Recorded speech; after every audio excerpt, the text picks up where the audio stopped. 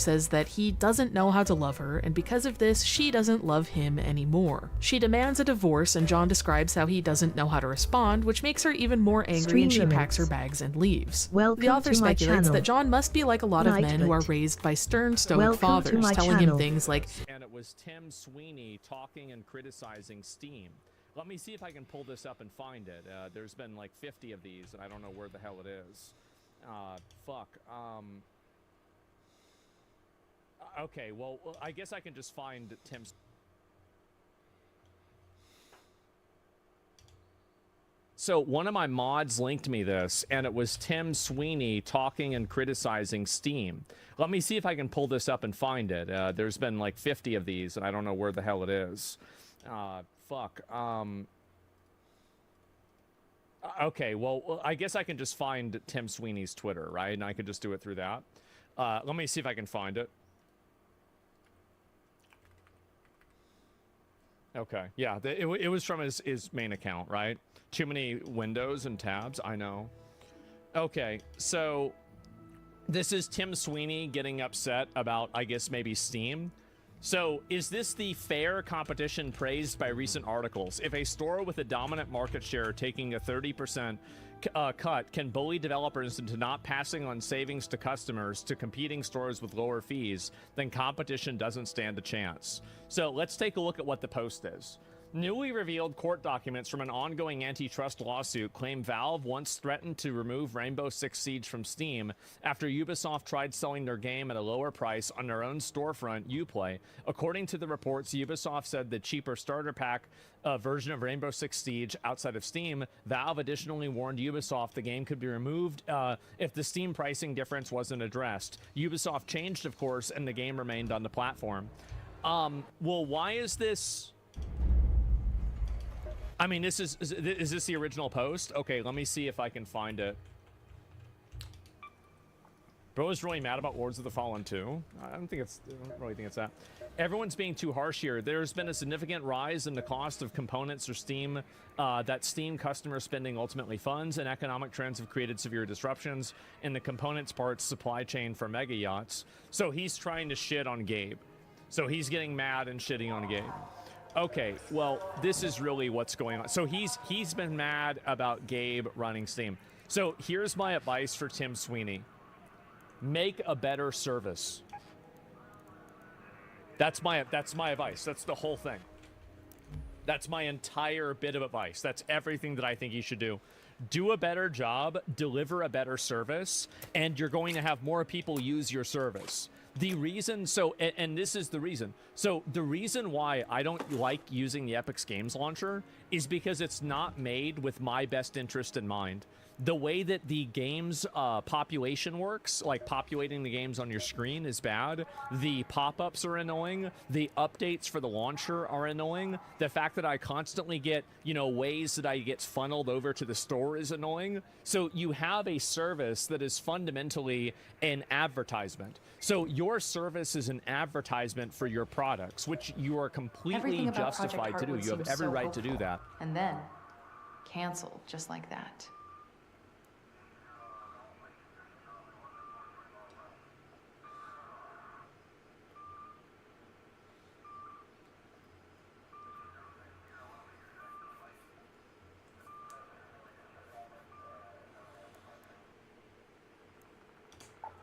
Could this be why Project Heartwood went under?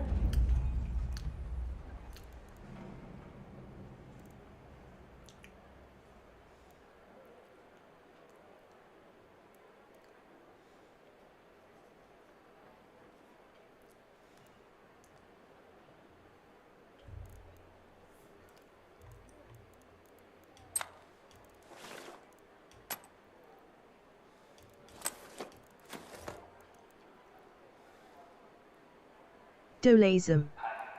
Welcome to my channel. Desi Ilaja. Da, ne, stojim.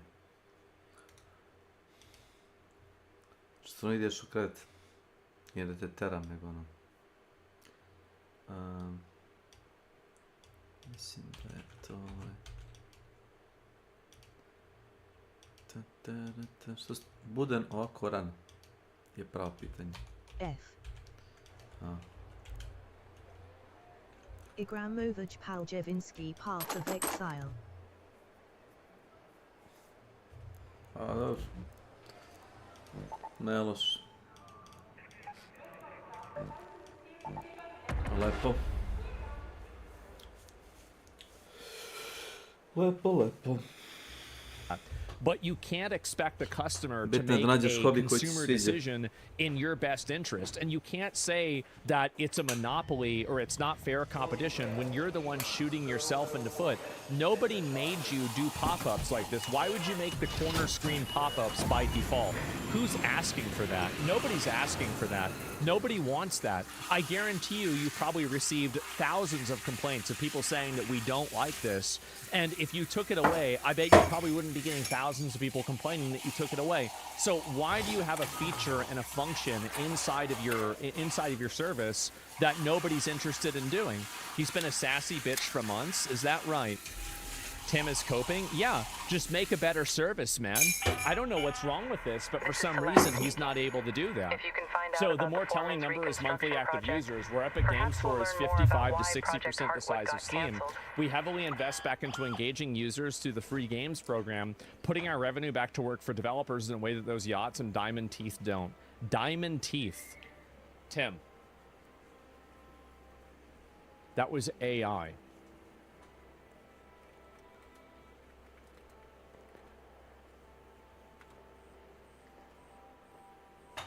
Where's the fucking AI photo of this? I'm sorry, I might not be able to find it. I'm so sorry.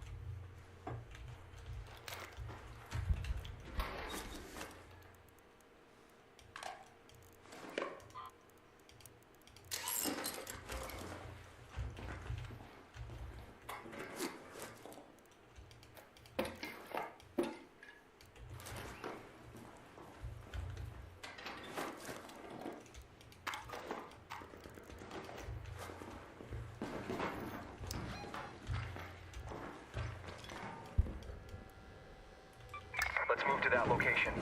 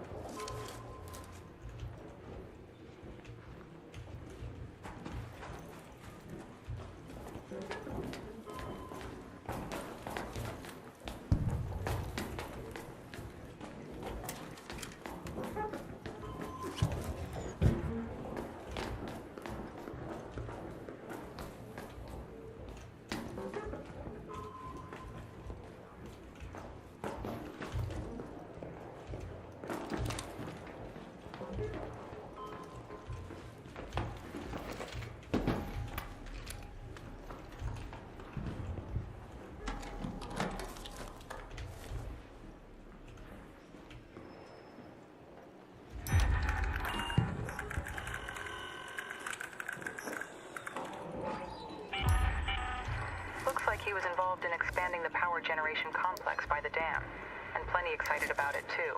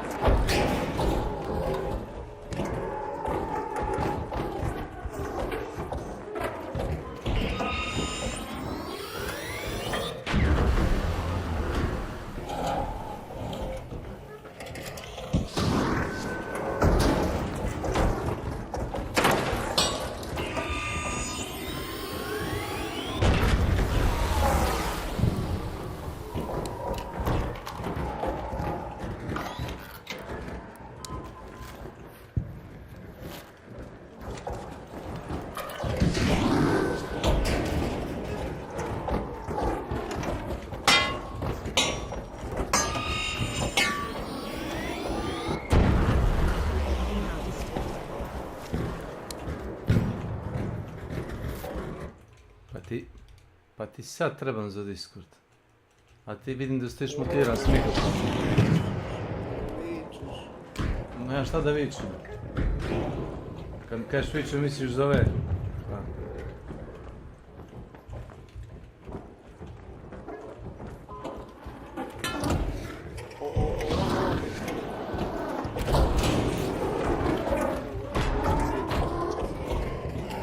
Ne čujem ti. Kažem, ova nova mehanika što ima. Ne čujem te, ovaj pauk čuje razumiješ, što radi? Ludilo, znači. Ludilo.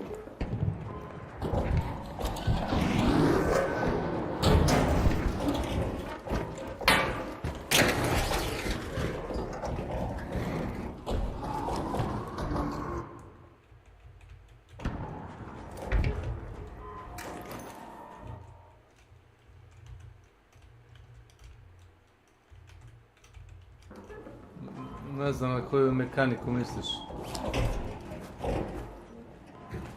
Ubacuješ neko semenje na kraju. Kad krajiš one...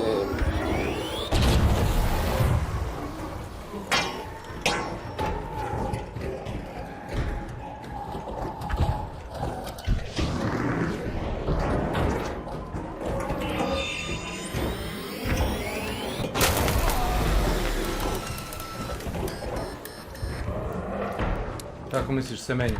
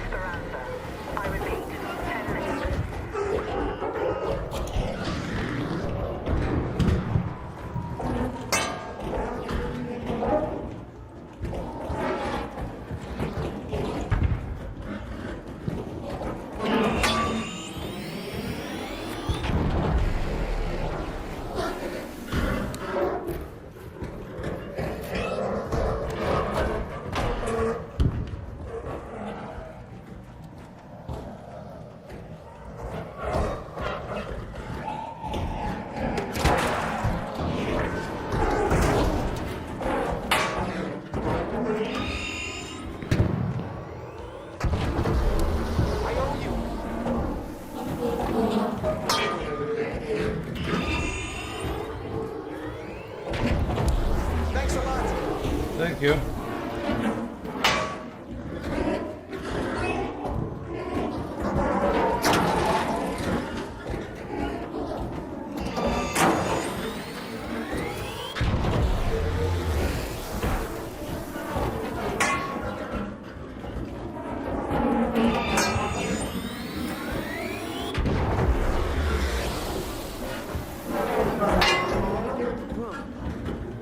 Welcome to my channel.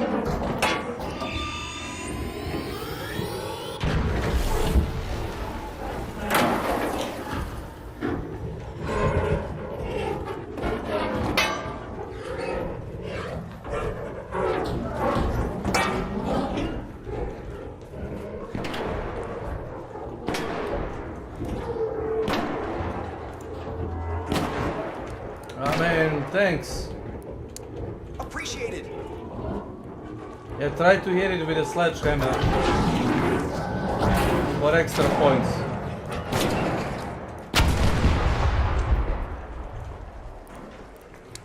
I owe you one. Thanks. Thanks. It gave me 6,500 points just to hitting it with hammer. Welcome to my channel. Yeah, so thanks.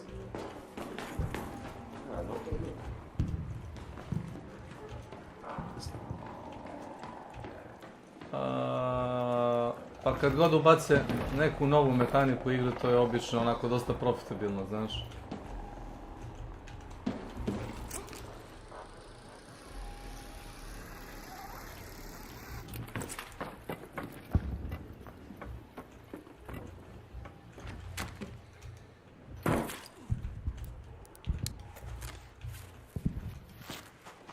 Dobra, ajmo si sjebati što si bio glup.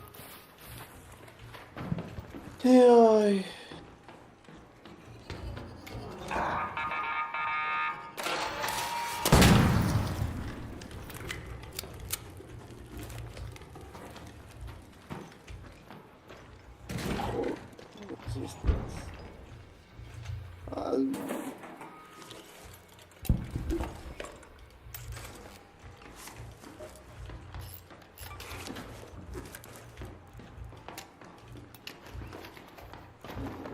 Sve ono što ja želim.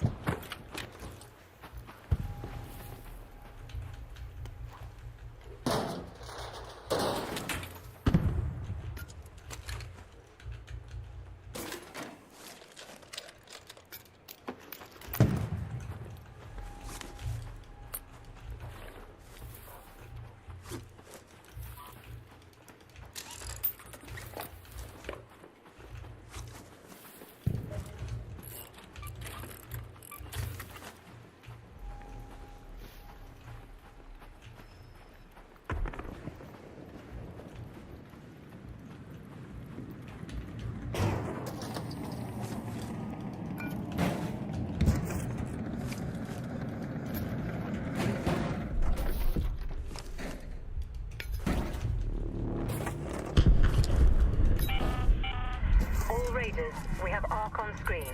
5 minutes left. Go find a way home. I repeat, 5 minutes.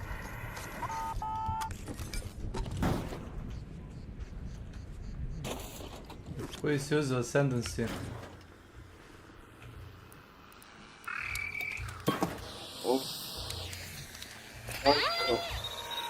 Ono što... Ona je sledbeni haos, pesnice. Da. Pretpostavljam da je to mi delo je vrlo jako.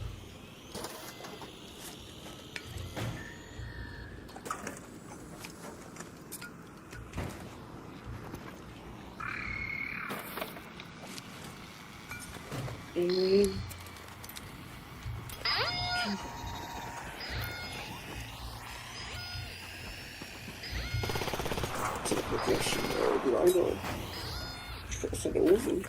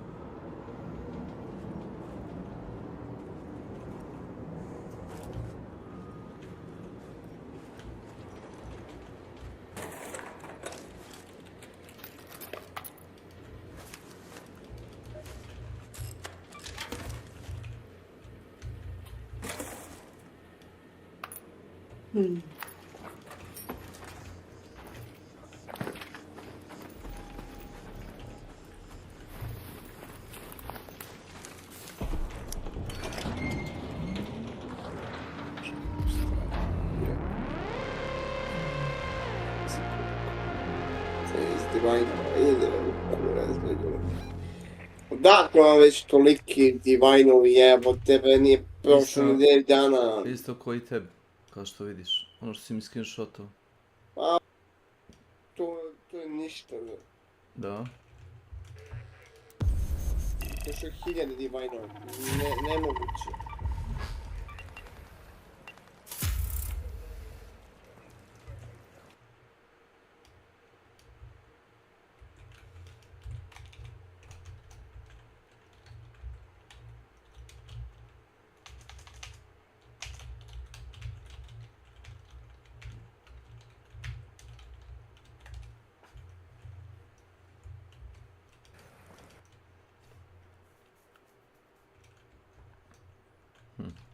Sorry, guys. And, yeah, bro, Tim. Hey, bro, this was, hey, man, like, did you get baited by this? Really? You got baited? Oh, guys, this is just embarrassing. He got one-shot by a meme. Yeah, Tim's a boomer. I know he is such a boomer. Do not. Oh, okay, there it is, right there. Do nothing, win. Do something, win even harder. So here's the reason why the Epic Games Store is bad. It's bad because it doesn't put the first interests of players, the interests of players first. If you want to make Epic Games Store more competitive with Steam, then you need to change that. Also, I don't believe that they have 50 to 60% of the user base of Steam. I just don't believe that. I think he's lying. But, you know, again, I could be wrong. I don't really know. So Epic Games Store is also very optimized poorly. Yeah, exactly. And like I can go through like I mean, always nice to see a friendly face. And I complained to him directly about this, and they got my contact information. So if they're ever serious about improving the product and actually Neurotic official. and being able to, because I Welcome think it's to my important. channel. As much as I like Steam, I think that monopolies are always bad given a long enough timeline. Monopolies might not always be bad all of the time, but they're eventually bad inevitably. And so what I think is going to happen is that maybe Steam isn't bad now, but what about in like 10 years from now? What about 15 years from now? Who knows what's going to happen then? Who knows what ideological change there? I have no idea. Without hateful the co-founder like a demiso dildo vina training. China, and it's awful, right? I mean, who knows what's going to happen? So, at the end of the day, it's important to make sure that we have other platforms that are actually high-quality good platforms. But Epic Games is just simply not a high-quality good platform. It's not, and it hasn't been ever. And if they want to improve it, they could ask me, they could ask 50 other people. But the reality is that they know how to improve the program, they know how to improve the service, and they choose not to because those additions and those functions serve their interests greater than the consumer interests. And whenever you're putting the best interest of the company before the best interest of the consumer, you're not being customer first, and you're not going to deliver a good product, which is, I think, exactly what they did, and that's the exact reason why their company isn't doing well. That's really it. So, dude tweets more about Steam than his own platform. He got double community noted on this earlier today. Yeah, I mean, like, he can message me whenever he wants. Like, can I DM him? No. Oh, I DM him. He can DM if he wants to fix it, then he can just message me. It's not a big deal. Currently, there's a misleading community note on this. Yes, you can buy keys off Steam keys off Steam.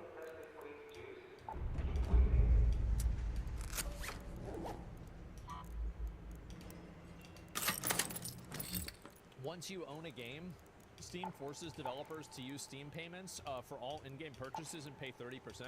This is the practice Forks found illegal in the Apple and Google. This is such a terrible false equivalency, and he's obviously advocating for his own product, and I understand that, but I think he's totally wrong. The difference between Apple and Google is they had a 99% market duopoly. Steam does not have a market monopoly, and there is no barrier to entry between making your own launcher and going direct to market. So, for example, Path of Exile has its own launcher. You know, like every big publisher has their own launcher, whether it's Ubisoft, you know, like Battle.net with Microsoft, whether it's Xbox, whether it's, let me think, the Hoyoverse, like whether it's Wuthering Waves, whether it's, like, I don't know, like EA, Star Citizen has its own, did I say Path of Exile too? There's definitely that. Riot has its own launcher. Yeah, many video games have their own launchers. That's why you're not going to win against Steam in the same way that you won against Apple and Google, because I was totally on Tim's side with Apple and Google, and I think that he was doing the Lord's work against Apple and Google, but with Steam, I think he's just totally wrong about it. He's completely wrong about it. So, yeah, You can't buy DLC for Epic on other sites. I'm not sure about the details on that. I'm just not familiar with it. So again, like I think I don't know why he's doing.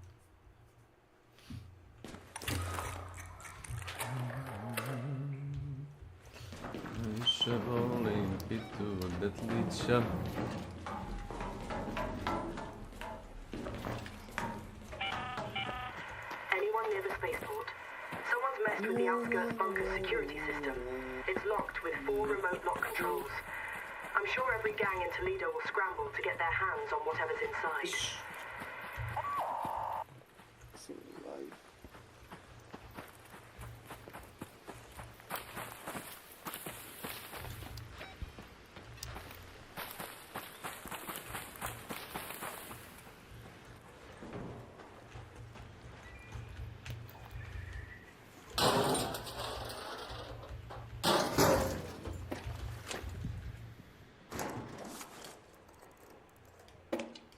Sam pitao Rumuna gdje je našao blueprint za nešto i nešto, on kaže ne seća se. Ja rekao, ja sećam gdje sam našao svaki drop u igri. Pa kao to nije važno, ja rekao, to je vrlo važno. Padiš baš toliko stvari random.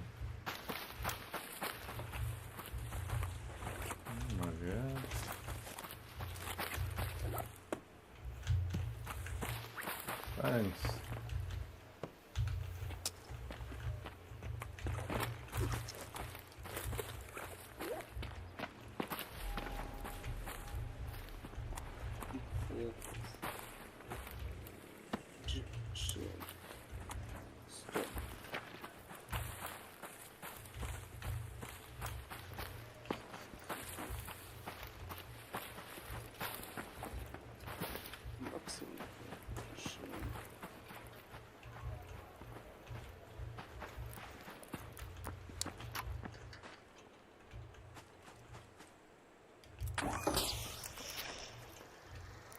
Hey!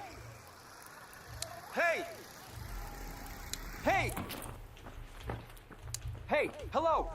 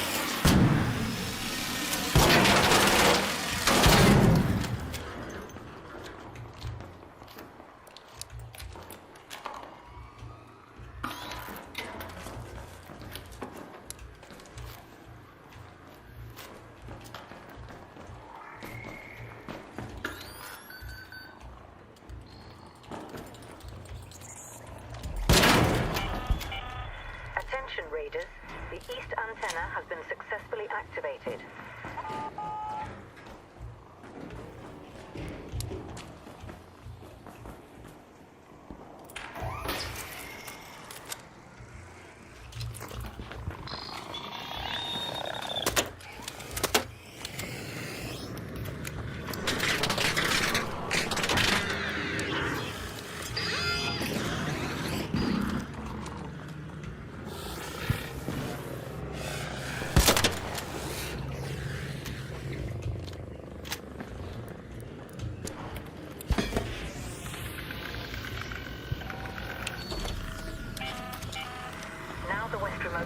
lock has been activated.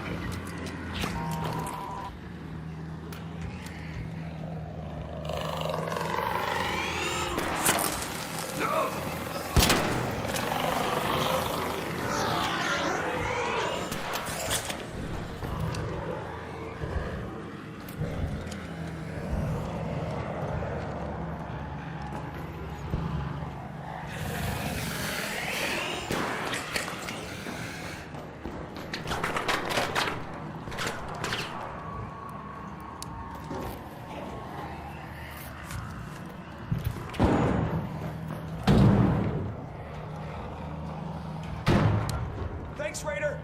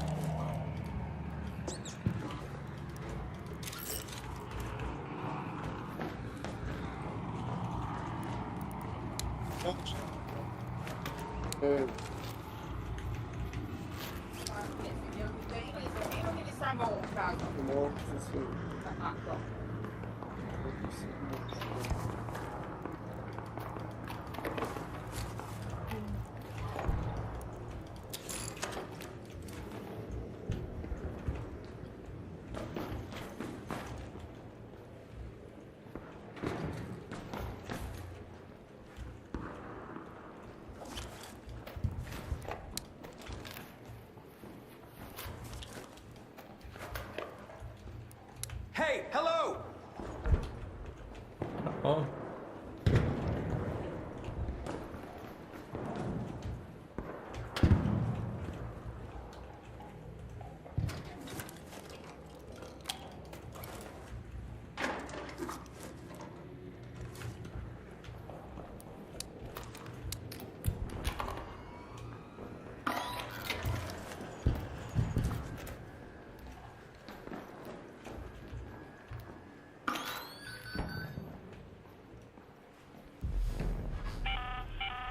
Attention Raiders, the north antenna has been activated.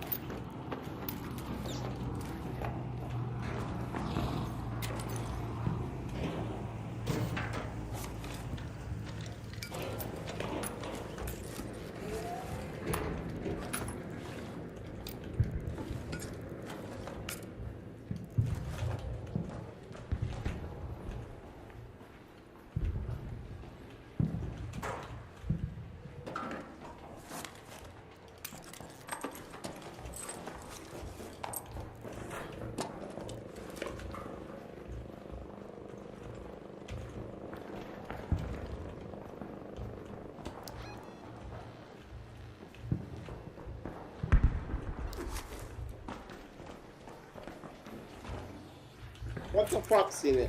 Kako be, ljudi, be, vi niste normalni, znači. Sine. 60 divajnova. Pa 60 majke ti jebem.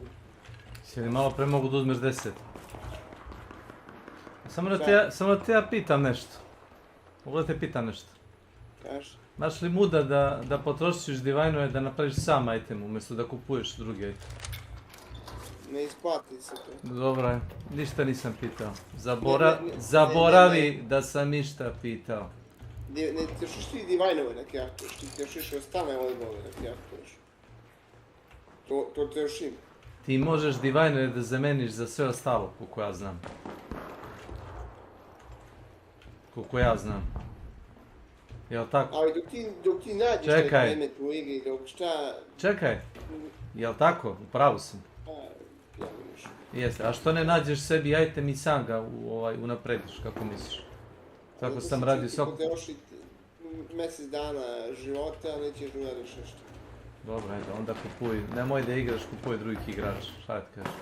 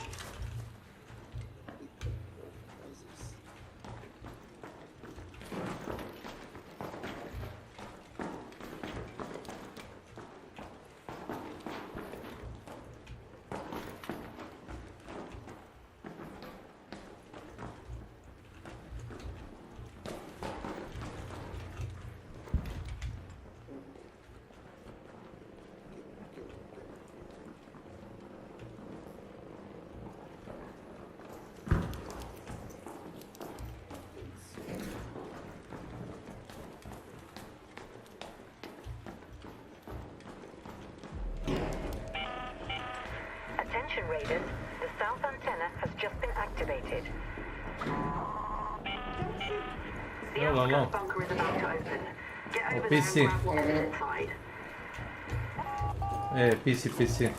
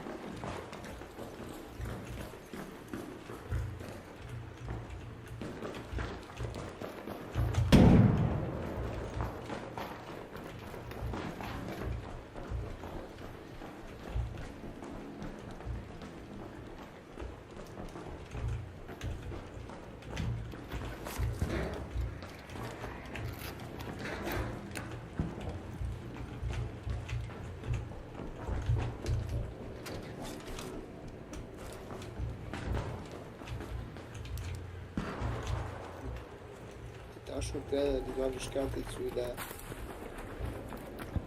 Zašto bi te teralo? Problem je to što ti nemaš vremena, znaš. Ti nemaš vremena. Ti moraš da imaš sad sve odmah. Nemaš vremena da i ni strpljenja da nešto radiš duže vremena. Ti bi teo za nedelje dana da skupiš to što si kao video neki vodič, jer ne možeš sam da smisliš rajd. I kao da to kupiš i to igraš. To što nemaš vremena.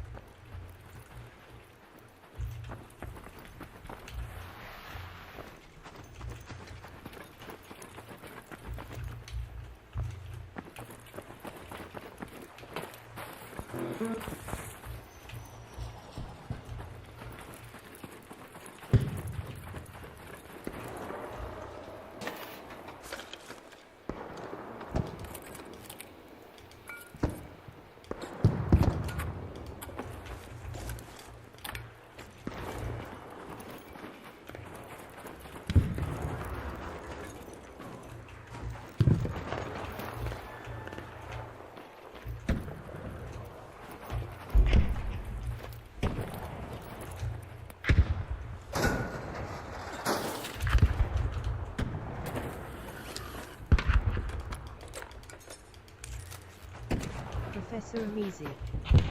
Welcome to my channel. Hello, good morning.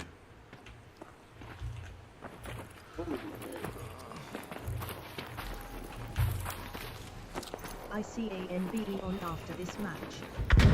Yes, good morning. Hey there! Hello.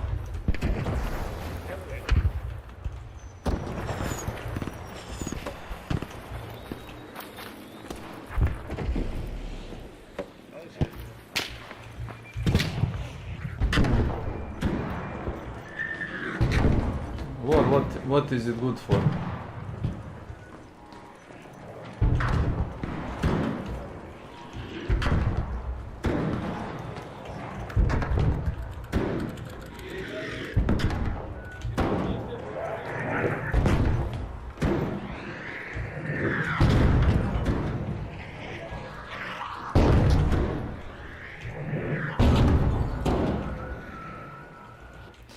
Izvini, promenit ću Discord sobu na kratko. Notarka. I can ride on after this match. Okay, sure.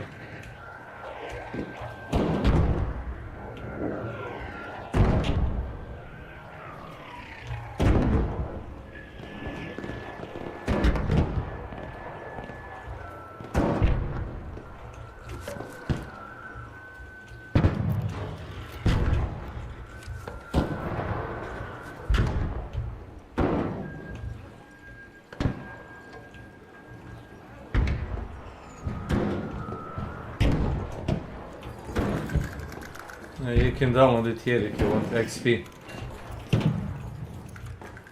Oh, yeah, that's kind of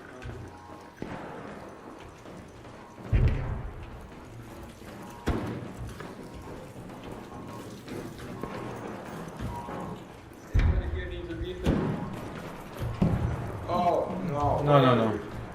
Hey, by the way, somebody just killed that other guy that is the beacon. Yeah. The guy with the Peggio, if you see a guy with a Peggio, he just killed the other guy down towards door. So if you see Did that that kill guy, me? be very careful. That's you? No, they didn't kill me. It's just Let's see. my program just quits, you know? No, some guy died over door. Because this guy just got me down with the Peggio. Time those fucking assholes with hacking and shit, you know? So just so you know, if you see a guy with a Peggio, be careful of him. No, Fair enough.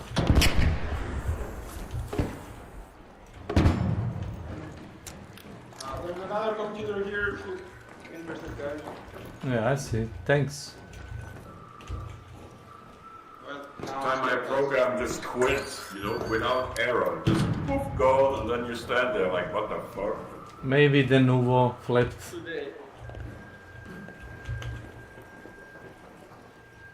Man, it's always the arpeggio guy, man. I guess the guy with the arpeggio is next to the extraction shooting heart. Maybe? You will never know. We'll find out soon. Let's go! I mean, we're gonna get fucked in the friendly lobbies. Yeah, you have to always be careful a bit. Yeah, I don't have I'll be anything in to lose. Discord in 1 second. Besides, I'm gonna fuck him.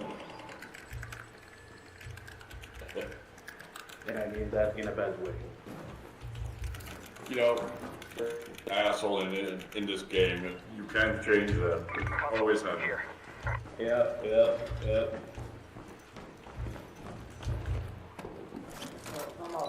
I'm just saying that. Ammo box.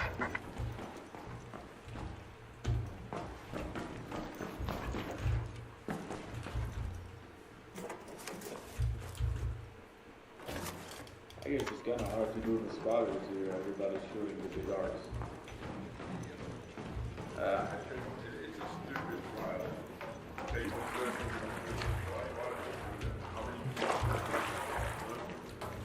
Dude, I just my score on the computer is 288. Oh, brother. Shit, I didn't even get the 3 stars. I have like 840 or something. That was it.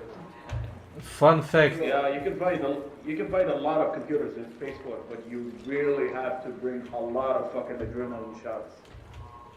Yep. I had that 288 score yesterday and had to run really far looking for the last one and made it back in like 20 seconds to spare, barely. But I got the 3-star finally. Well, when you do that, you have to do it within longer because then you have 39 minutes, you know. Yeah, that's true. That's true. Well, I tried, and I don't know if they made it so that less of it is stolen during the hidden bunker, but I couldn't find even like 10 during the hidden bunker. I don't know if that's on purpose or not. Same with the scrutiny. Where has that gone? I never see that anymore. Nope, yeah, because, No, that you know, it drops a lot, like little, not like it used to be. Even the Iraq and Queen. Turbines right here. oh shit, the turbines. Well, I don't have anyone to fight it. So. Wow, I can buy it. Like that time, it's fast and then bring them. Oh, I can fight it with 50 durability. But it will kill me instantly. They're shooting for fun. You use that just far. Yeah, it's kind of fucked up that if it shoots the thing that it shoots like thunder, you cannot hit it. I tried to hit it many times, like break it. No, but also the fact that it's really hard to get that thing, and they spawn in 60 minutes in the match. You never make that. Yeah, under 15 minutes to kill it. Yeah. No, but easy. If you put 2 dead blinds, it's kaboom, bye-bye. I thought it's 3. No, it's 2. 3, huh? No, if you put it... Oh, hello. With my solution, but on the course, when it like stay on the ground. Okay. You be able to plant 5 deadlines in the middle of the course. 5 deadlines, no, you don't have the time. No, but you cannot even plant 3 deadlines. There's no time. It will like 2 hours right away. Head home at the central elevator. There's a trainer is coming here. What's up?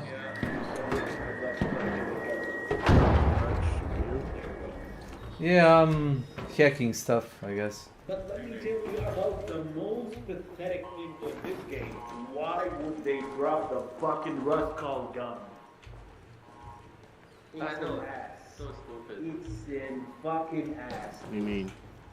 It's actually with every gun. I'm doing the trials a bit because I've checked if you're online. I didn't see online, so you know, what can I do? I was on for an hour and a half. I didn't know when you were getting on. Yeah, I did. And I was actually probably about to go to bed, but then I decided I would check to see if you were on, and that's where you are. Yeah, I am. Like, if you can give me 5 minutes, I'll try to get out. Yeah, it's fine, man. Take your time. Yeah, I don't know. You mentioned that you waited on me yesterday. I didn't think I told you I'd be on, but if I did, I apologize. I had the root canal in the morning, and then like 4 hours later, I had to go in. I came back and I fell asleep because I did not sleep the night before. I tossed and turned. And then I had to go back in 4 hours later for the crown, and that was a long time. So it's a dentist thing.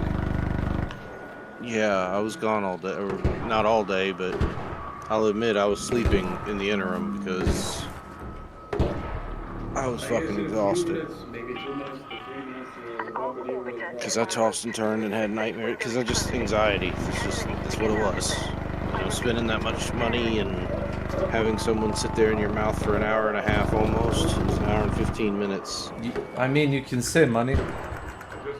No, I know. But it was an hour and 15. But like it was harder than the last root canal I got because it was the tooth all the way in the back, and they did things differently, and even the crown was different. Like it. Of course, I think the dentist I'm at is better than my last dentist. I think they actually take their time and do things. Because it was like an hour and a half that I was getting the crown. Oh.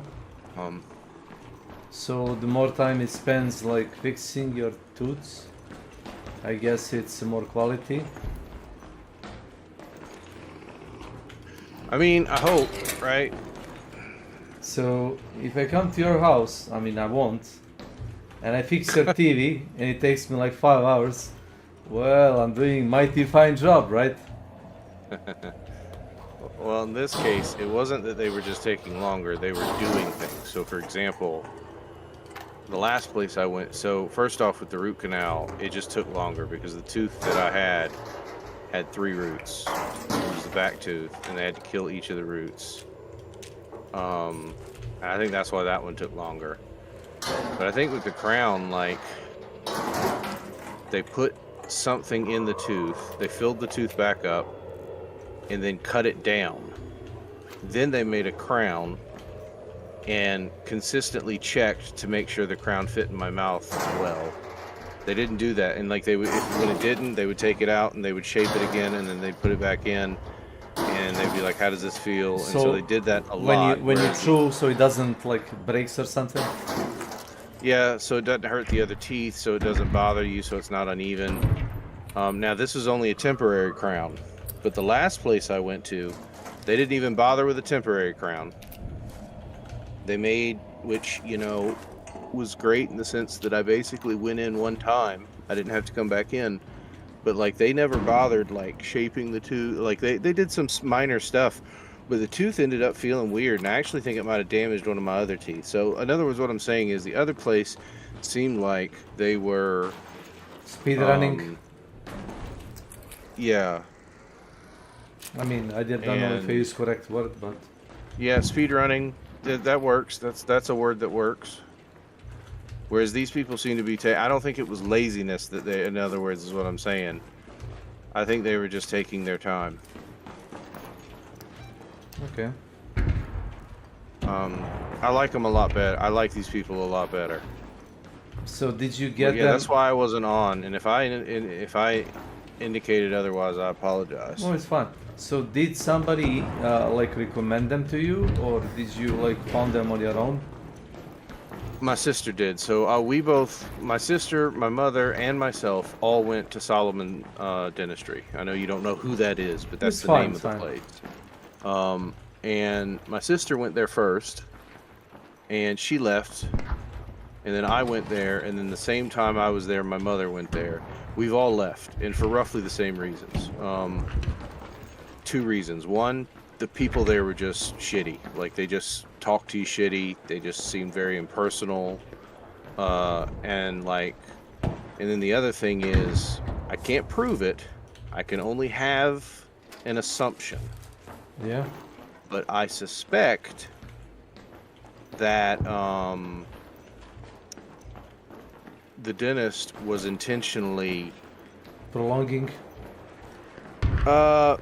So I think in my case, he put off treatment on one tooth, perhaps either through negligence or intention, and that tooth got worse, which means we had to do a more expensive procedure on it. In fact, one of my teeth I'm going to have to do a root canal on because he didn't fix the hairline fracture and instead did other things in my mouth. And I can't prove that he intentionally held off doing that tooth, but I suspect. And he was just very pushy for wanting to do more expensive stuff. And I read an article a couple of years ago that dentists are getting that way, right? They're trying to actually get rid of teeth in your mouth so that they can suggest very expensive implants. and stuff like that. My mother left for the same reason.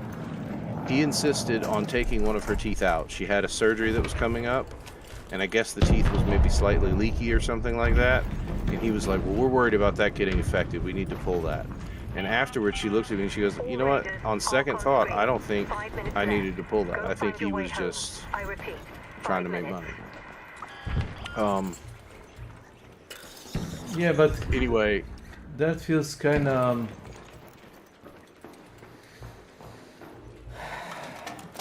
I don't know. Scummy. Question. I mean, go. No, there is no additive to that. It feels kind of scummy.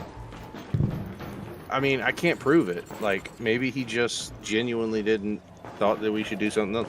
And like my mother's case, maybe that was a genuine concern, right? He was like, no, we need to, maybe. But my mother left for the same reasons I did, and my sister left because he feels pushy, and the people just aren't fucking nice. But this guy that I'm going to now, he's the direct opposite.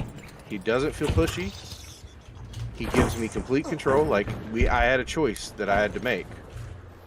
And between which tooth we worked on first, because I can only afford to do one first right now. I'm gonna have to figure out how to do the other one.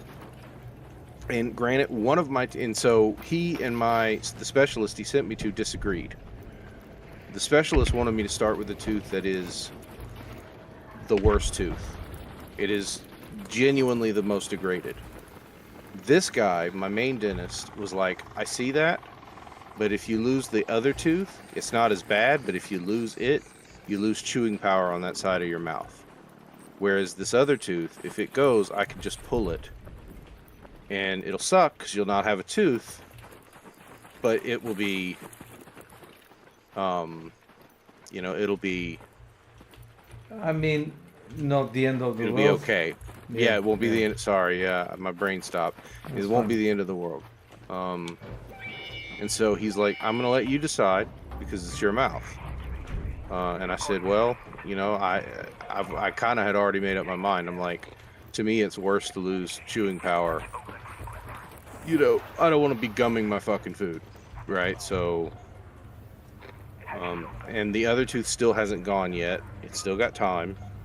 I'm gonna try to get things squared away as fast as I can to get back in there. So what's that thing called bridge, like where they use a couple of good tooths to reconstruct the rest of them that are bad? That is a long-term thing that he and I talked about for my lower right.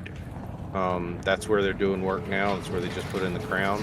Right next to it is another tooth that's missing. My mouth is just a fucking mess. And I try so hard. I think it's genetics because I try so hard to take care of my mouth. And granted, there were a couple of years where I didn't really go in for a cleaning, but between today and the last cleaning I went in on, What do you mean cleaning? Like you go regularly to dentist to clean your tooth? Yeah, every 6 months is what we do, or what we're supposed to do. I don't, or I didn't. But this time I went in and apparently I had some gingivitis, and I'm like, I don't understand where the fuck that came from because, I clean every day, and they claim it's my technique, so I've tried to improve my technique, but anyway, yeah. So it's just, but eventually he's like, you can get a bridge for that tooth you're missing. Because he's like, you can also get an implant. And I was like, well, what's the difference? He's like, an implant is like the Mercedes-Benz of a bridge. The bridge is just a Honda. It's a cheap car. Whereas, an implant's going to be the best you could possibly get. And he's like, if you can't afford that, you can work on getting a bridge, which will give you some of your chewing power back. No, that person is at least being honest, I guess. I mean, he is, and he has a great bedside manner, and he was nice. But anyway, he let me decide, and I made the decision, and I'm satisfied with it.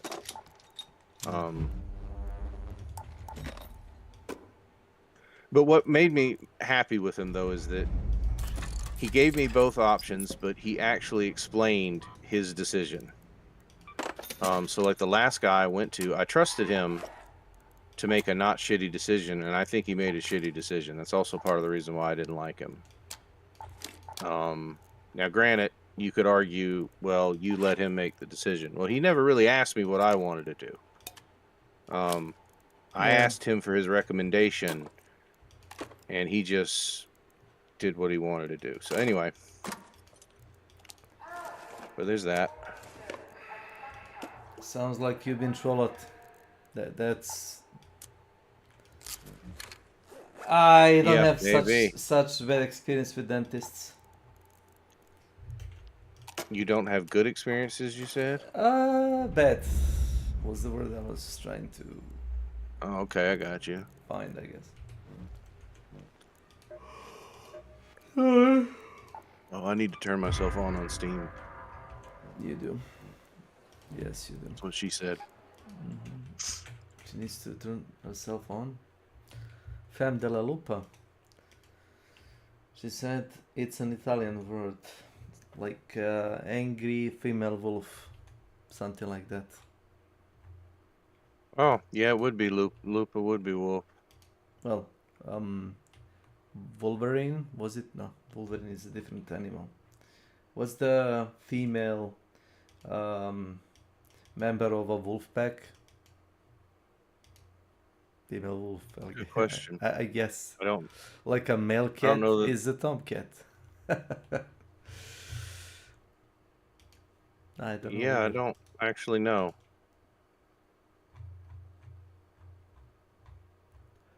I don't know. Mama wolf. Maybe that. That works. Yeah.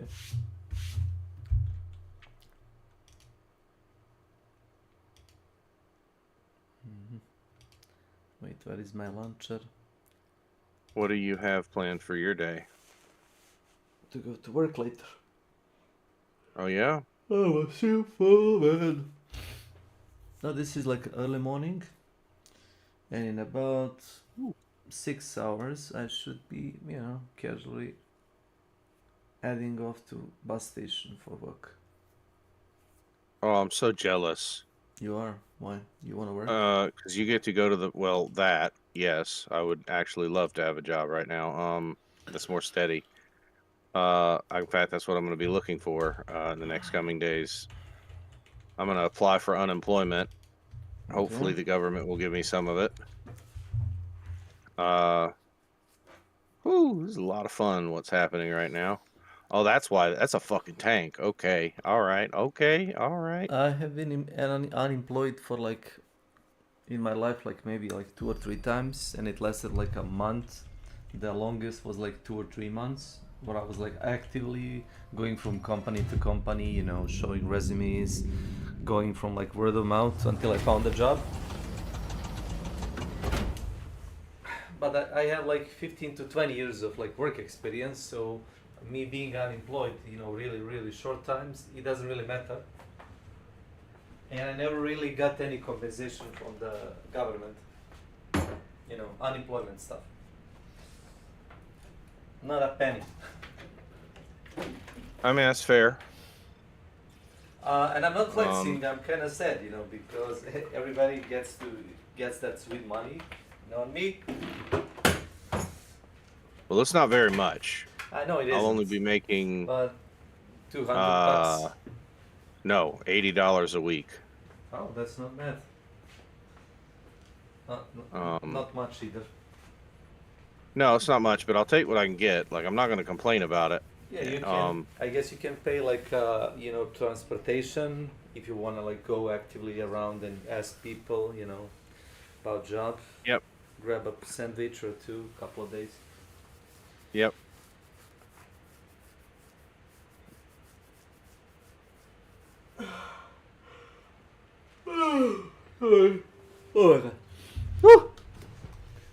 I skipped the coffee this morning, that's why I'm yawning. Don't do that. That sounds like a terrible idea. Well, also the weather. Yesterday I was yawning whole morning, And I told my colleagues like, oh, I bet the outside, because I was working in a factory. Yeah, I bet the outside it's like cloudy and it's preparing to rain.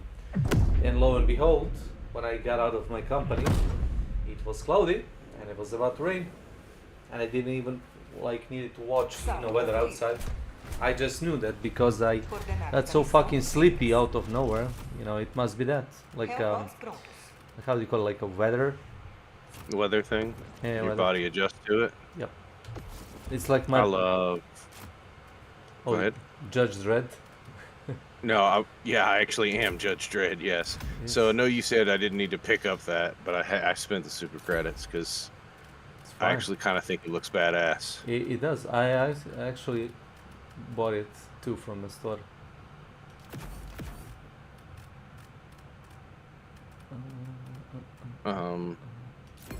I love the rain.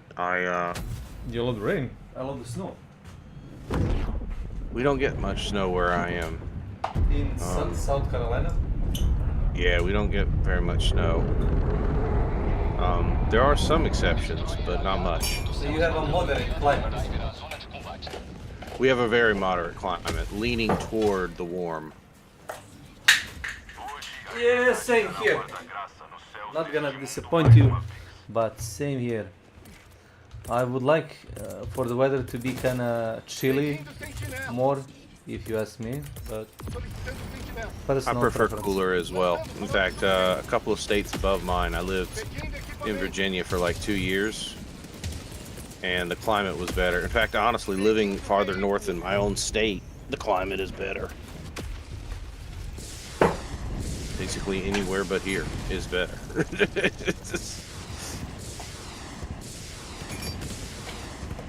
I would maybe like living in Norway or Finland if I had any job to do there.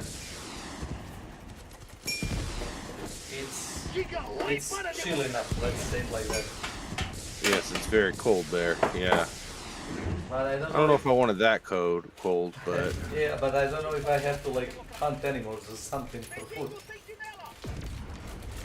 I'm unsure. Where? Are you looking for something? Yeah, locate and unlock system access port. I always have a hard time with this mission. So which one because is they that? put it. The compromised automaton defenses. Yeah, it's the big spin around, turret. Spin around this building. Oh, okay.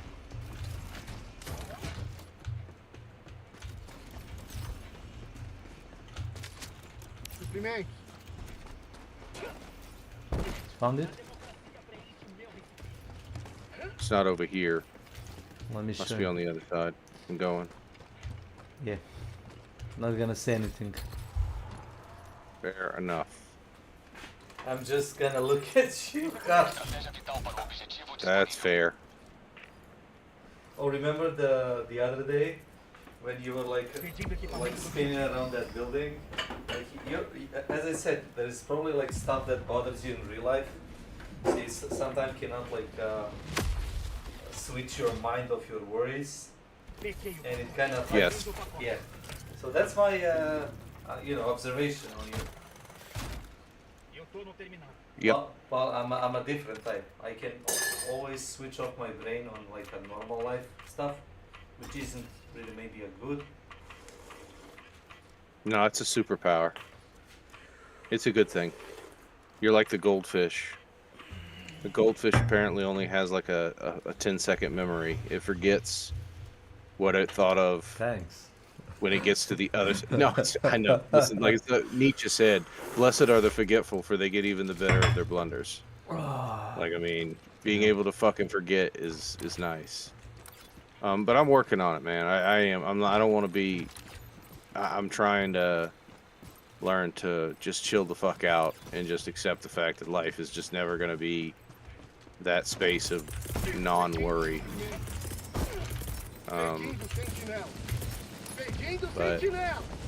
But yes, you are correct in your observation. Because you play this game for like probably 100 to 300 hours up until now, and like you see, I'm gonna guess 200. Yeah.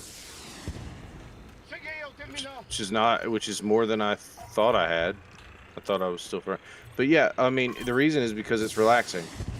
It's for the most part, it's kind of like, I mean, it's rote, right? Like it's repeating.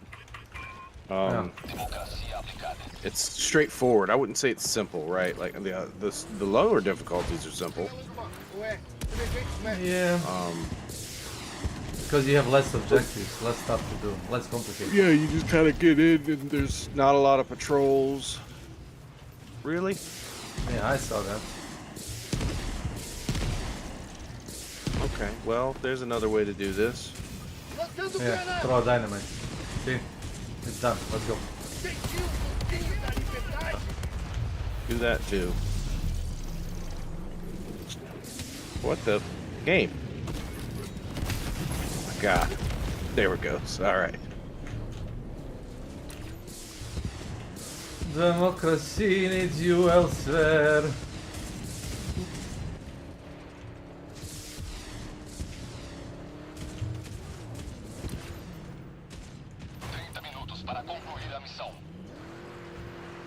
Yeah, I'm using this game like I've used like MMOs in the past. No, Hunt was never a relaxing game. Really? Hunt was never relaxing. No, Hunt. Well, I needed my full attention. Well, there was a day where I pretty much only played Hunt on stream. Like I didn't play it otherwise.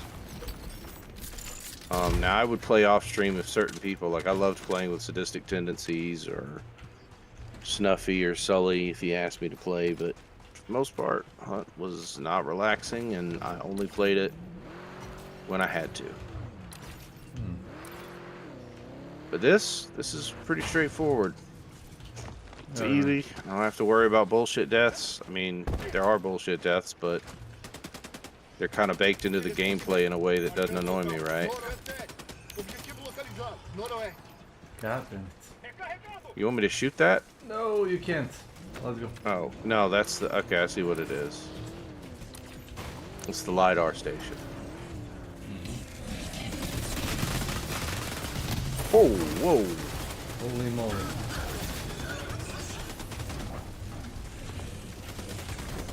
Smile and wave. Holy crap.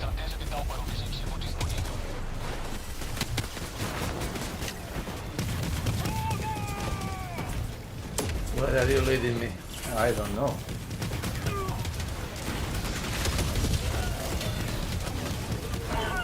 We might die. Not gonna lie.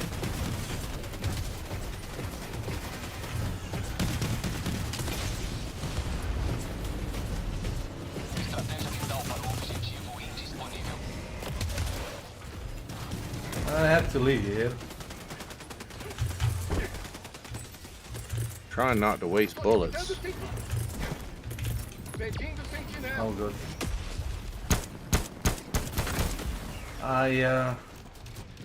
I got left out yesterday. Left out? What do you mean?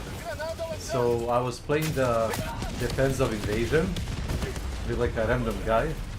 So we started like a campaign, you know, difficulty, was it 7? I think it was 7.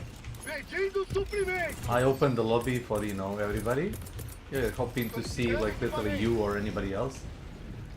But, you know, it is what it is. So we spent like 2 or something hours playing like 2 long missions and 1 like 10-minute mission.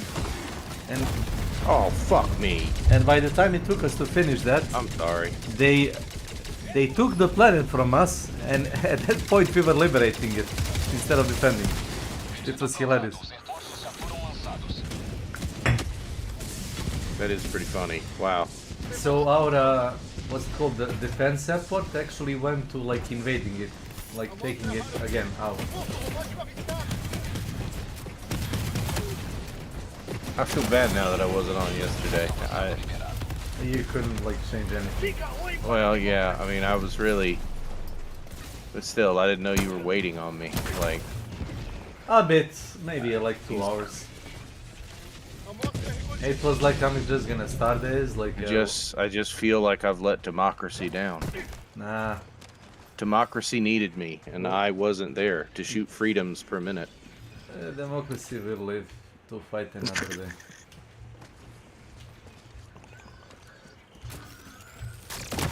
So I did a mission earlier when I was on. It was the Mega Fortress or something like the Mega Factory.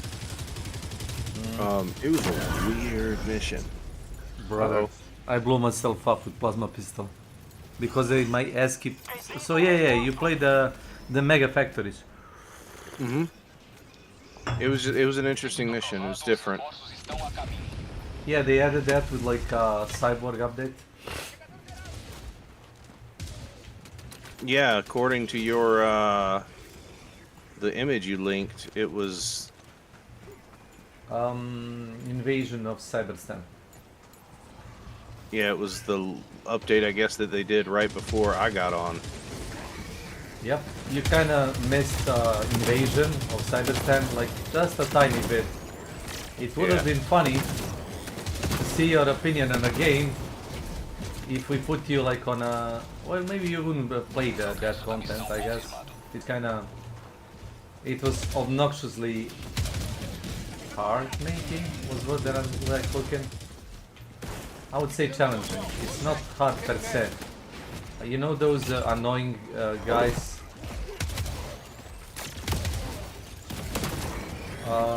Annoying guys? Yes. Yeah, walking tanks that shoot the barrages. There were like 5 of them, like on your screen at one point. So it's like that one game we played where with Slavko where we were loading platinum. Yeah. And we loaded in and there ended up being like 5 fucking Vox walk machines. Yeah, and you can't do anything about it. And it needs to be worse even. You might be wondering how worse. Well, if there is like that many of them, like 3 to 5, you kill one and the other just like stuck into his corpse, and his corpse is so big it's blocking shots for the other ones, so they keep shooting you out of a corpse. It was bad. Yeah, I wouldn't like that. But I don't know, I am looking forward to the next major event though. It'll be my first. Like a big campaign? Yeah. Yeah, like, you know, I mean, they're coming out with one next, right? Like, at least that's the implication I got. That maybe it will be this month, but... So they're like slowly setting up like a storyline. So people want like how do you call it, like unscripted events, but the best we can do as the players is we can like let's say they give us an order like well, do the defense of this, but it's scripted for you to lose. The best you could do is like save couple of like regions of that sector from like you know, falling apart, or like saving, I don't know, like a Civ Trooper unit from dying. Yeah. So you get recommended, but you know, in the global picture you actually lost that battle because they already, you know, have idea how the war is gonna go on. So you would end up in that campaign just doing like holding actions or something, or like evacuating civilians, or you know, special personnel or something like that. So on global image, like they say like, oh, we want to like take over this planet in like for the super, you know, prosperity. If you succeed, well, you know, the map changes a bit, the enemy like movement like, you know, lays off a bit. So that happens if you win. If you lose, well, you know, fights get more, you know, intensified, I guess. So, you know, tiny bits change, not like the whole game changes though. Good example was at the beginning of like a campaign in Helldivers 2, players actually managed to beat the automaton to the pulp because there were so many players online. Just by sheer beat them to where? beat them out of the map. They destroyed the faction. Oh wow. So, you know, developers had to like do the, you know, Vox Machina. So they put like a funny announcement that says like somehow automatons. You mean Deus Machina? Yeah. You know, like they had to intervene because there would be no war. Got you. So they said like, oh well, the stuff that you like destroyed was just you know, recon unit, like a smaller part of their like fleet, and actually the majority is coming off the map with their, you know, warships. Huh. So they gave them a couple of sectors on the opposite part of the map, and they started, you know, conquering anew. Because from probably like a story standpoint, they couldn't allow you to like wipe them out so fast from the global map. No, and you wouldn't want to keep them that way. No, that's true. Still, it's pretty cool that the community did that. Yeah. And that the devs didn't punish them for doing that. No.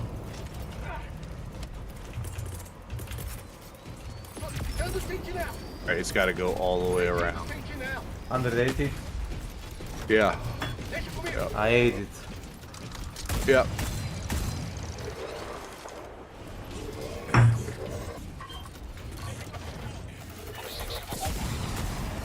Alright. There's a jammer right there. I'm gonna head toward it. Go ahead and get it out of the way.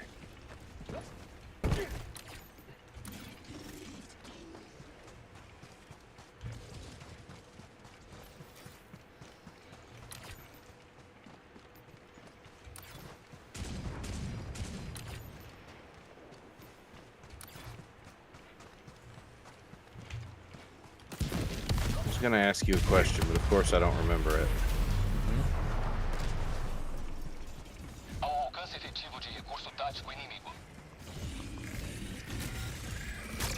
You said you're not doing coffee this morning? I already made it while we were talking. Oh, did you? Gotcha.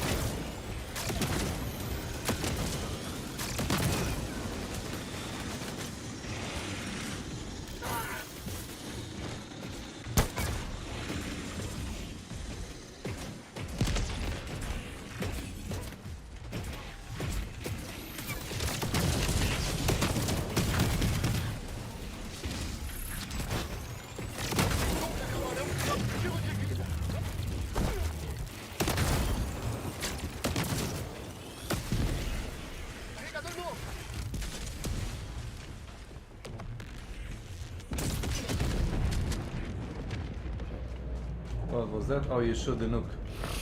Mm-hmm. Objetivo localizado. Amostra recolhida. Ativando o terminal.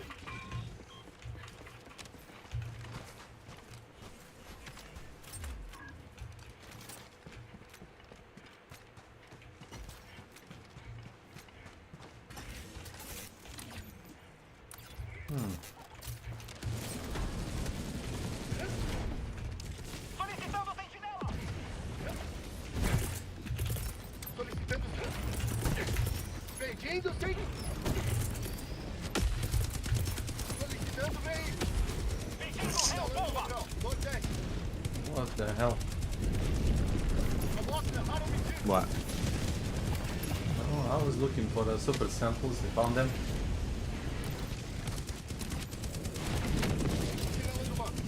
Did you call the nuke for that? Yeah, I'm about to trigger it. I was just killing that stuff there. Alright, it's armed.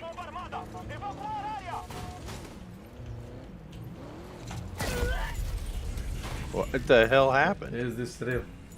Landmine exploded below the car. Oh. Just like the one you walked past through. Yep, I just saw it. Yep.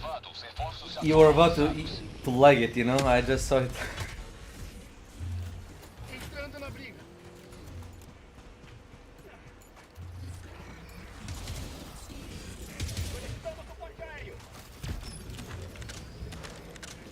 Right, get down. Nuh-uh. That's good. Let's turn the fuel on. Yep, I'm coming.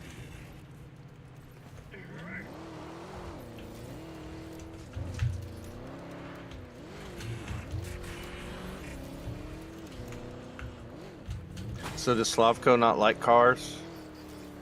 He is more of a, you know, I'll walk. Oh shit.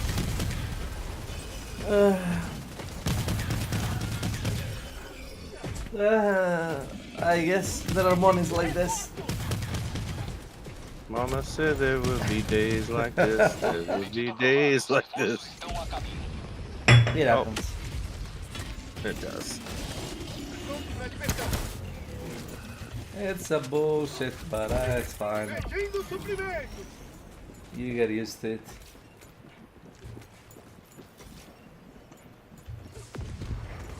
Eventually. Now the real question is, will I be able to pick up? I don't think I can get your samples. Below the car? It's not below the car, it's in the pipes.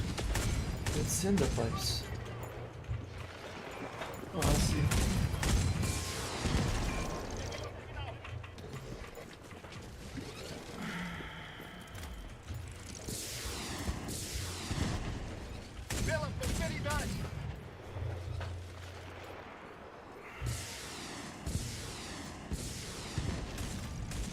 Alright, now we gotta get the things. Oh! We gotta run to the toilet. I think I did one. Okay, you did. I heard it. I'll do the other two.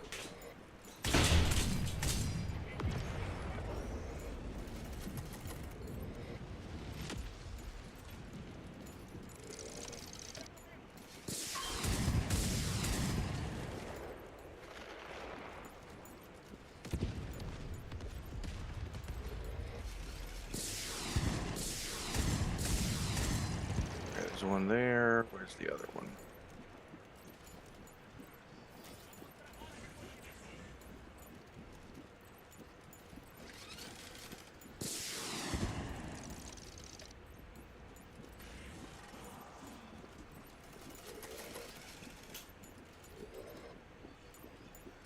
Wait, no, that one's... Okay, there it is.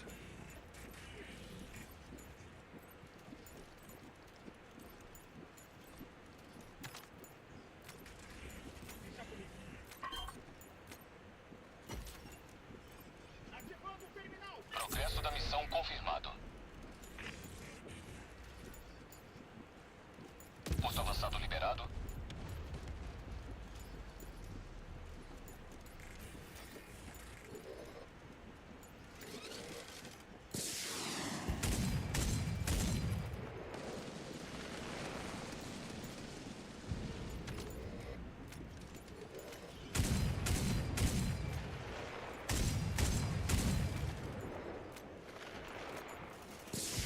Diga oi para a democracia!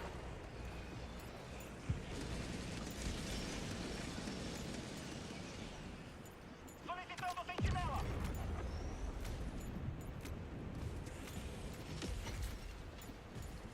Nave de carga!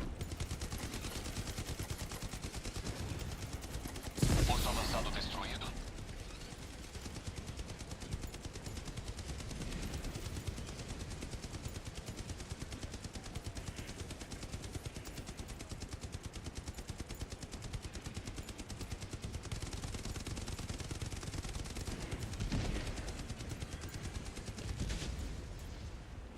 Exp Collector. Welcome to my channel.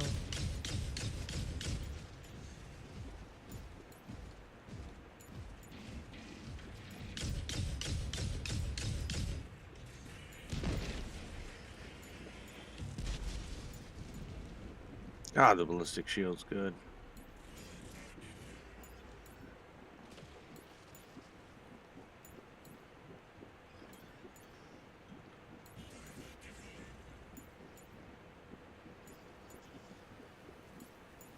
Enviando uma águia!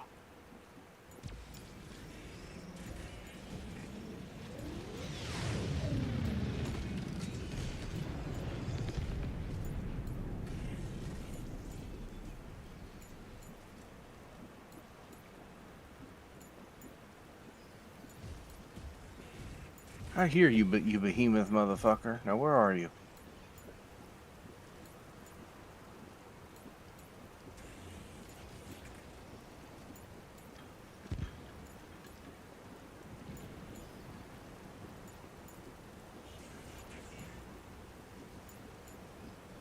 Solicitando suporte aéreo.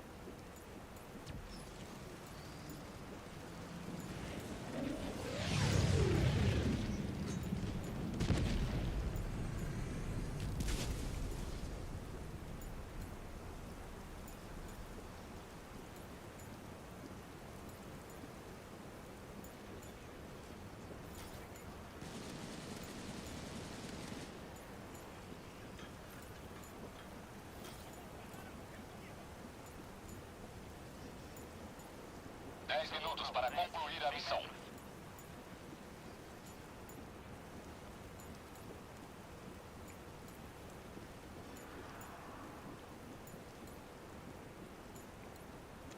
Pedindo sentinela.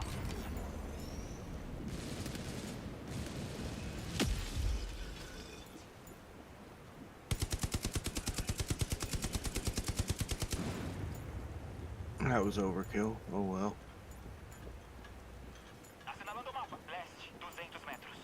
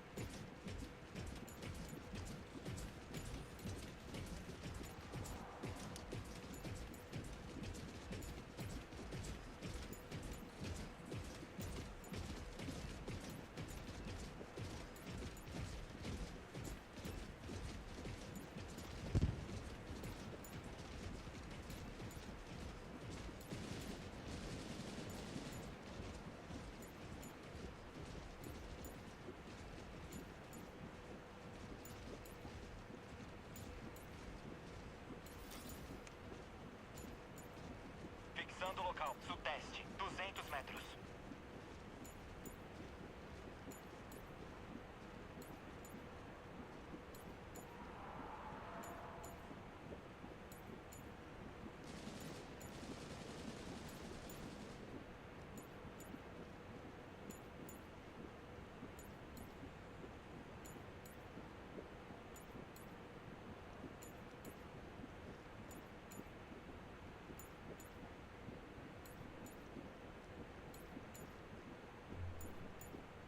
Objetivo principal próximo à sua posição.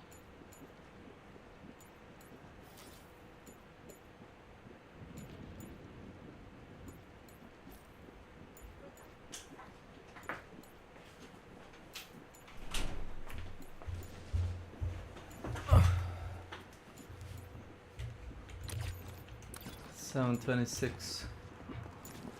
Huh. What? I was looking for the time on the clock.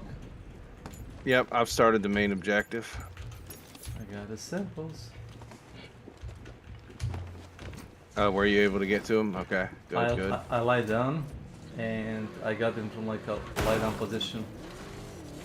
I am not sure what blew up next to me, or why it blew up next to me. Yeah, we don't need to know. I guess I don't. Democracy knows. It's damn nukes. They keep exploding.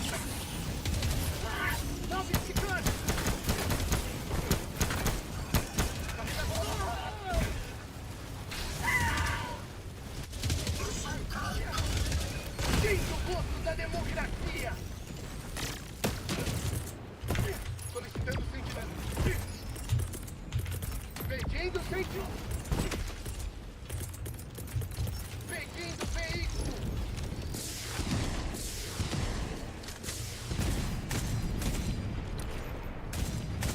Toma! Toma!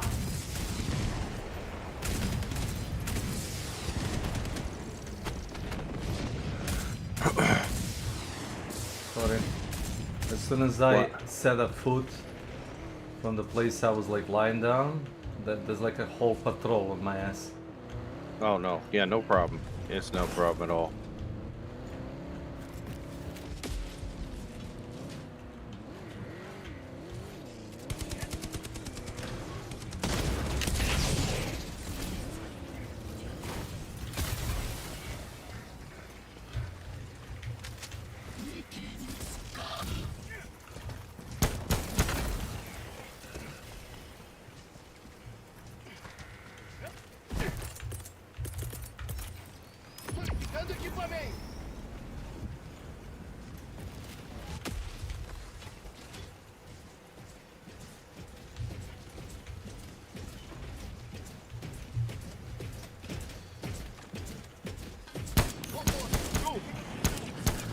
Restam 5 minutos. Não podemos continuar em baixa altitude, Helldiver.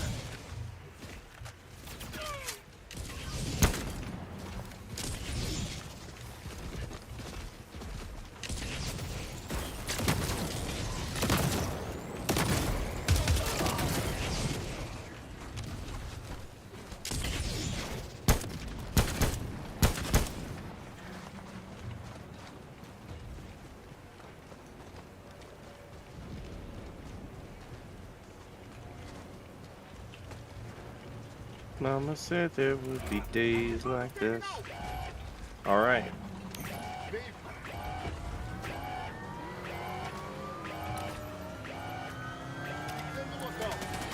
You did it. Yep. I was just a passenger. I'm your passenger. Sorry, I had to run to like a toilet. It doesn't Hey, have fun. anything to do with you. I just. No, I know. It's something about my parents wanting to try what's it called, the cherry pie from the the early summer cherries. But my growing suspicion is the cherries aren't how do you call it, like ripe. Fully ripe. Yep. So that kind of gave me a nasty. Chip. To put it bluntly.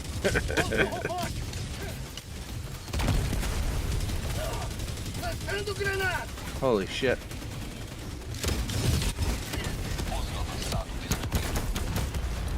Boom, boom.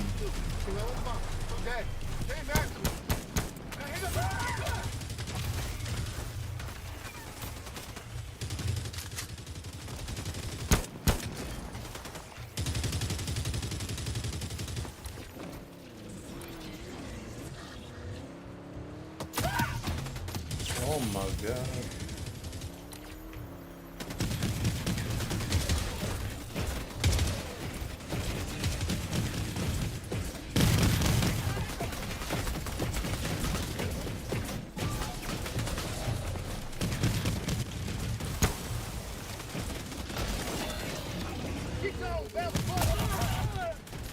Bendita liberdade, meu braço!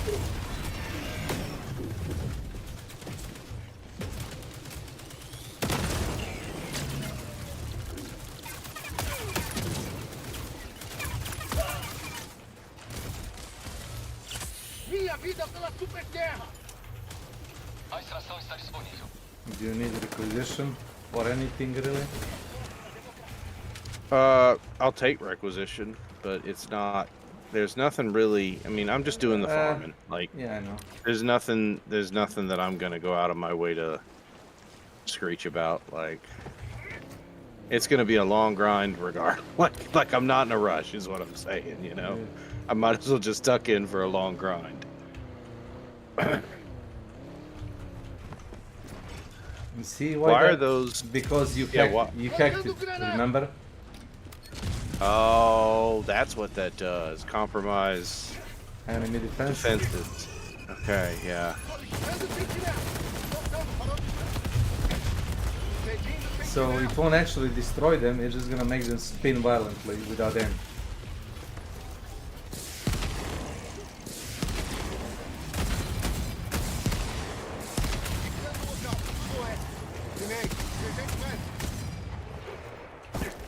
I'm gonna drop well, I think they're all dead. Alright, I'm coming. You can drop Go if ahead. you want. No, it's alright. If you feel like you gotta drop it. No, I could have made it better, I guess.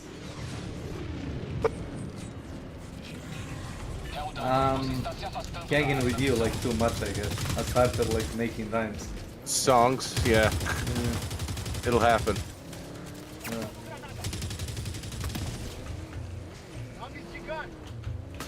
Oh, it's a tank coming in behind us. Fun stuff. Fuck that tank.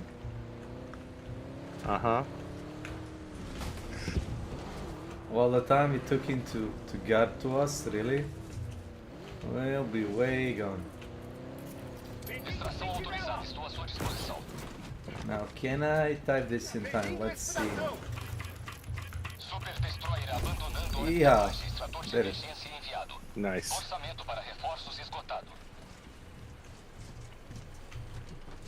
Oh, I hear a thingy. Marcando isso.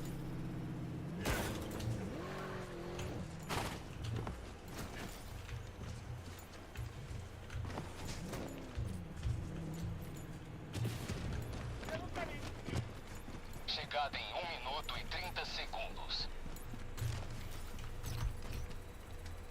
Not bad. Largando item. A little bit of everything. What year did this game come out? 2024? It's 2 years now, I think. Yeah. Yeah, I want to say it was 2024 because I think I was working full-time at Studio Barn and that's what I would watch you play a lot of times on my days off or something. That was fun. The game, you know, game is a game, you know, they did the balance, buff this, none of that. I might have destroyed your shield. That's alright. So the stuff that actually matters is, yeah, you know, those campaigns. And the way they, like, you know, did them, I guess. And it clearly took a lot of, you know, time for them to actually have, like, idea where it's gonna go. I think they said something along the line, in the year, like, was it 2025, we had, like, a Super Earth invasion, where we are actually defending, you know, the Super Earth, like, home base. Like, cities. Yeah, I remember you telling me about that. And they had, like, a contingency plan, like, if we lose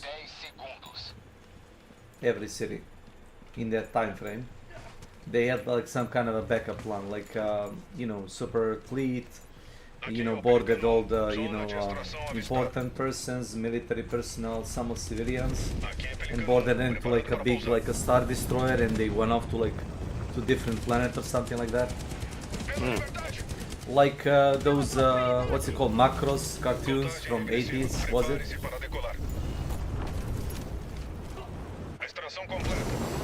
I watched Robotech when I was young, like really, really young.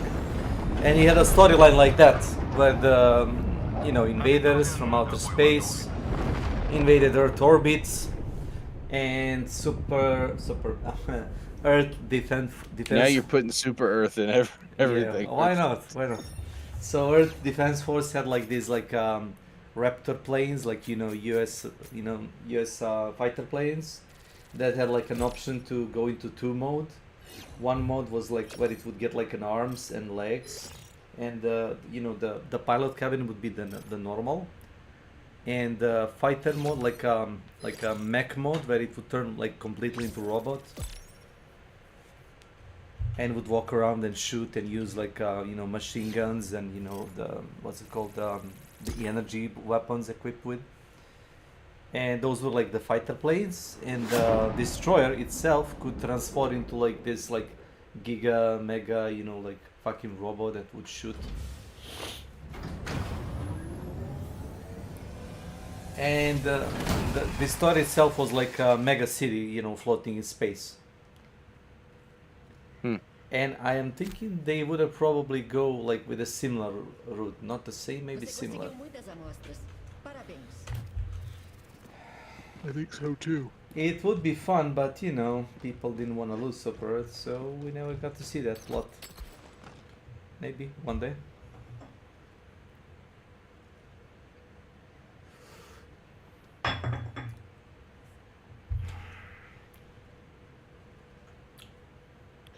Alright, Xena. You're not getting food. So stop crying. I can't remember what I was gonna say. Man, my brain is... I'm guessing nope, I did not mean to do that one. I'm guessing it's late for you? It is. It's almost 3 in the morning. But that's okay. I'm not going to bed yet. Are you sure? Yeah. Yep. I'll probably finish this 3 out and then head off. Okay. If you'll stay for those 3. Yeah, well. Yep. No, not that one. I do have that Diligent Sniper, by the way, and it is a good gun. It requires a bit of, you know, the what's it called, the recoil management, attachments and stuff like that. But you know, per bullet, it's really good damage, and it's a medium pen, so it's quite useful. So let me see. Yeah. Yeah, so that big ass pistol I run from the Dread collection, the Smart Pistol is also medium ammo, so it's got some pretty decent pen. Anything below, like Hulk or a tank, you can shoot. Even Hulk, I think you can shoot him from behind, you know, in the big battle. Yeah. And the energy coils or whatever it is. Oh my god. Sauron, yep. I was thinking of like getting like what's called the Hellbomb backpack. But oh wow. Okay, so we've got a jammer and a hell bomb. Alright, I'll go for the Sauron if you want to go for the jammer. Yeah. Or I mean, I feel more I mean, you cannot destroy Sauron before you turn off the jammer, you know that? That's a good point. Because it's blocked, literally blocked. Yeah.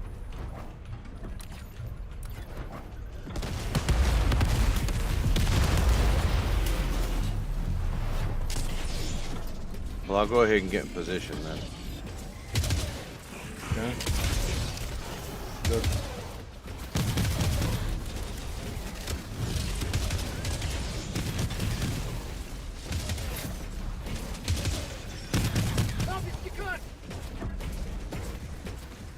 Okay. Maybe this wasn't a great idea. Who knows? Who knows? No, there's a fuckface McGee over here.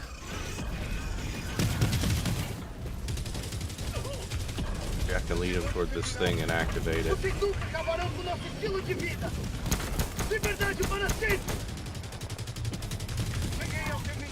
Okay, you can call the first snoop as soon as this thing goes off.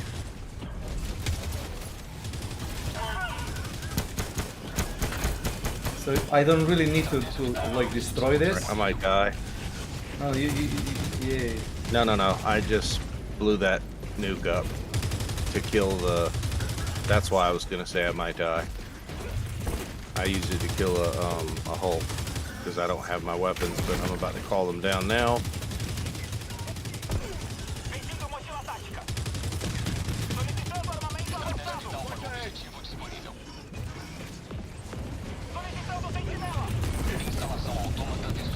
I use this 500 kg to dismantle this. It was kind of stupid how I did it. I managed to mantle myself on top of that and just smack it with like a good old 500. Let's see. Yeah, drop 500 kg on Sauron, you might kill him.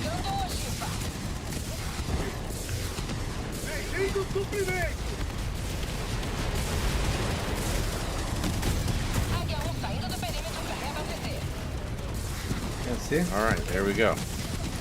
Easy. Easy. Alright. What the hell is going on? Look at that guy. He's pissed. Oh well, we didn't die, I guess.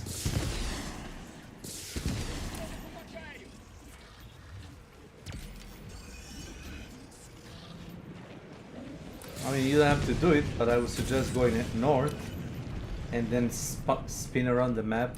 Spin around? Yeah, that makes sense.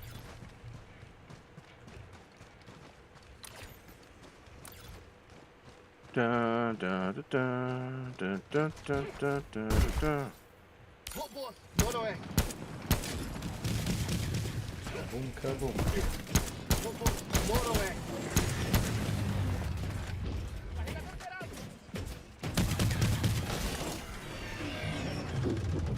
I think this is fake.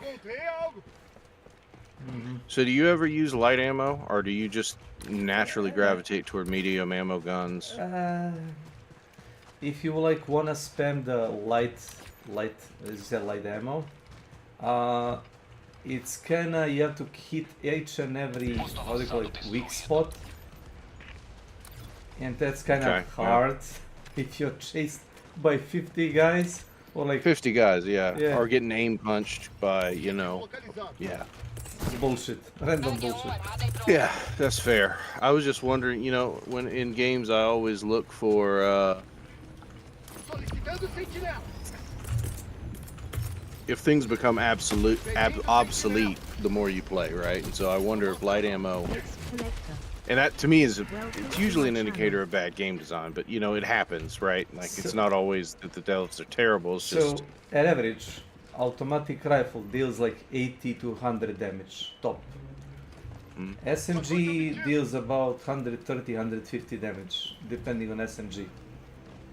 But the problem is damage of SMGs drops with range. So up close, light ammo or light guns, they kinda, you know, rule. As long as you can, I don't know, like a spray, like a full clip into like a head or something, you're good. But if they shoot you from distance, your damage on the SMG falls off, or a pistol, it falls off. So you're kind of worse. You better have like a rifle with like a rifle or marksman with a, you know, medium pen. Okay. So that's that. It's everything is, you know, it's not like the light ammo or light guns that are invalid. They're harder to use in every, you know, situation. That's why most of the people, I don't think you have access to like, what's it called, the Senator? It's no, but I think I've played it in game. Really? Heavy pen revolver? Yeah, I've picked it up from someone who died when I was playing. No. You know why not? No, let me explain you. It's a sidearm. You cannot pick any sidearm. Oh, then never mind then.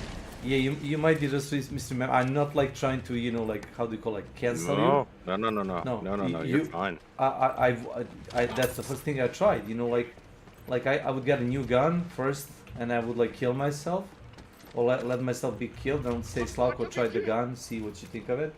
But with the sidearms, you can't. Yeah. They just don't drop. Yeah, I mean, they drop, but they cannot be picked up. Why? I don't know. That's... Well, I thought I'd played it, but obviously not. Do I want to what? Load the cannon? Oh, I'm not even at you anymore, but yes, I can. I forgot, like, how do you even unlock it? Maybe it's like a certain warband. I don't know if it's a free one. I have a chance to jam this when I load it with, you know, shells. So I would rather not. Why? I don't know, desync between client and server. Oh. You know, gunshot and style. Like, you would go up the ladder, but you are not really going up the ladder. You're just It's jammed. It did it. That's hilarious. Yeah, it did it. Is there no way to... Wait, can I still finish it? Let's see. Yep. Somehow this works. Oh, no. Oh, wow. Oh, I see. Okay, we did it. I'm not gonna, you know, question how. Is it even usable? I think it is. Yeah. That's weird. My to judge Super Earth. Yeah, whatever. Democracy protects. I think there is a bunker in the cornfield.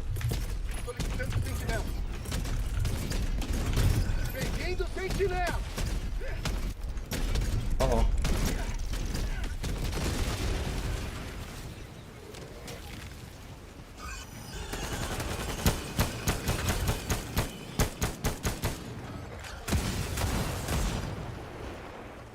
Yeah, I'm at the point where I'm testing out like some customizations on different guns, like whether or not I wanna run short magazine on. Right now I'm using, I can't remember what it's called, the Diligence, I think, maybe? Yeah. Or no, it's the one that you have initially, the bullpup, but it's the medium ammo version. Oh, that you said was so. Liberator, penetrator. Yep. And I'm doing it. I'm using a short magazine just to see if I prefer that, and it's such a nuance that I really can't tell. I don't think it's really giving me all that much of a benefit.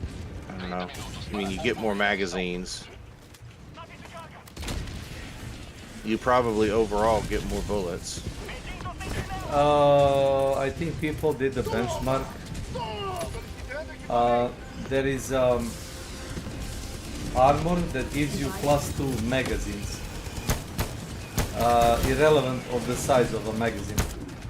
So actually having extended mag with like 60 bullets actually will net you more than having smaller one. But that's very specific armor set.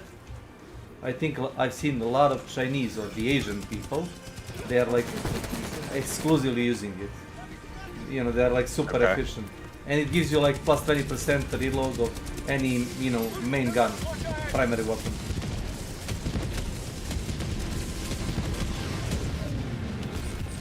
Get that corn. Oh my god.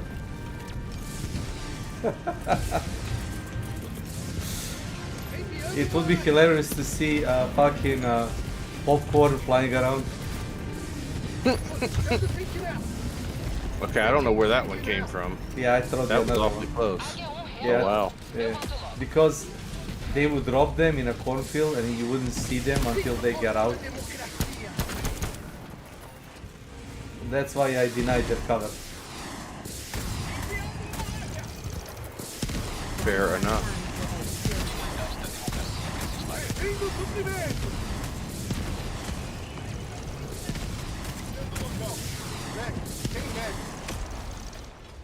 We're done.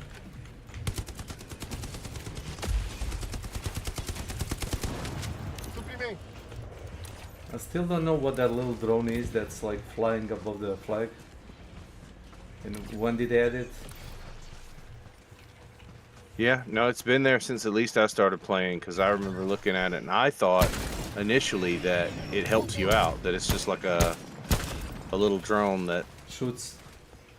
Yeah, that shoots. You salute and, you know, wave the flag. He's like, you know, shooting. I don't know.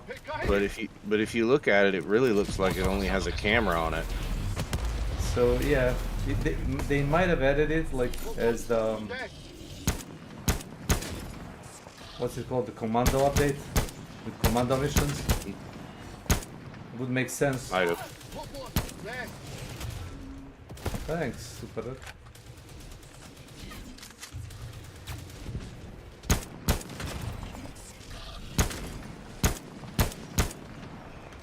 Keep coming.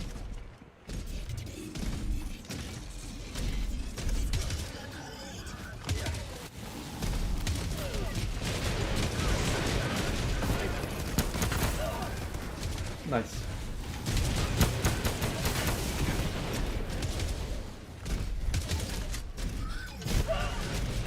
One of these landmines. One of these landmines. Okay, I don't think there's anything here, despite it being a location. It could be sampled below ground.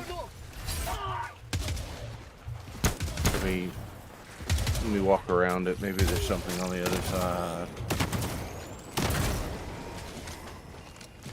Oh, yeah. Wow. There it is. Found samples?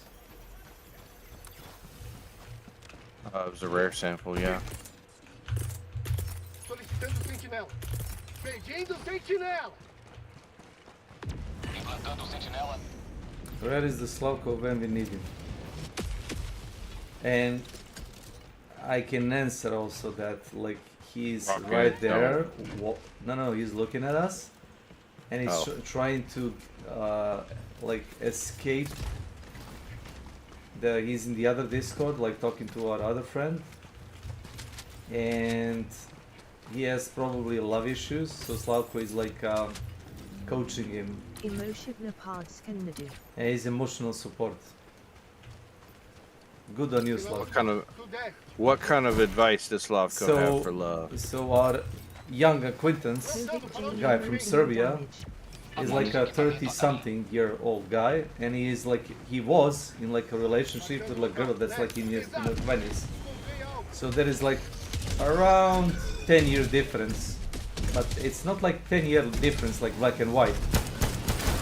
Like, how much life experience does the girl in her, like, 20s has, realistically? Oh. Okay. Sorry. No, just was dying for a second. I just dropped a turret, so you know it's gonna immediately go for those people. Boom. Then? Well, yeah, it looks like it's following you, actually. No, there is nothing to shoot.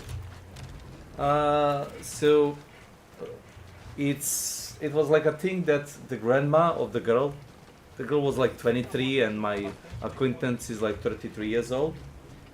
So I kind of told him like, well, you are like a lot older than her, and he's like, oh, I'm not that older. Like you are, like with like 20-something years, you don't know a lot about life. You don't have any like real world experience. But So he was the young one? He's the older one. The girl is young. Oh, okay. So the grandma of the girl, like, gave her advice, like, oh, don't mess with this guy. It's not like he's a bad news. It's like he's a lot older, and you shouldn't. It's a generational difference. It's a generational. It's not like I'll have like 40 years old, and the girl is like in her 30s, and like it's not that important, you know. It's not that much. I'm gonna say, but like somebody that's like finished like a high school or like uni, and with somebody that already had like a job for like a while, that's a whole lot of difference. I'm gonna say.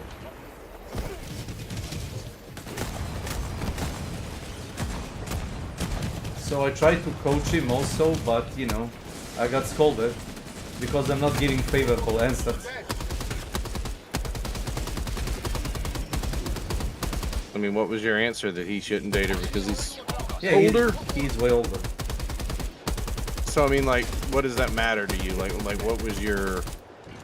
Like, I know on the surface a lot of people feel that way. I generally think age is a mindset, and I know one couple that's got like a 20-year difference on each other, and they're really happy. But now I'm not saying they're the exceptions to the rules. I think a lot of people. So he's the guy. I think like you're right. It's a lot of problems. 40s, and the girl in 20s. No, he was like in his 50s, and she was in his 30s. So like both of them were in that life phase, right, where they're building something, or like it's different. I think between 20s and like 40s, right? Because like 20s, you fucking around. Yeah, exactly. You exploring things. Yeah, like I think it might be different. So I was just curious, like what were the specifics, if you had any that you thought about?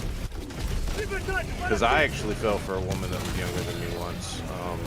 But you see, I say I fell for. I don't actually think I really gave all that much of a shit about her. She was kind of cute, but she was younger.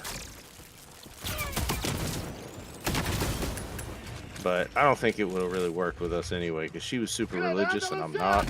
So would you convert to Islam for her? So I mean, I've actually thought about conversion for someone, and I think that if you truly love someone, those decisions come a lot easier. But like, it would depend, right? So like, I'd have to really love them. Like,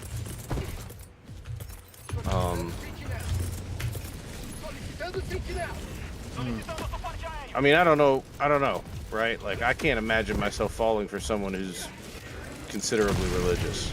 I'm not saying it couldn't happen.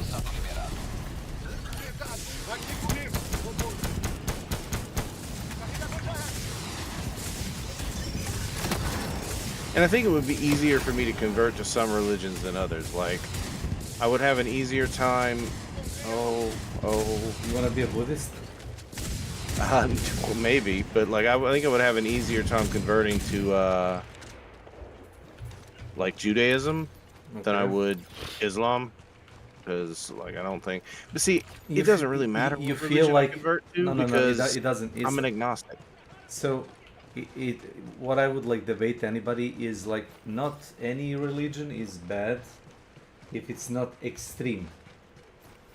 If you push anything to extreme, it's not good.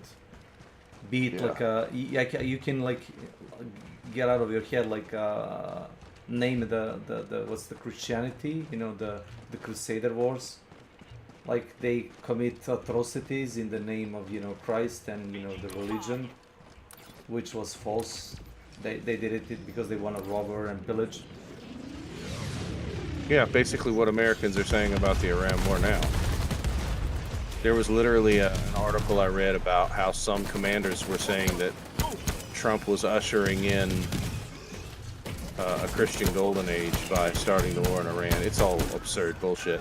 But what I was saying though is like it really doesn't matter whatever religion I do, because at my heart I'm an agnostic. Like I'm apathetic. I'm agnostic. I think if God exists, he either if he exists, he's either apathetic, which means he doesn't care about us, or at least he doesn't care about the politics of men. Otherwise, how did like the Holocaust happen? Or he doesn't exist. Either way, we ourselves have to figure out our morality. Like, it's our job. We can't rely on a God to do that for us. And like, it doesn't matter what religion I convert to,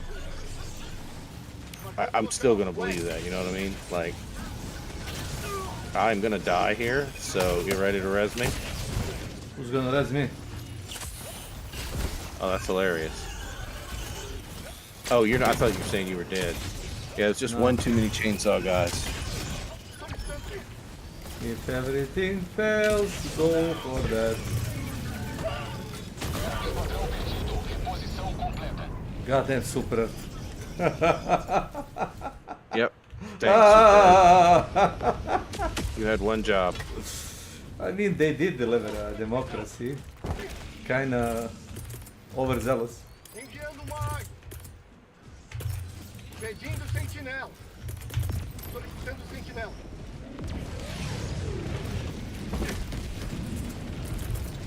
Pedindo equipamento. If you have something to drop on them, drop it. That's my suggestion.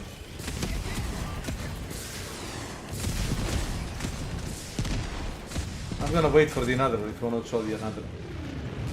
Just to be safe. See, it's a lot quieter now. Yeah, that's the great thing about bombs. They're really loud and then really quiet. Where my shoot at? All over the place. Because I had samples. I had a fair amount too. Mm-hmm. But no, I don't know. I mean, would you convert? I don't actually know if you're really religious or not. You don't strike me as a very religious person, but... Nope. I'm Christian, Orthodox Christian atheist. What was that last part? Atheist. I don't know what that... I've never heard that word. How do you read this? Atheist? Atheist! Oh, yeah. Oh, you're an atheist. Okay. Yeah, atheist. Yeah, I just remember. How does that... Because technically, how does that square with being Orthodox? So, like, so you're practicing, but you just don't believe in God? No, I acknowledge other people's beliefs, I just don't believe in that. Oh, okay. I got you. It's like a fun fairy folk tale for me. Oh, that's fair. And I'm not, you know, like belittling like people of faith. I don't think you are. I'm questioning, I guess, you know, people's beliefs. Like, do you really need like a Bible or like some kind of book to tell you how to behave? Or is it like a common sense that tell you that it's wrong to go to other people's home, steal his stuff, you know, torture his children, rape his wife? You need a book to tell you to behave like a decent human being? Or you can just like, well, that's bad. It's not like I'm gonna go to hell, so I won't do that. No, I shouldn't do this. You ever seen True Detective, the first season? I started watching it. I don't know why I dropped off. There's a line in it that you'd appreciate. McConaughey's character goes, "Buddy, if you need a Bible to teach you how to be a good person, you're a shitty human being." I would argue that, yeah, he's correct. Yeah, he's correct about a lot of things. He's also a moral realist. He goes into that. He doesn't call it moral realism, but that's the idea he was espousing. And it's an evolutionary concept. I don't know why they call themselves moral realists, but he also quotes Nietzsche. Really? Keep coming. Yeah.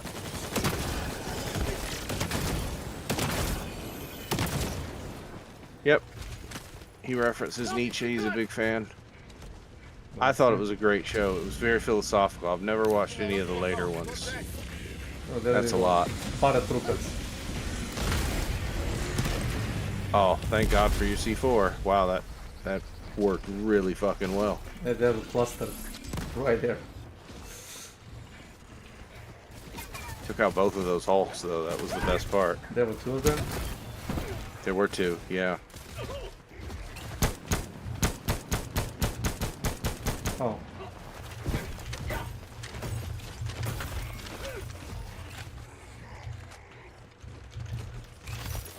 Okay.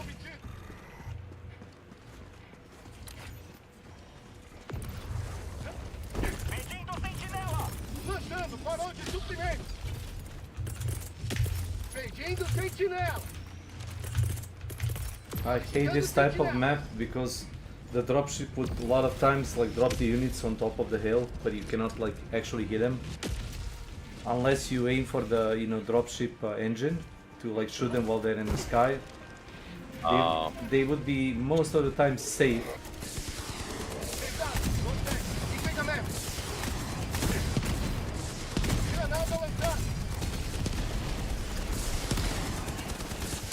Alright, I don't know how I didn't kill that. Alright, there it goes. Yeah. Fixed it.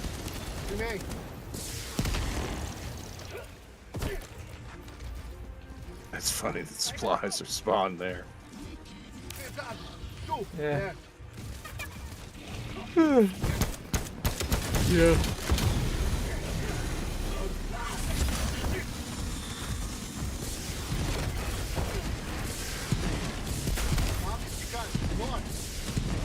Oh.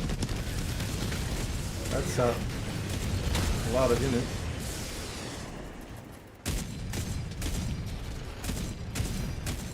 Heavy footsteps somewhere. Yeah, he's dead though. He was there.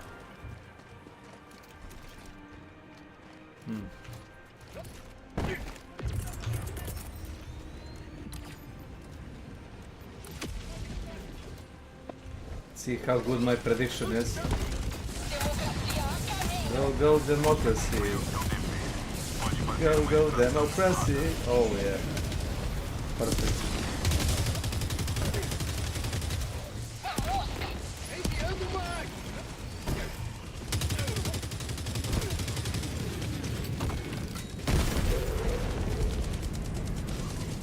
I stood up to salute and the explosion killed me.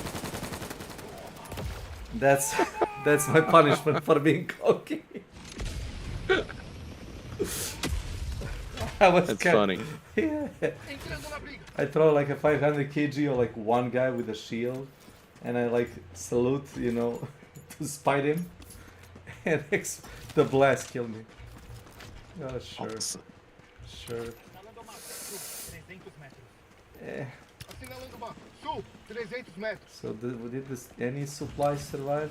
Let me see. Could be. Yeah, you can see them on the map. They're right. If not, I can call them. Yeah. See? If not, we can call another one. It's here. Go, go, Power Rank. Why is that in my head? Well, we did it like a I had couple of fucking days Blues ago. Clues song in my head all day. Blues? You just figured out Blues Clues. You just figured out Blues Clues. You just figured out Blues Clues because you're really smart. Is it like a children's thing? Children pop song? Yeah. Yep. I have no idea why it was in my head. It's not like I heard it anywhere. Or... this could be a bunker before you. It is a bunker. Start running away from me. No, I found the bunker. You? Oh, I found a bunker too. No, okay. Oh well. Coming to you. Yeah, okay. Funny.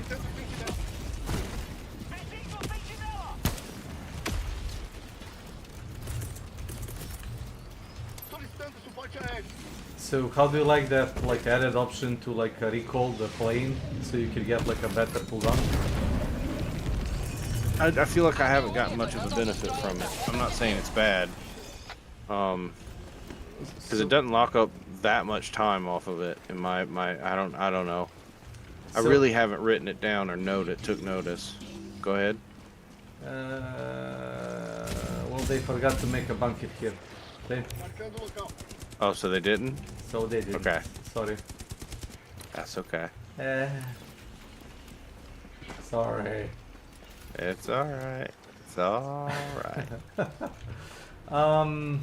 So theoretically, like you wanna blow something up, you have like two charges, let's say like a 500 kg. So you spend one, you don't want to spend the other one. So that's when you know send him back to get the more bombs, and that's where you get the work. Or if you're running like I don't know, like a 3 or 4 charges of like a eagle. But I haven't seen anyone that uses like exclusively eagle as a support. To be honest, I've kind of moved away from explosives. Here's the bunker. Okay, I'm coming. I've moved away from any kind of call-in bombardments really because they can be so unreliable sometimes. You could be dependent, and what if it's a jammer around? So what then? Yep, that too. Or no, it is hard for me to get away from the 500 kilogram because it's just, you know, it's just the right amount of fuck you. Yeah, it could do a lot of damage, I guess.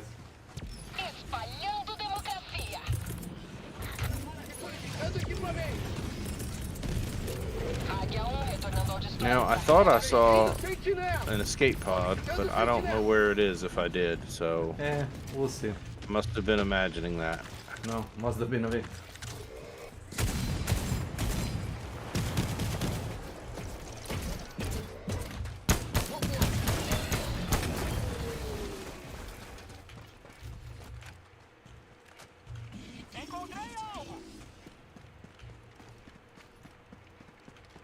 So what did we found here?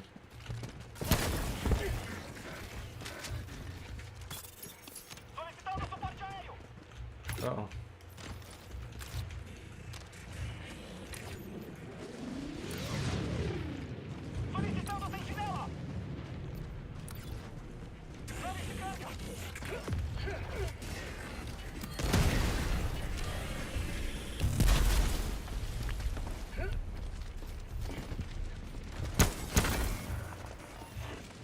Could have sworn they destroyed this ages ago, and they came to defend it still.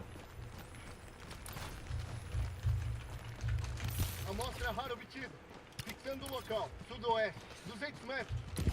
Did we actually found super samples on this map? Sinalando mapa. Oeste. 200 metros. No. The purple, the super rare ones? No. Yesterday I spent like a 10 to 15 times defending exfil, while the other guy I was playing with, he was like running around the whole map trying to find the samples, and nope, no luck at all. It could feel random sometimes, I guess.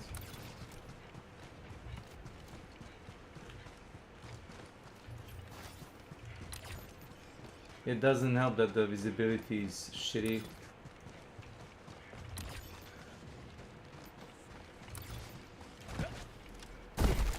Oh.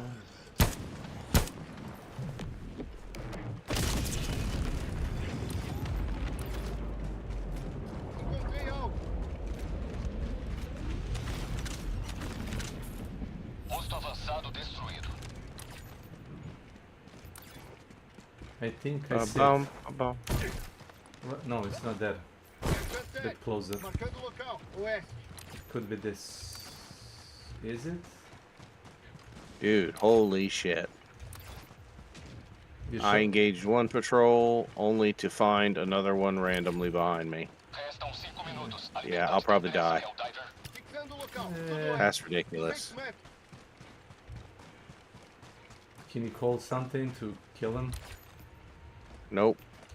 Everything's on cool.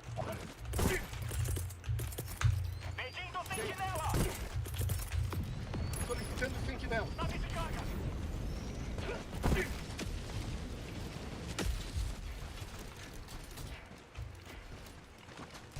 I'm just saying, I'm not judging. You should have had that 500 kg of cooldown. Yeah. Sorry. I guess so. Sorry. This is a ridiculous amount of fucking shit, though. I think I finally figured out why I don't like the smaller clip at magazines. You quickly ran out of ammo. Enviando mais. Tome liberdade. A extração está disponível.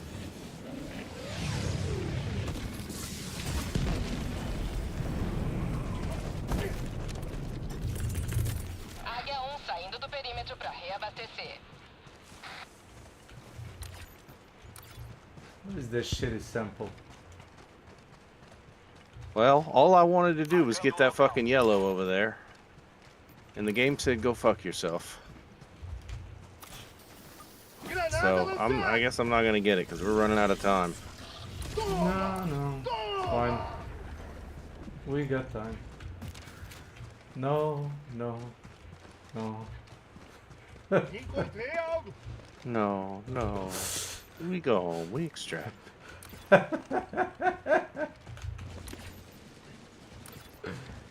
You stay.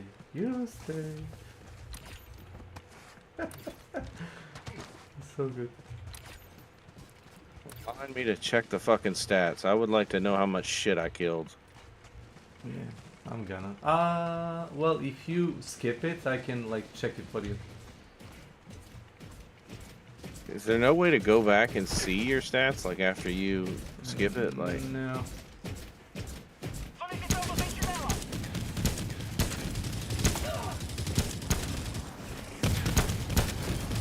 Carregador já era.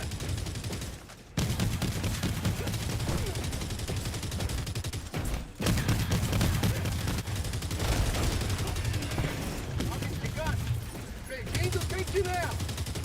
I don't know how I could possibly have this many patrols. Alright, I'm gonna try one more time to get this yellow.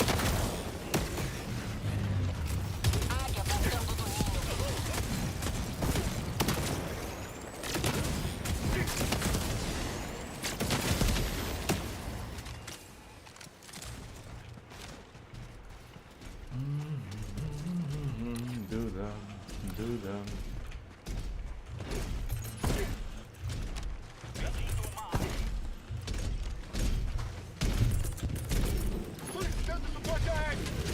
Dude, there's still a huge fucking army on it. Yeah, they are camping our exit, by the way. Águia 1 retornando ao destroyer para reabastecer. Liberdade Well, it was super credits.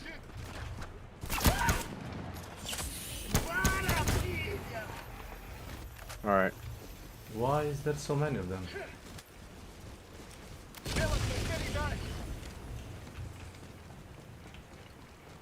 Posto avançado destruído. That's a good question. Resta 1 minuto. Destroyer preparando para partir. Pedido de extração confirmado. Transporte a caminho. Pedindo sentinela. Pedindo uma arma de apoio. Mochila tática chegando. If you have stuff to call it now. Don't regret it later. Yep, it's outside the spot, but you know, I'd rather it be there than not. Yep. Chegada em 1 minuto e 30 segundos.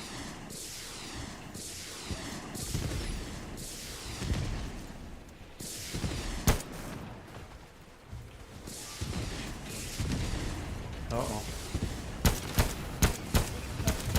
Pull back. My last eagle.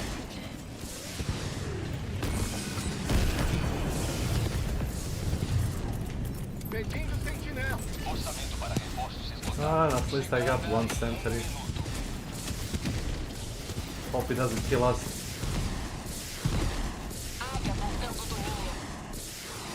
Lançando granada!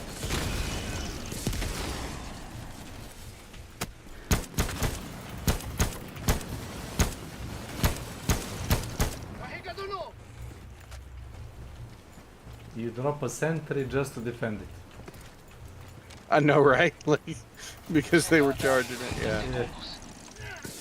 I mean, better they charge him than us, I guess. Yes.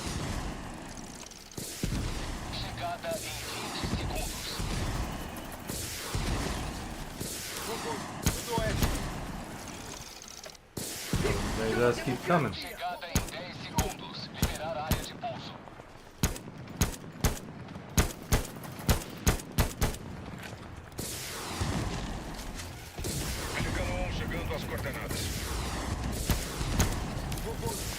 Just realized we still have access to the Seaf artillery.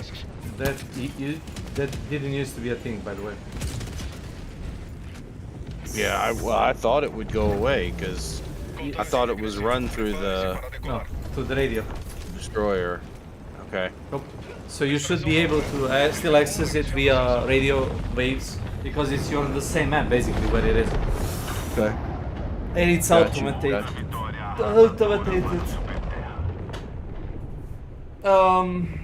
So the way their like engine worked and the way they programmed it, like it used to like turn itself off as we lost like a Star Destroyer support. And then somebody pointed it out from the community, like, well, this doesn't make sense, really, because you know you are ground based and that thing is like maybe 500 meters away or like 500 feet. Yeah. You should be able to like still use it somehow. And it's like, yeah, so they kind of turn it on for us, I guess, as like a last ditch, you know, help.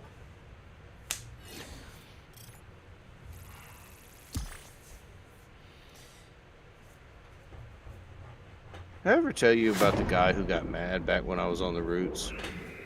There's a guy that got mad. This is a complete segue. It has nothing at all to do with what we were talking about. But there was a guy who got mad.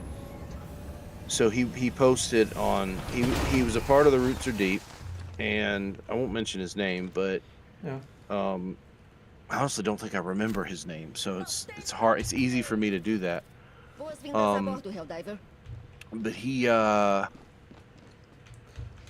he posted something that was considered political.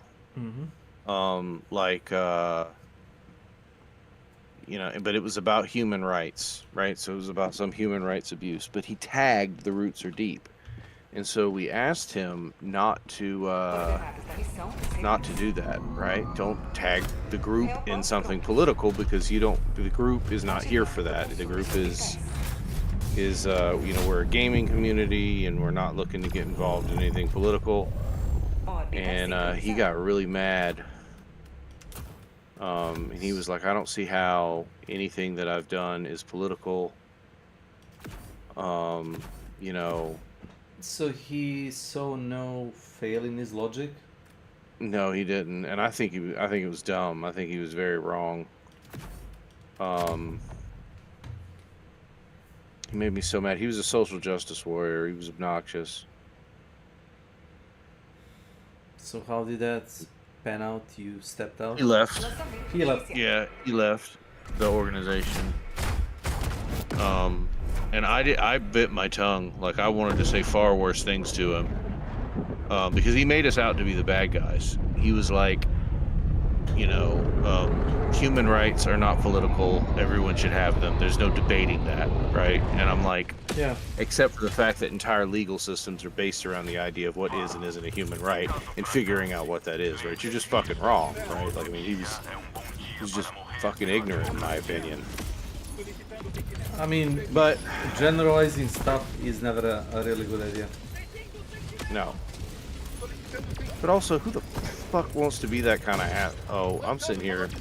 That's hilarious. I'm putting the shit. We're at the edge of the map. We're literally on the best spot possible. Yeah, just gonna... I'm throwing... Yeah. But I was throwing my shit outside. Away from... Yeah.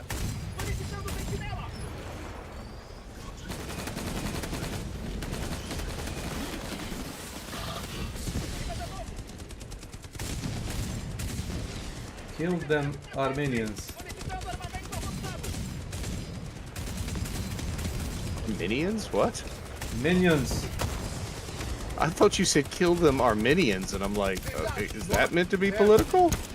No, our sentries are Armenians.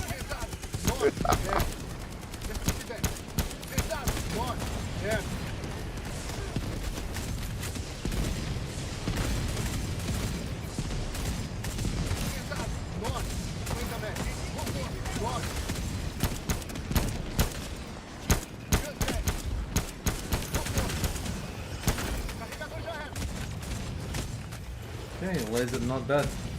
Noted. They came from the behind. They came from behind. It sounds very sexy. It sounds, yeah, it sounds wrong, yeah. Alright. Depending who you ask. Alright, that's true. Depending on who you ask.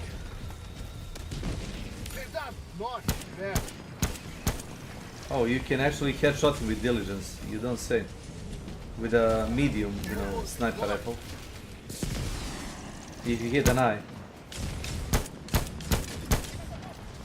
This flank is caving over here. They keep... Never mind. Pushing from that side? Yeah, but never mind, I got him. I'm gonna set up a turret. Yeah, I dropped the laser sentry next to it.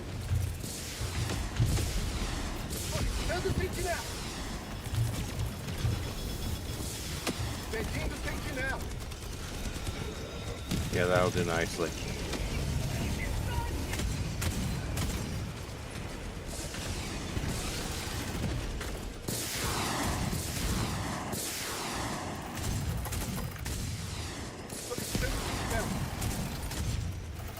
So the way they move, I think they're trying to flank us, not really the sentries.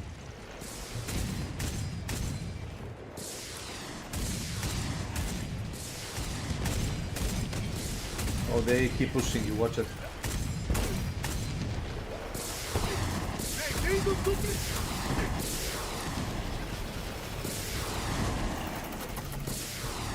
Yeah.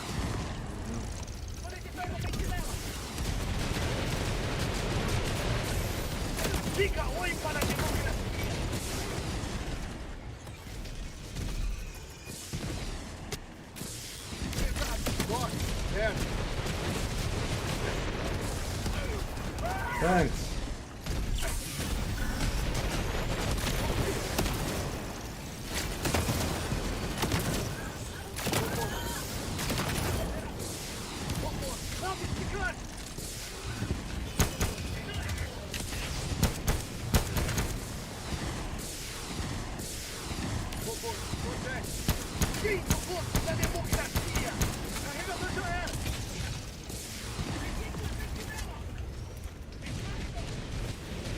almost done. Fuck. Shit. Quit shooting grenades at me, you asswad. No.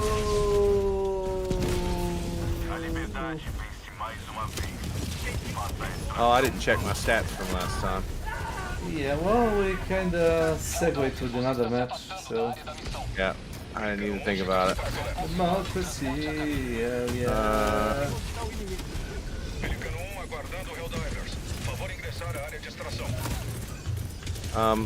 You might need to leave without me.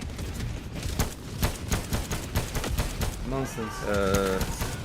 There's a lot on my ass. No.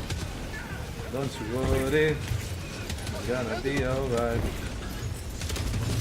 I'm a little worried. Oh, yeah.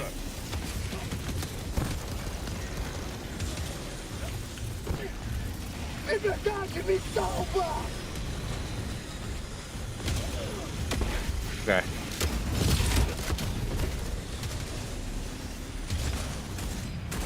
Alright, yep. Where are you? Oh, you're back where I came from. Well, I'm running around.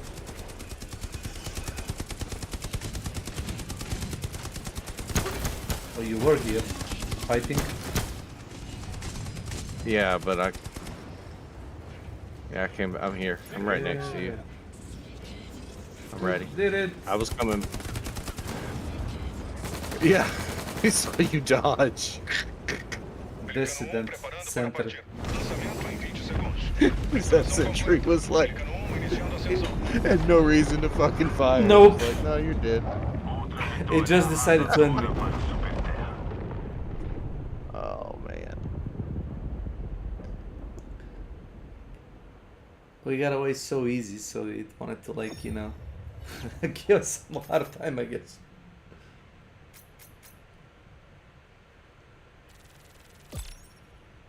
We just started. Yeah, that time I took the recoilless rifle, but it was actually hard to keep up with the amount of heavies they were throwing.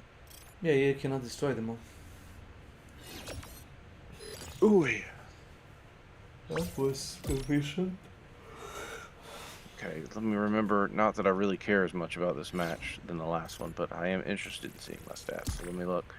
You know, most games have a little place where you can go to, like, review the last few matches, so...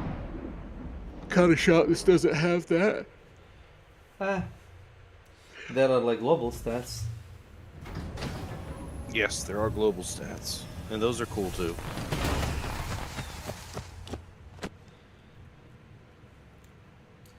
I'm guessing that's something they use internally for, like, deciding on, like, a balancing factor or, you know, stuff like that. Actually, Sentry's killed a lot of units. What's that? Yeah. I don't remember killing 100 something robots.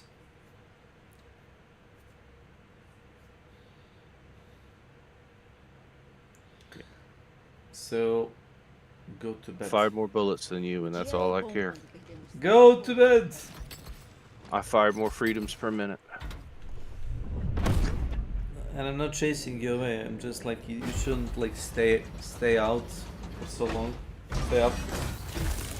Even your your cat isn't hungry. Your cat is worried about you. No, that's possible. You know? That is possible. Yeah, probably. Apparently there is like a thing that cats would do. Like, they would get up in, like, dead of night and they would go around and look if their you know, their pack survived the night. So that's something they also do with humans if they consider them, you know, I guess part of their, you know, unit. No, I think she just wants food. Because she's a fatty. No. But that's okay. You're giving her too little credit. She's a sweet girl. Do you let your cat out? Is it an indoor/outdoors cat? Because it looks like it wants to. Is that it right there? No, that's your mic. So my cats are exclusively outside. When they feel like it, they come inside. They lie down without me interrupting them. And if I don't have to go out, they would sleep for like half a day there. and then they go out again. And Yeah, they go most out. of our cats are out. We've got like 4 or 5 outdoor cats now. Yeah, that's how it should be. Yeah.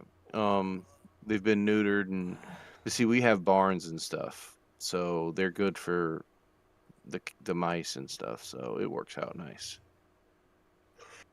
But Okay, bud. yeah, Thank you for the see game. you sometime soon. Yep. Take care, man. Bye. Peace. Yeah, there you go. Kako ljubav? Ili pivo? Beste, A? gospodine. Ljubav nikako. Kako ljubav ili pivo? Vi možete preuzmeti odavde komotno. Aha. Jeste. A ja se za sad odjavljujem da jedem nešto. Yes.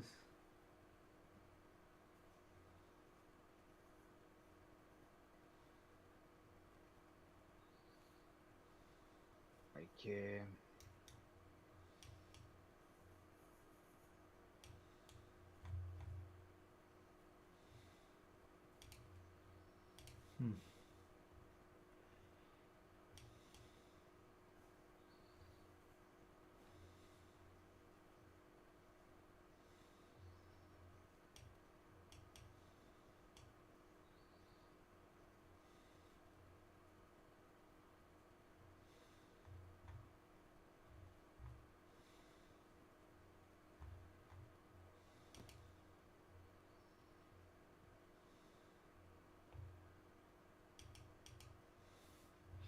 Ajde, gospodu, malo kasnije se čujemo. Zdravlje.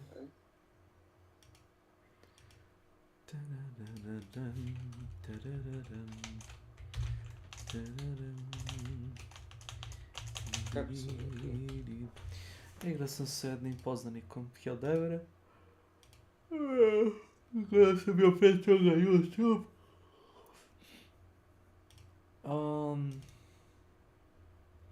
Jesi ikad sklopio build ili imao neku svoju ideju bez da si pogledao od nekoga?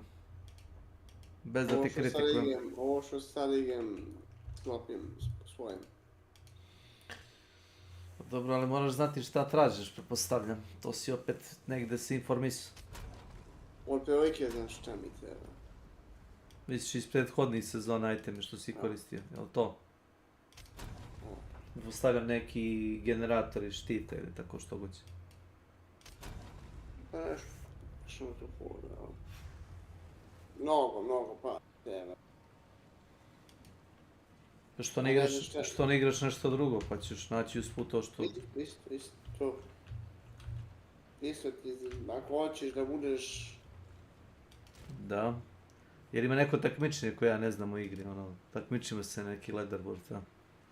Pa ne, hoću da mogu da budem opet. A ti hoćeš da se osjećaš dobro kad igraš. To je dobro.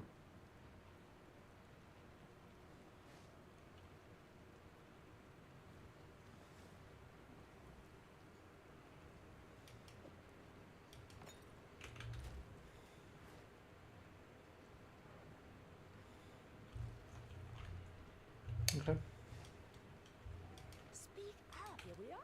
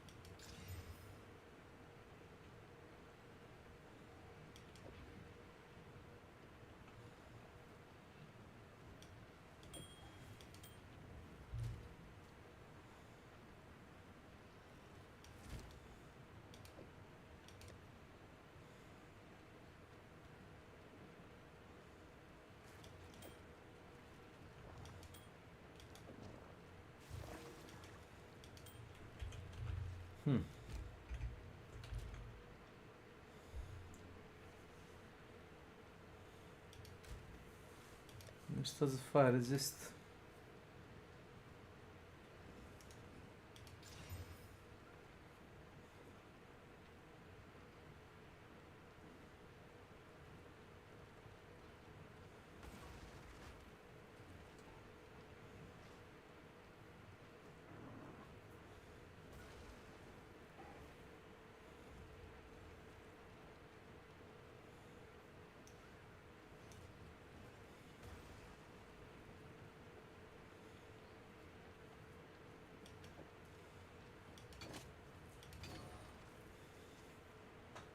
Da, bă, milion damage, da.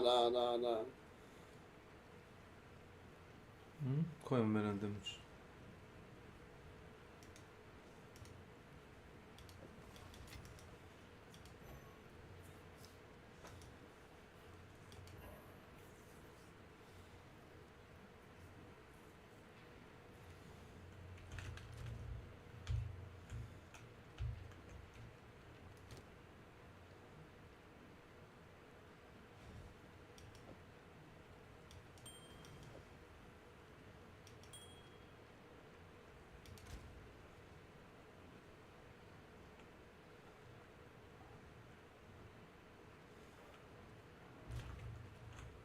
Need something? Browse as long as you like.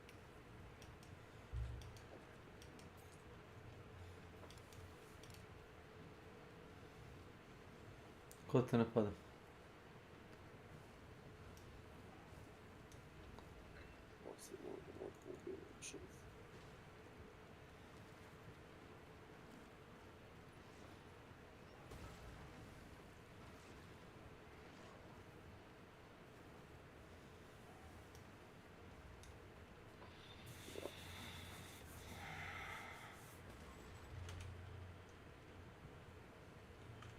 Goodbye.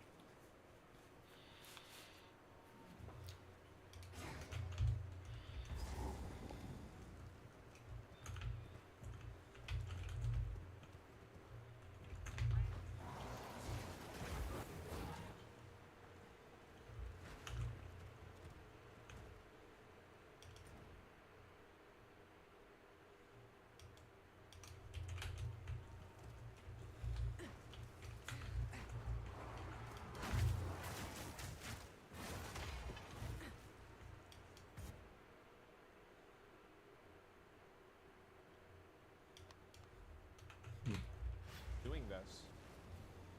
I really don't understand this. If a store with a dominant market share,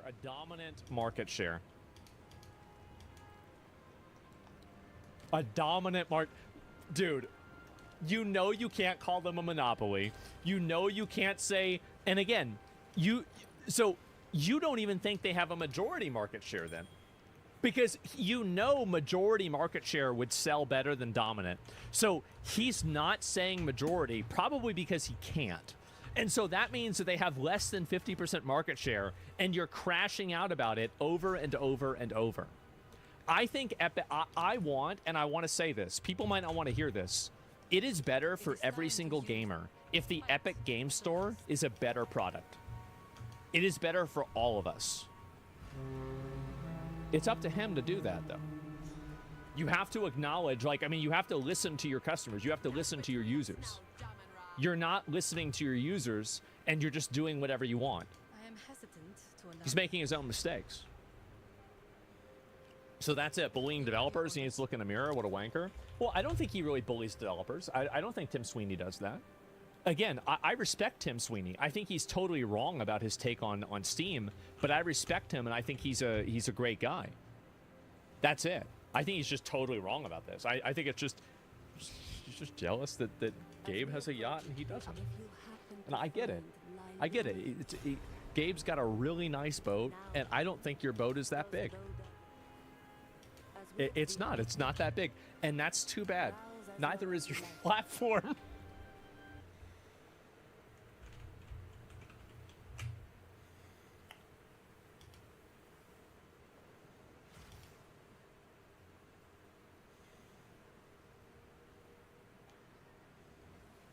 Hey, what's up, divers? Today we're going to cover how Arrowhead has allegedly been banning players from their official Discord over modding and cheesing. Not only that, but they apparently have a bot situation on their hands that's causing some major problems for them. And there's a lot more to go over. If you found my previous videos helpful, definitely tap the like button and hit the hype button right away. Let's jump right into it.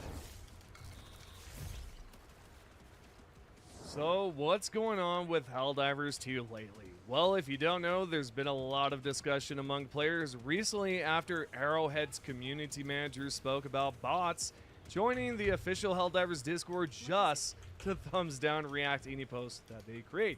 Yeah, no kidding. If you look at the screen, there's a Reddit thread here that's been getting a lot of attention on the Helldivers subreddit with over 4K upvotes. You can see at the very top at the left it's marked as misleading. We'll get into that in a second.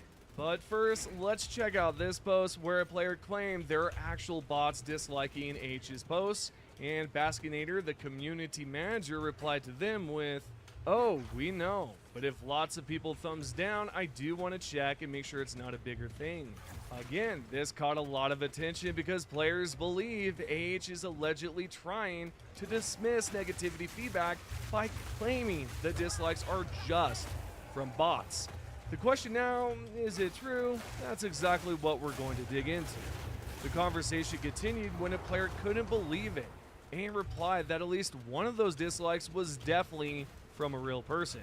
Baskinator replied back with, "What? Of course they are. That's not even what that's about. It's about the ones that get added to a post like a millisecond after it goes live. Light speed reactions are because of a bot auto adds it, then other people click on it. That's a known thing in Discord servers." Okay, so we can see so far that they're not claiming all of the downvotes are just from bots. What they're saying is that there are bots legitimately reacting super fast, thumbing down posts the moment they go live in this channel. Now, someone replied to her saying that the server has, like over 1 million players, and that they doubt there are bots disliking their posts. Then a Discord bot developer by the name of Decon, that, the guy that creates all of the Arrowhead Discord bots, replied to this post saying, "Hi, I can answer this more technically. First, the reactions aren't all botted. 99.99% are real. We track the first 100 or so reactions that are applied to any CM posts. When posts go out within the first 100-300 milliseconds, bots attempt to apply a number of reactions at inhuman speeds. These are accounts created within a week with zero message history. Once the bot applies a reaction, it tries to unreact instantly once actual users have applied their reactions to try go undetected. A good example of this is CM posts during the Cyborg takeover. The same 3 emotes were applied within 1 second of the post going out. This was spread across 5 or so CM posts.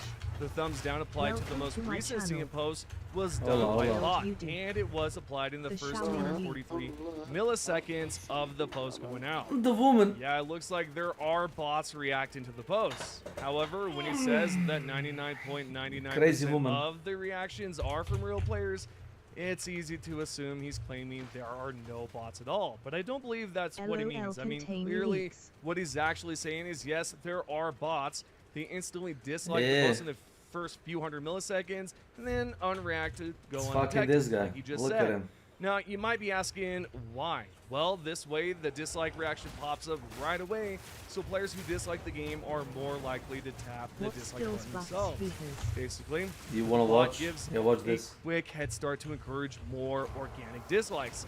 And it goes without saying that the 99.99% of the reactions are still organic. Welcome to it's my just channel. that the very first one or two usually aren't real. Again, it's... So he randomly shifts what's called the spirit power-ups. Watch.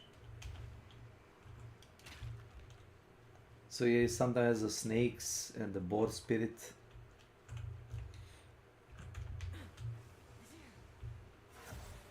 Or all.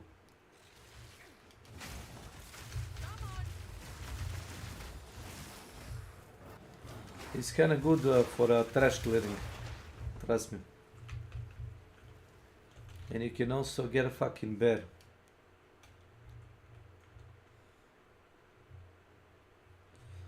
You can get this guy separately. It's a fucking bear. It's a summon. And later you respec in what build?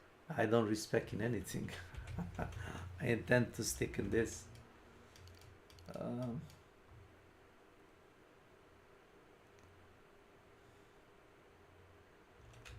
just mowing them down with lightning punches, you know, because why the fuck not?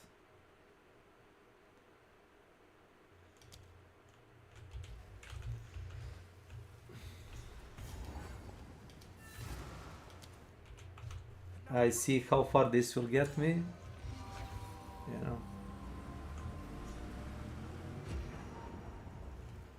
Okay. The signature seems to be coming from. Guess we know where we're headed. Burials in the sky, leaving unworthy in the Good sand. luck in the game, I don't ye. know about you, Thanks. but I'm starting to miss Ezemir. Ill coffee up and grind some games too, lol. Yeah. Okay. Back to it.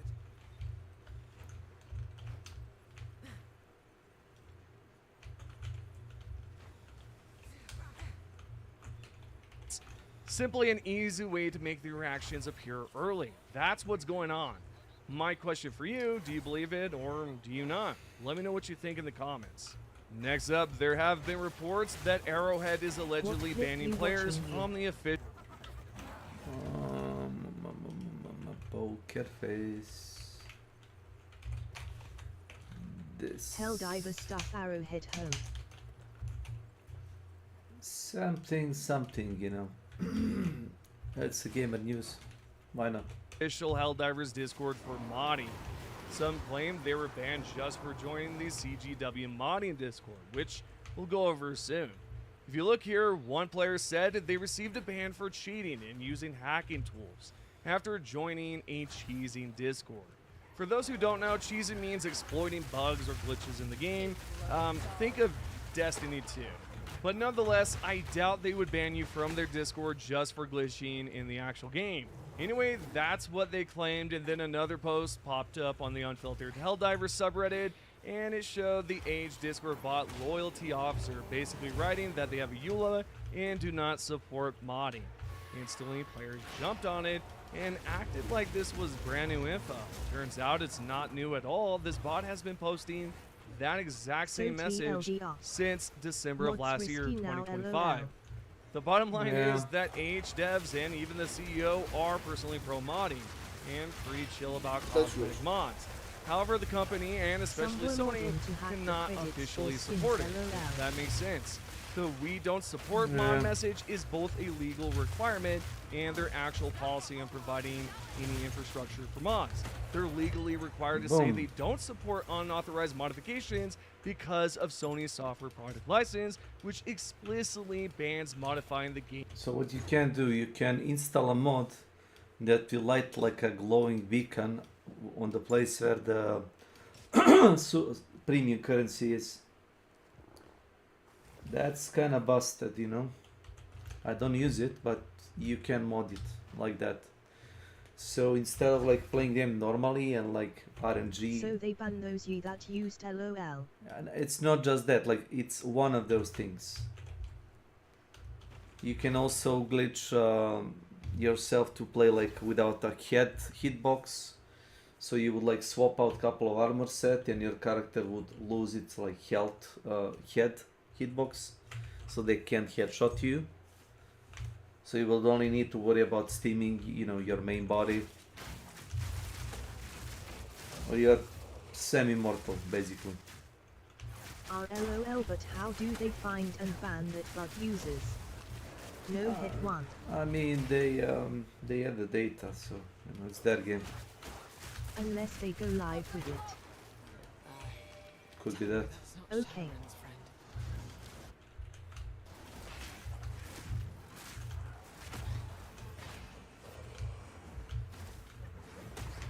Boom.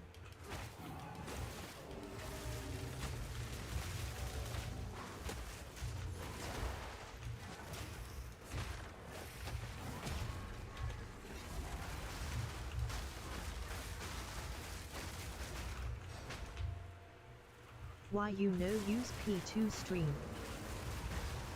Consumes more net.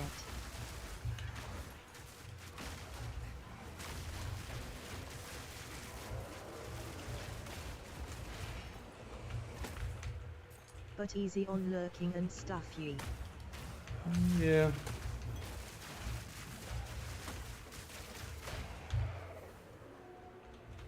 Primal Talisman. What was the message? Why use 160 pixel to stream? Yeah, no need for that. My internet is quite good. Game client. That said, this isn't new information.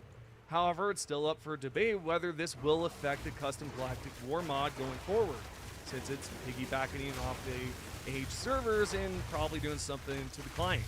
If you ask me, it's definitely possible that once the new easy anti-cheat arrives at some point, whenever, it could cause some major problems for players, especially in terms of in-game bans. There's also a chance that, the CGW mod might start charging to use the mod since they have to find a way around EAC. That's what I was told, from their community manager. Now, nothing is confirmed yet on whether they'll charge once it drops, but it's definitely a possibility. Continuing on, we are going to cover a comment I actually brought up 3 days ago about Age developer Alex Bull. If you don't recall, he basically said that this patch we're currently on was a test. Some, took it as if he was actually stating that they dropped a test patch for everyone without considering a beta branch test instead. Personally, I was confused too seeing his response. And we actually have a response from Age community manager about his comments. She wrote, "Well, I'm not sure what they mean, but the patch certainly wasn't a test. It was a lot of hard work from the Nix's team, and they were very intentional with the work they did, even though there have been issues with it that we're looking into now." Anyway, even with all that said, the patch overall was executed poorly. This is exactly why they desperately need to open up public test servers sooner rather than later, so they can stop issues like this from happening in the future. Let's move on to the next post about their commitments and the contracts they have to fulfill. You can see on the screen that one player wondered why Pilestead had to do an AMA when he could have just listened to player feedback, including from us content creators. They went on to say there are still bugs in the game 2 years later, true stuff there, even though the community has repeatedly asked them to slow down on the content, fix the game first, and, stop rushing out those new war bonds.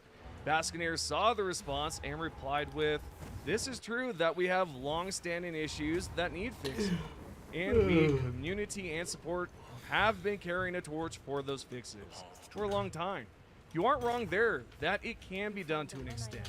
But we also have contracts and commitments and agreements, things way above my pay grade, that stipulate development times and cycles. So the team is trying to find a way to balance that with this big list of fixes that we've been yapping about for a long time. I know that's not a great answer, as it doesn't contain solutions, but that's what I know right now.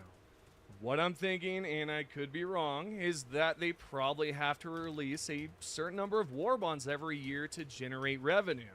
After all, Sony and H are businesses, and at the end of the day, businesses need to make money. Sure, fans should come first, and I absolutely agree with that. But it turns out when you're running something as massive as Sony, you have to think about the bottom line. And I'm not saying it's right. I'm just saying that's exactly how it works in the end. That said, H has shown they're willing to push back and slow things for quality and fixes. when the community complains loudly enough. However, the key phrase there is loudly enough. They only seem to react when fans are legitimately upset and are speaking up, much like the recent review bombing of Helldivers 2. Online so that Shiat is prob easy to bypass for knowledgeable hackers, lol. It could be that. And worst case they can prob use some teammate that sees beacon and points the others to it, lol, so gets banned the others not. It's like a client mod or something.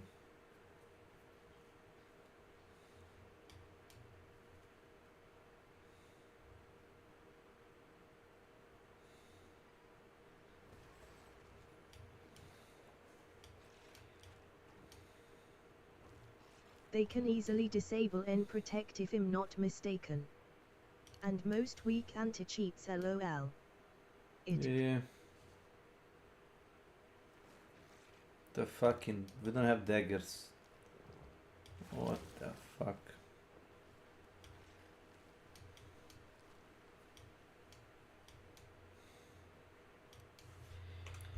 Companion.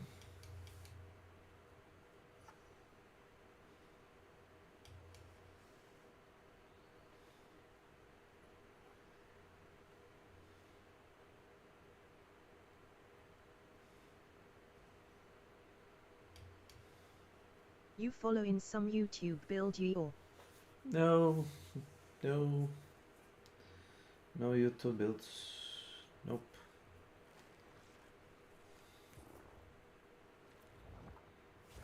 No YouTube build. All from my stupid fucking head.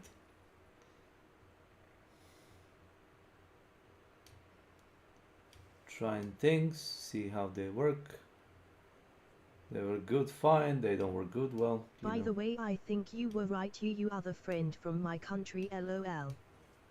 Deluxe Battle Pass, fuck that Shiat Leel.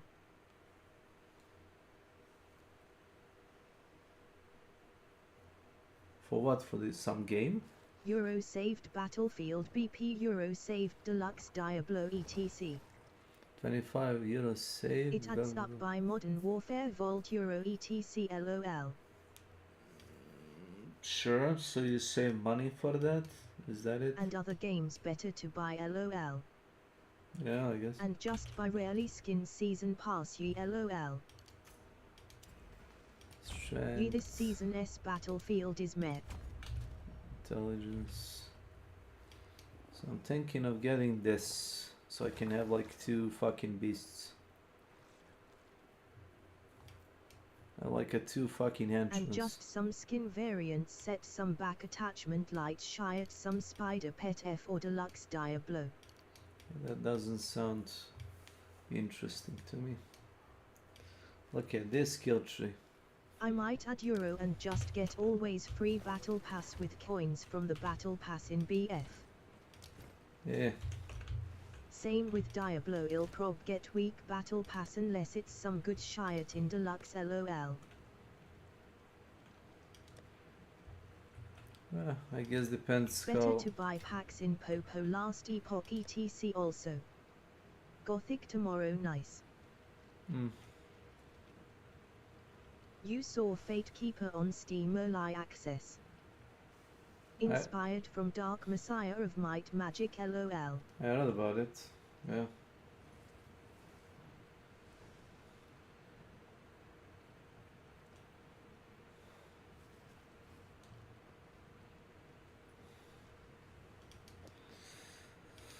You get Euro at discounted I think usually or something. Could be.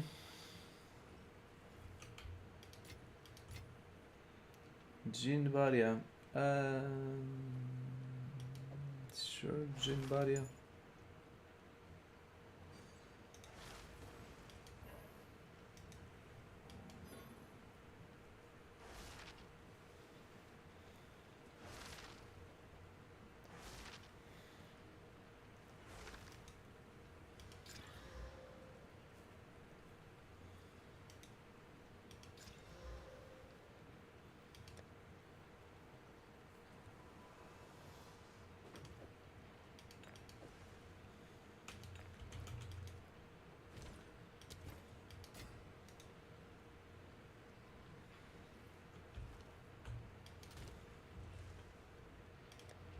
Okay, sure.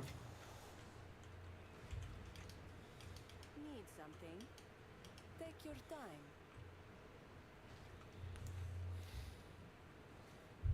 GLI go grind some hunt keg down other Shiat LOL. And Twitch drops. Hunt cake down. Okay.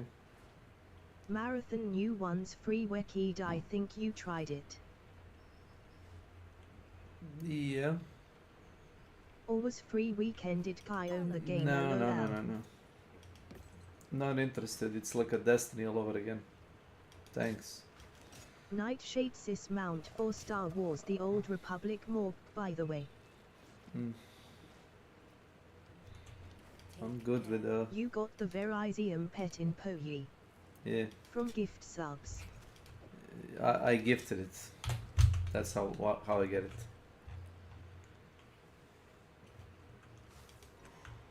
A little rascal. Some in my country LOL, some said he was using Brazil subs LOL, it if it's cheaper LOL, or he was joking. Oh, no. You don't really need it.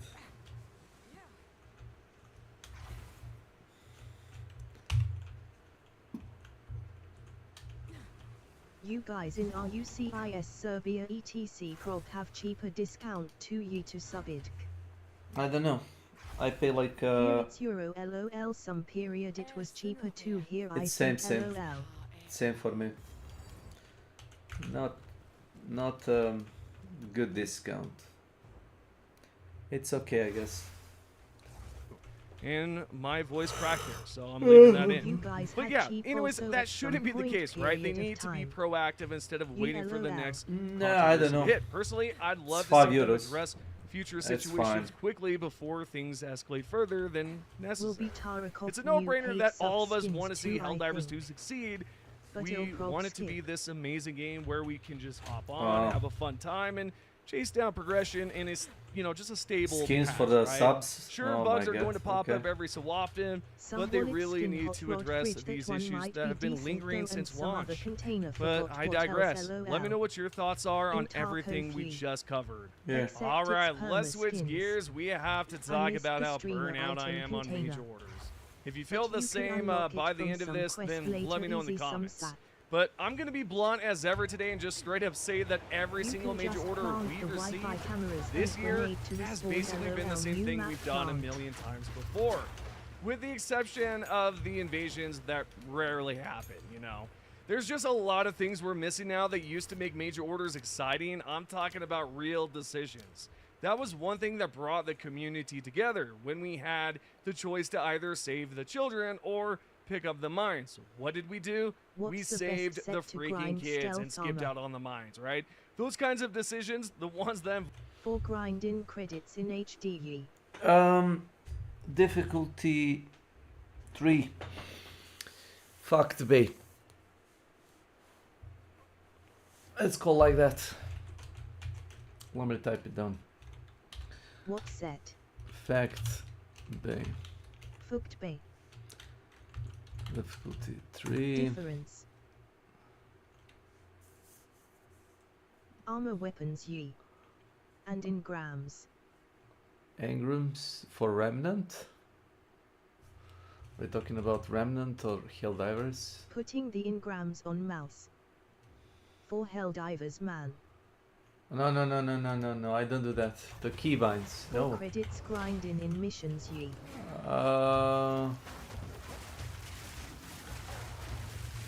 Well, you could buy I mean, if experimental. it's baneable or what? No. For keybinds, I don't think. Why would it?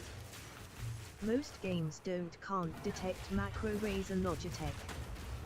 Ye. Yeah, I have a Logitech, the Or Razer some private mouse. Elgato apps ye. To have overlay on screen. Or Zoom. physical Elgato mini small tablets ye. Or Helldivers in grams.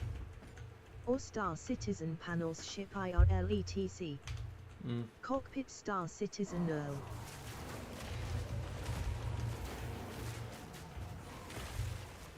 Go, move. When you gonna try Tarkov and Star Citizen etc? I don't know.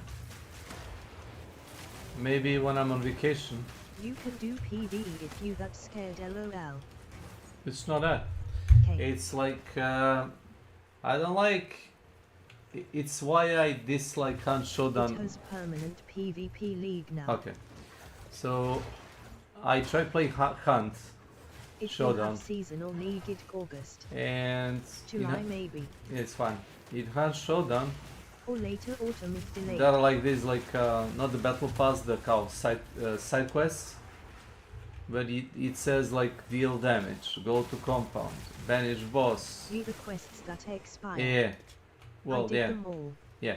And it says deal 2000 damage with a PAX to Hunter. I don't really engage that much in PvP. I'm more like defensive type of guy. You just rush arena. I guess. So I would deal that much of Rush damage. PvP arena for some quests you dislike.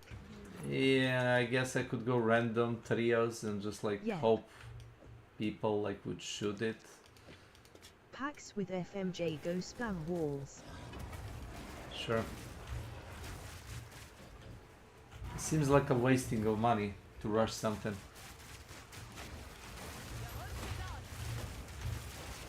You could do the VS2 in arena and steal last bounty. Oh, that being said, Well, you rush the quests that you dislike in Hunt Showdown. So saves time. true. Go go Power Rangers. Go, Thanks. sire. Thanks.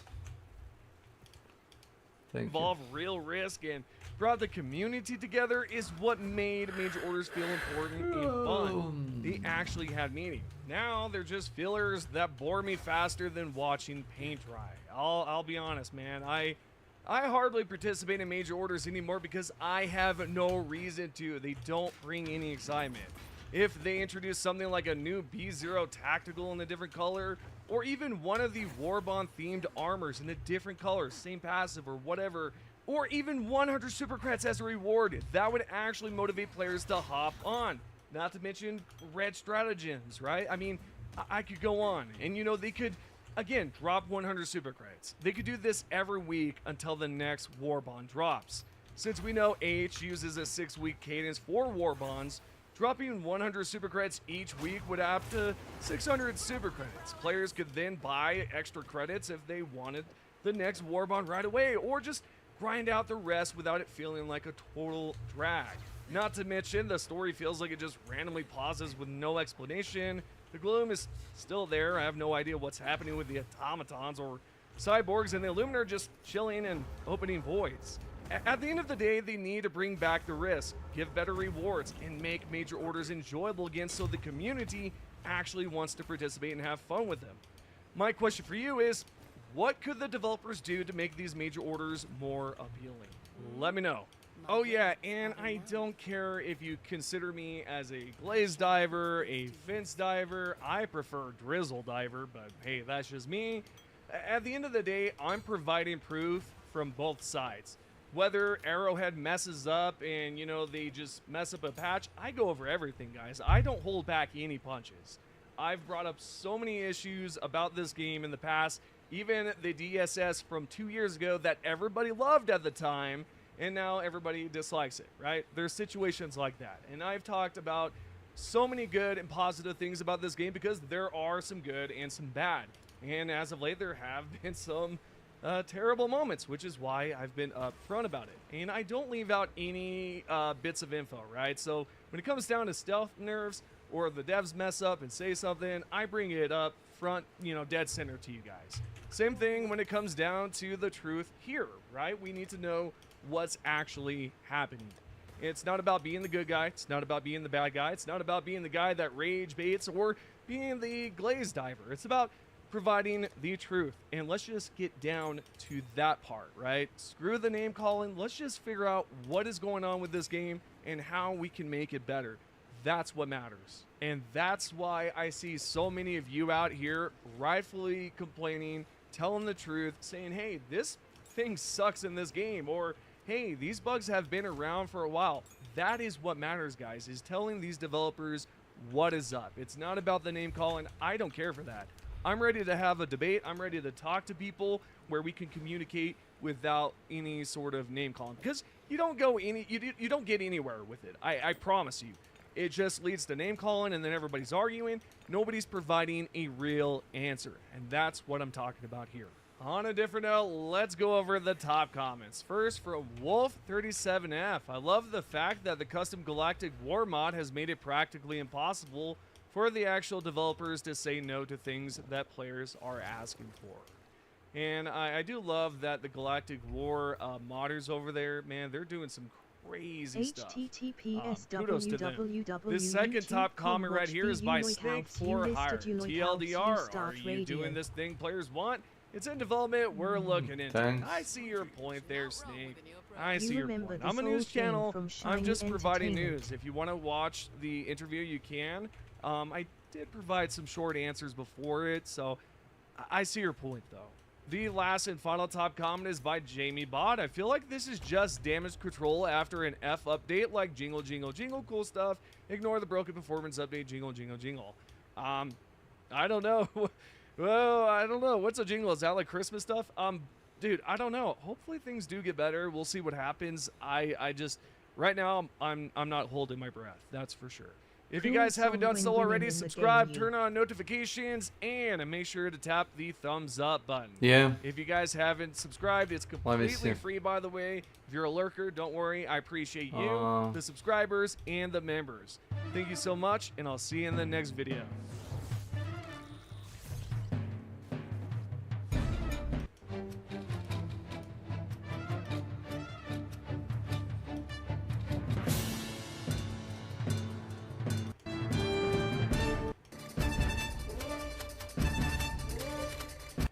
Not bad, not bad. Done skip. Yeah, yeah, let me show you.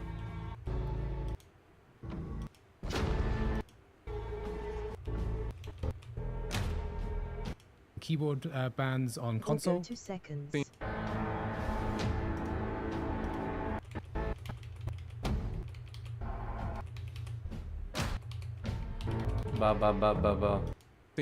All the other map changes, new weapons coming, and a lot more to cover today. After that, as you may have also seen in our latest blog about the inventory slot system rework, this is a huge topic, so we will have some guests covering it today and going into the nitty-gritty and trying to answer your questions as well. And as I said, there will be a Q&A at the end, so please try to leave some questions for us so we can try to answer those as well. And of course, it's a very big update, so we have a bunch of other gameplay changes, gunplay changes, balance changes, and some other topics to talk about as well. So please stay tuned and sit around because we have a lot to cover today. But without any further ado, let's kick off our community update segment.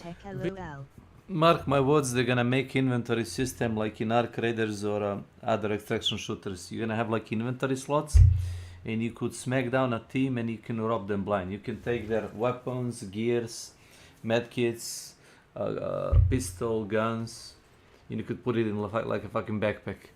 You see. Mark my words. Don't call me insane. With the Fair Play Task Force update, and we have some guests on here today. Hi guys. Hey Benza. Well, Hi, I'm Steven. I'm the product director on Hunt Showdown. And I'm Thomas. I'm a senior programmer on the Fair Play Task Force. Yeah, don't worry. Exactly. So this is the first You'll get of the Fair Play Task Force team. Do you guys want to talk about what we are gonna do and how we go forward in the future? Yeah, so we're looking to make this more of a regular update on an ongoing basis, and come here, talk about some of the topics that are not just on the roadmap and what we're working on, but also what's currently happening right now in the community and what the Fair Play Task Force is working on. With that and that sort of roadmap piece as a whole, we won't always be able to share all the major announcements and major details that are being worked on there. But we do want to make sure we give you more of an ongoing update of what's happening, make sure that we're doing a better job of keeping you in the loop on an ongoing basis on these different initiatives and how they're progressing. Part of that is about being more transparent, but also we know that we can just continue to improve that quality of communication as a whole. And you guys are already doing a great job of reporting a lot of these issues to us, be that through social and the in-game tools. So we just want to make sure that feedback loop is really close back to you as well. And let's start off with a little update for the past month from March to May and what happened in the game. Yeah, so you may have already seen these numbers in this morning's video, but we've banned 3,515 cheaters since our last update. We've also had 428 mouse and keyboard bans on console via the AnyBrain integration, which is really exciting to see, as well as another 269 additional bans for in-game violations. Why not just one thing to again caveat here? Why not just put mouse and keyboard players on consoles on PC lobby? That will make them think. If you haven't seen the video already, just the size of the numbers doesn't necessarily reflect the impact of what's going on. Sometimes we have like really high numbers when there's just a large number of people using a particular cheat. Other times the number might be smaller if we're just really on top of an issue, or if there's no other major one being picked up at that particular point in time. What's also really important with helping us identify the cheats and then take action against those cheaters is those player reports, and the frequency of those and how many of those we get from you really helps us find those cheaters on a quick basis and actually be able to take action at verifying them, making sure they really are proper cheaters, and then get them out of the game so you have a better fair experience. Yeah, and so we mentioned some bans on console with mouse and keyboard, so why don't we talk about the AnyBrain integration, which is the tool we use for this? Yeah, sure. So AnyBrain integration is something that happened alongside 2.7. And this is an anti-cheat that is on top of Easy Anti-Cheat. It is another system that is based mostly, but not only, on biometric analysis. So it gives us another way to see and detect cheaters. On console servers, namely, it's used primarily for now to detect mouse and keyboard usage. It has been doing a great job, and we had, like Steven mentioned, like 400 more plus bans. But it also is used on PC. It gives us new detection vectors to get more information on some people that we didn't have proof yet. It gives us additional information to ban those bad actors. Over the next 6 months, the AnyBrain integration will continue. It is not just a one-shot that is done. We continue to improve the detection system, feed more information, and we collaborate with them to basically make the solution better. Yeah, it's awesome, and of course, if needed, we're gonna talk about this in future streams as well. And there's one very important topic, the high ping kill cams, and you wanted to cover that today as well. This is something that we know about. It can lead to have very suspicious kill cam when you get killed by someone who has high ping. And this is an issue that was fixed, but unfortunately it's not in 2.8. I actually fixed that extremely recently, and here you can have a picture of a before and after. It will come along 2.9. You can see on the left, this is a high ping shot that was a valid shot, but it leads to a confusing kill cam. In 2.9 you will have an adjusted kill cam that will show where you were actually shot. So you can have a before and after there. Yeah, it's awesome to see. I think this is something people have been talking about for a while. And another hot topic is region lock. So let's talk about where we are right now. Yeah, this is a very hot topic, and is also related to high ping. Region lock remains a priority for the Fair Play Task Force, but it is a very tricky topic. The previous implementation that we had a massive caveat. 5% to 50% of the player base, depending on network settings, were circumventing the system. At the same time, some players were also stuck into high ping queues, although they were fair player, it's just because of location and network settings again. We believe now that we have a strong path forward with some technical improvement, but unfortunately we cannot give a specific timeline yet on that topic. So, some of the challenge that we encountered, we see a lot of people that would just ask, why don't we just remove region selection and have region lock that way? It's unfortunately not that easy, because as VPN exists, it would be extremely easy to circumvent that. At the same time, just having a strict ping cap doesn't solve the problem either, because it would act on an honest player and would prevent them to play the game all along. And this is not something that we want. Our goal is to provide the best possible matchmaking quality while allowing fair player to actually play the game. So this is a complex technical and ritual matchmaking challenge that is being worked on right now. And yeah, we will share more on that topic in the following streams, that's for sure. Thanks. Also, there are some rumors in the community about certain topics. So let me just say the rumors and let's tell them why it's actually not true. So first of all, they always say that Square nicknames prevent us, Crytek, from detecting the players. Yeah, happy to say that is very much false. We can identify which player is which, not based on what display name is displayed in the client, but actually there's a whole bunch of different IDs behind the scenes that help us understand who's who. So yeah, make sure you're reporting a player. It doesn't matter what you can see in that UI, if it's squares or whatever, we can actually still find out who is cheating and get them. And talking about reports, some players do say that in-game reporting is completely useless. Yeah, I will take that one. That's also absolutely not true. It's in fact one of the main statistics that we use to spark investigation or reach conclusion on some players. So please continue reporting people using the in-game tool, but also the website tool, because sometimes you could need to report someone you didn't interact with, and even if you cannot see their name, even if it has square names, for example, just write as much information as you have, like your in-game name, the time at which it happened, maybe the map, and we will definitely take a look in that.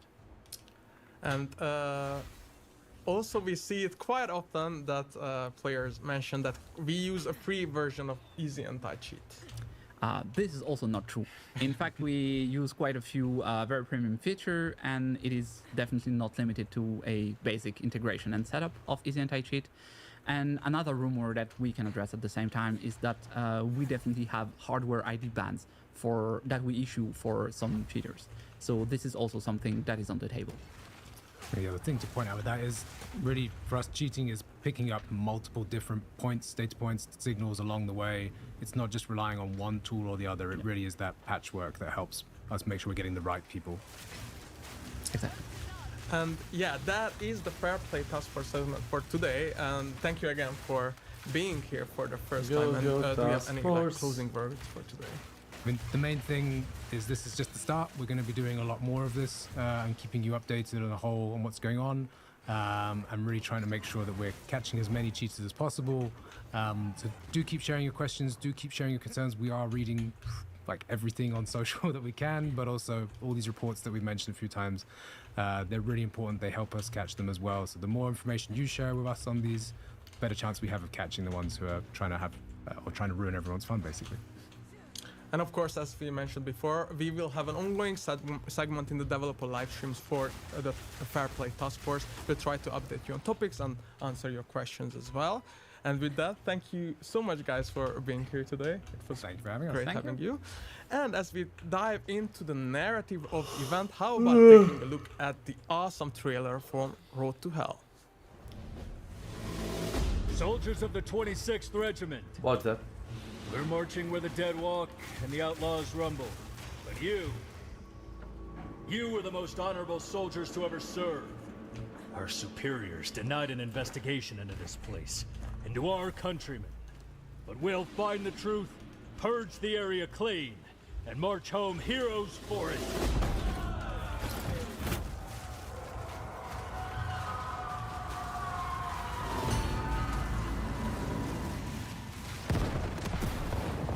This place has already been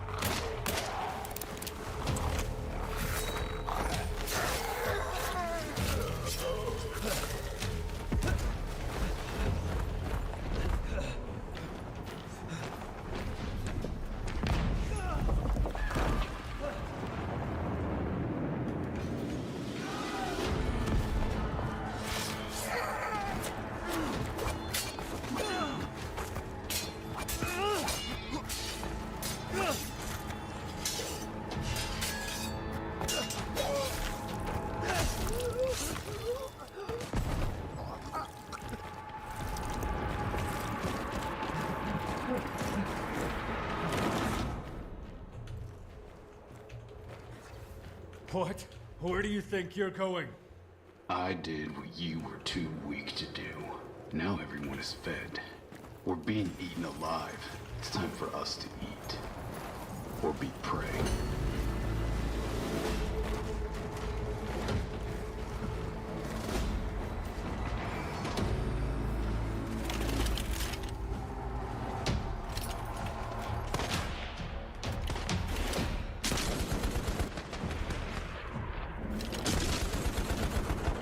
Man that kills his enemy is no murderer.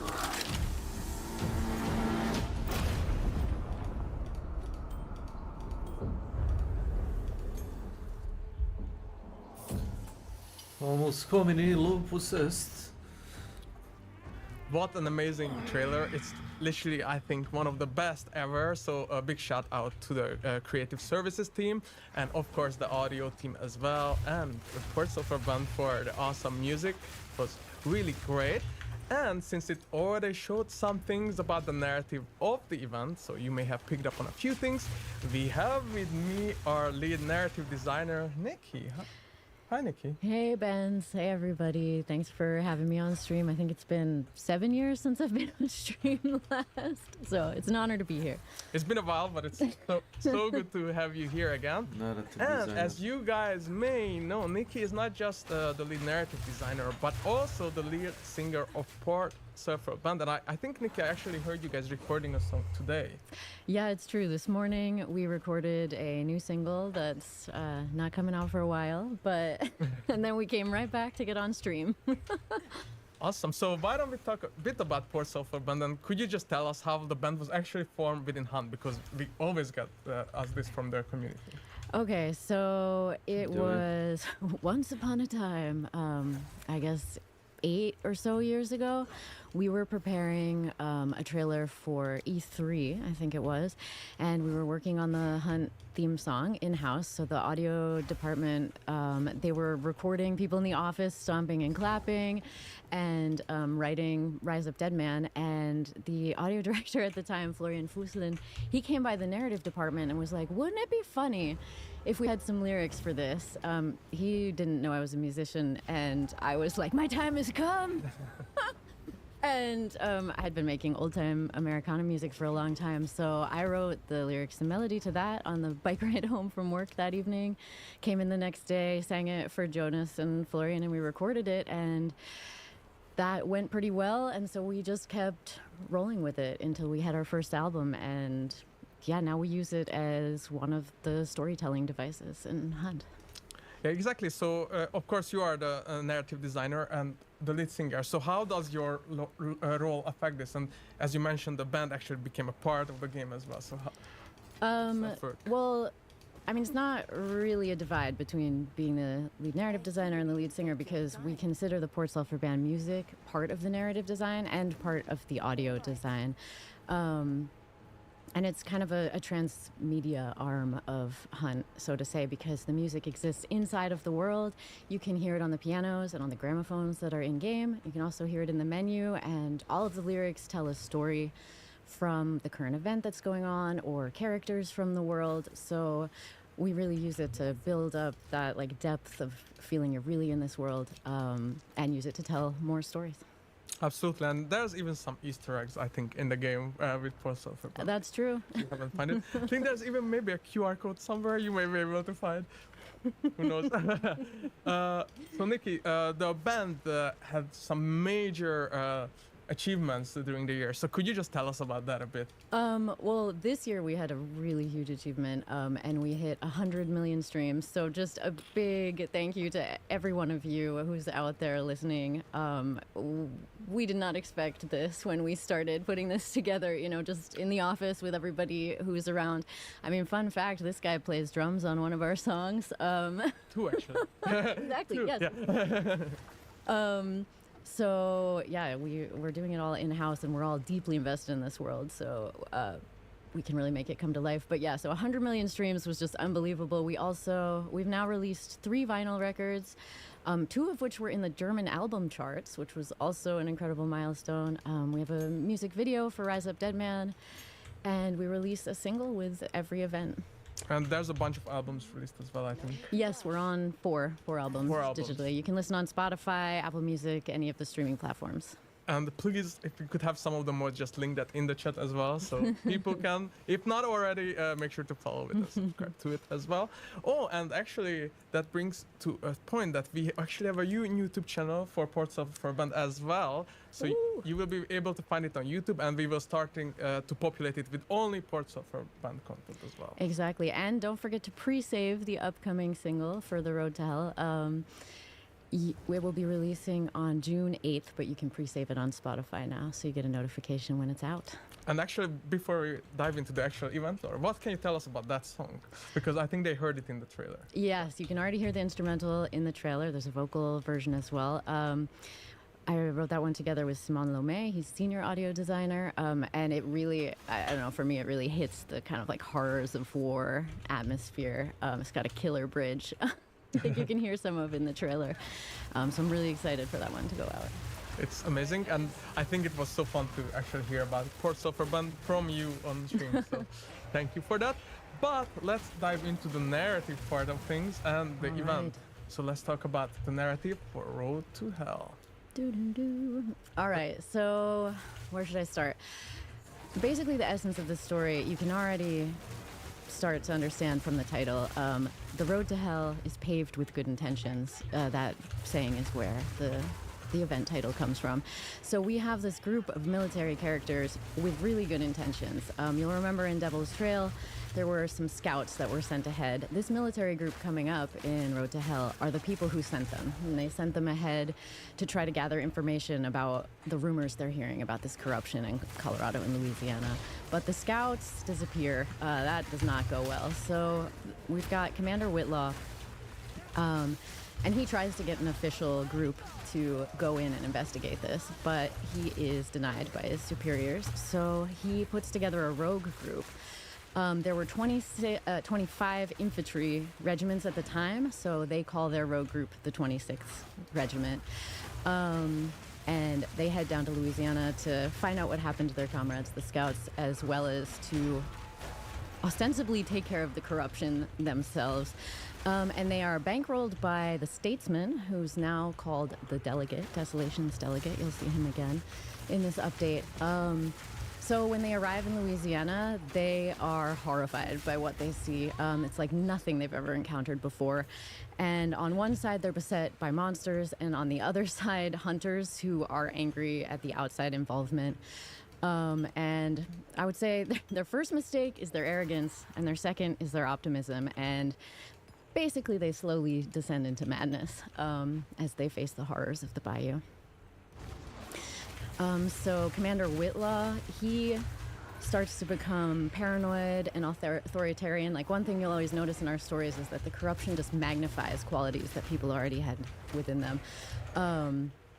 So he's real twitchy. He's turning on his own people right and left, imagining that they're betraying him. Sergeant Riggins, his right-hand man, he starts to become superstitious and like gets into some weird occult stuff. He starts feeding the soldiers corrupted meat. It's not a good scene. And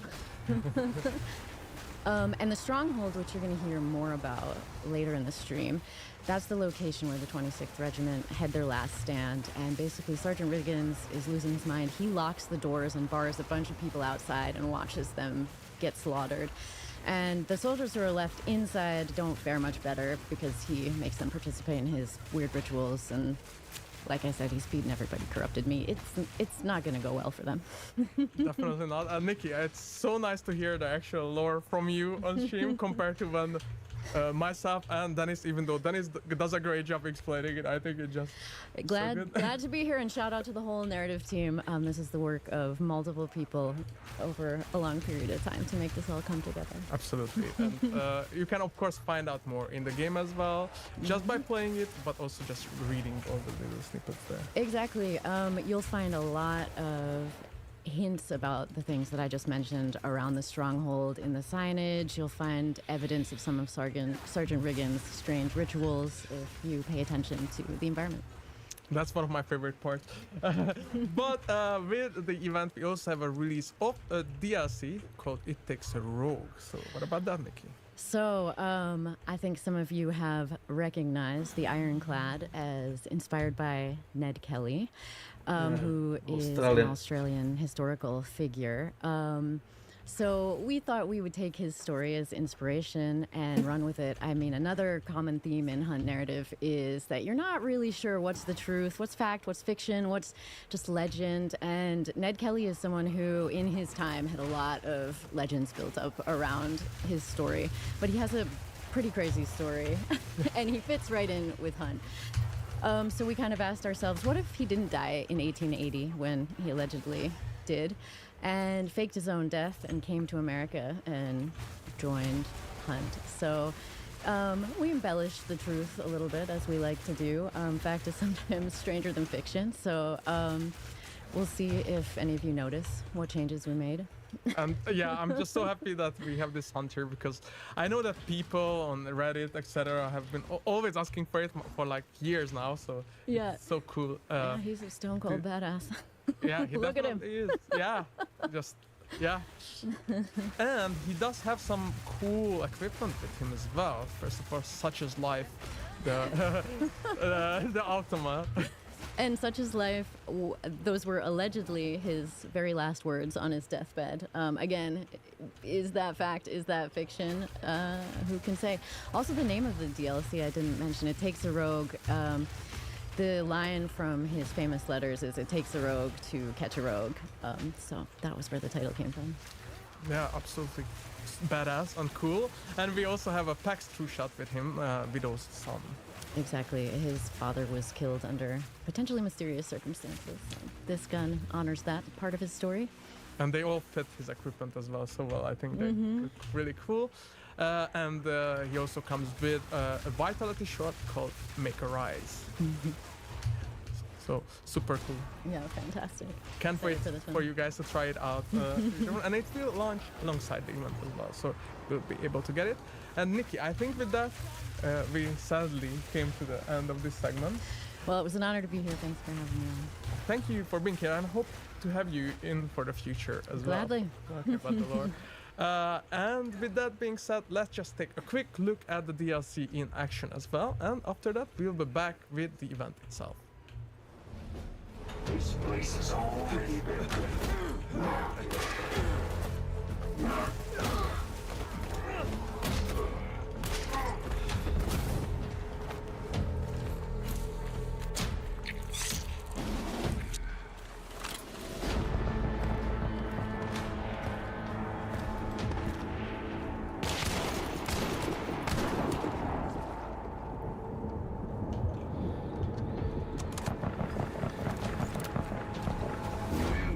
his enemy is no murderer.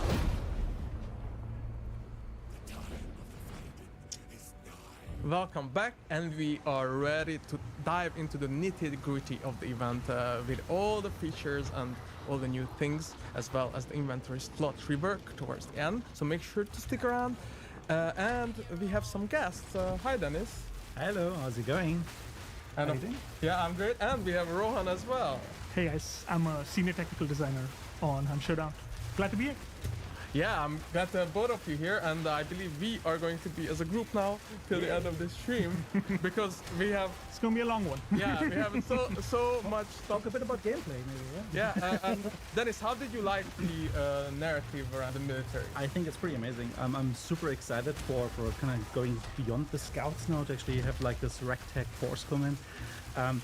It was really fun, like researching some of those pieces, like even understanding how small the US Army actually was at that time, with like 25,000 people or so. And just understanding all of these moving pieces and also like uniforms and researching around that time, because it was a transition period. So super exciting. As usual, it kind of influenced a lot of like nitty-picky details of some of the like mechanics we built. So absolutely, and I feel like a lot of those details made it actually into the game in. Not just level design, but of course lore and the weapons and all the cool stuff. So let's start about the overview of the event and what we can expect. So of course, as we talked about it, this is a military themed event, and it will tell the story about the escalating conflict as the army or the military faces all those horrors of the bayou, and the trailer I think gave an amazing representation of that as well, and it also shows the difference between like regular soldiers and actual, you know, demon blood or demon shot hunters that deal with the monsters so easily, sometimes not in my case though. And it's very important to talk about the date. So that means the event will start June 9th, which I believe is next week, and we'll go until September 8th. Yes. Only 3 months of awesomeness. And then, obviously, one of the biggest features of the event is the new strongholds, our kind of largest 17 compound that we've done. It features the cage boss target, and I think there's a bunch of more level changes around to make the world more immersive. We'll go into all of these a bit in detail later.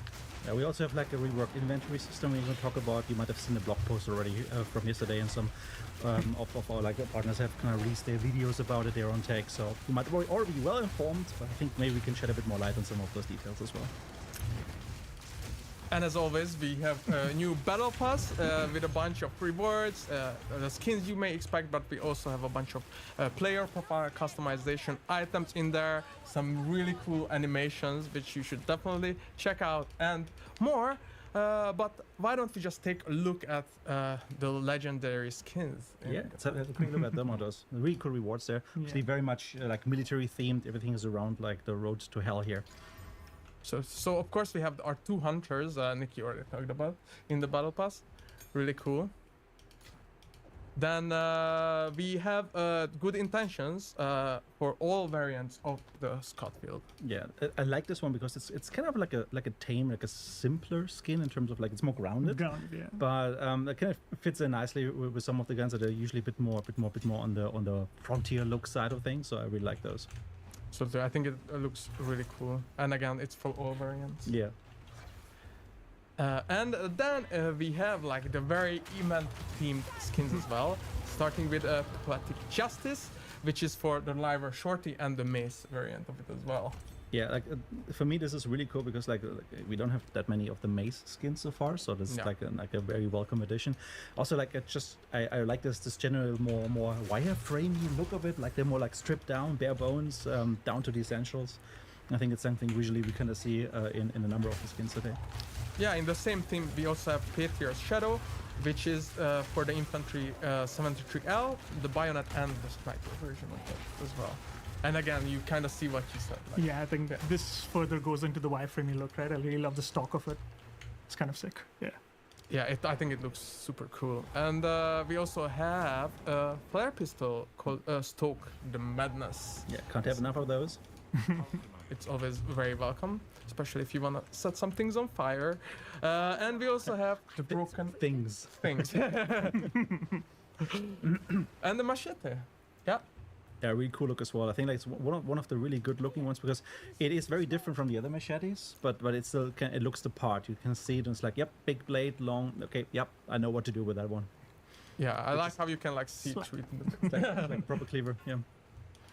Then we have some of the military themed skins in the battle pass as well, starting with the ammo box called Gilded Defense. Yeah, that's a nice one as well. We also have the counterpart, which is for the conversion and the chain pistol variant of this as well. Really nice. Yeah, they look amazing.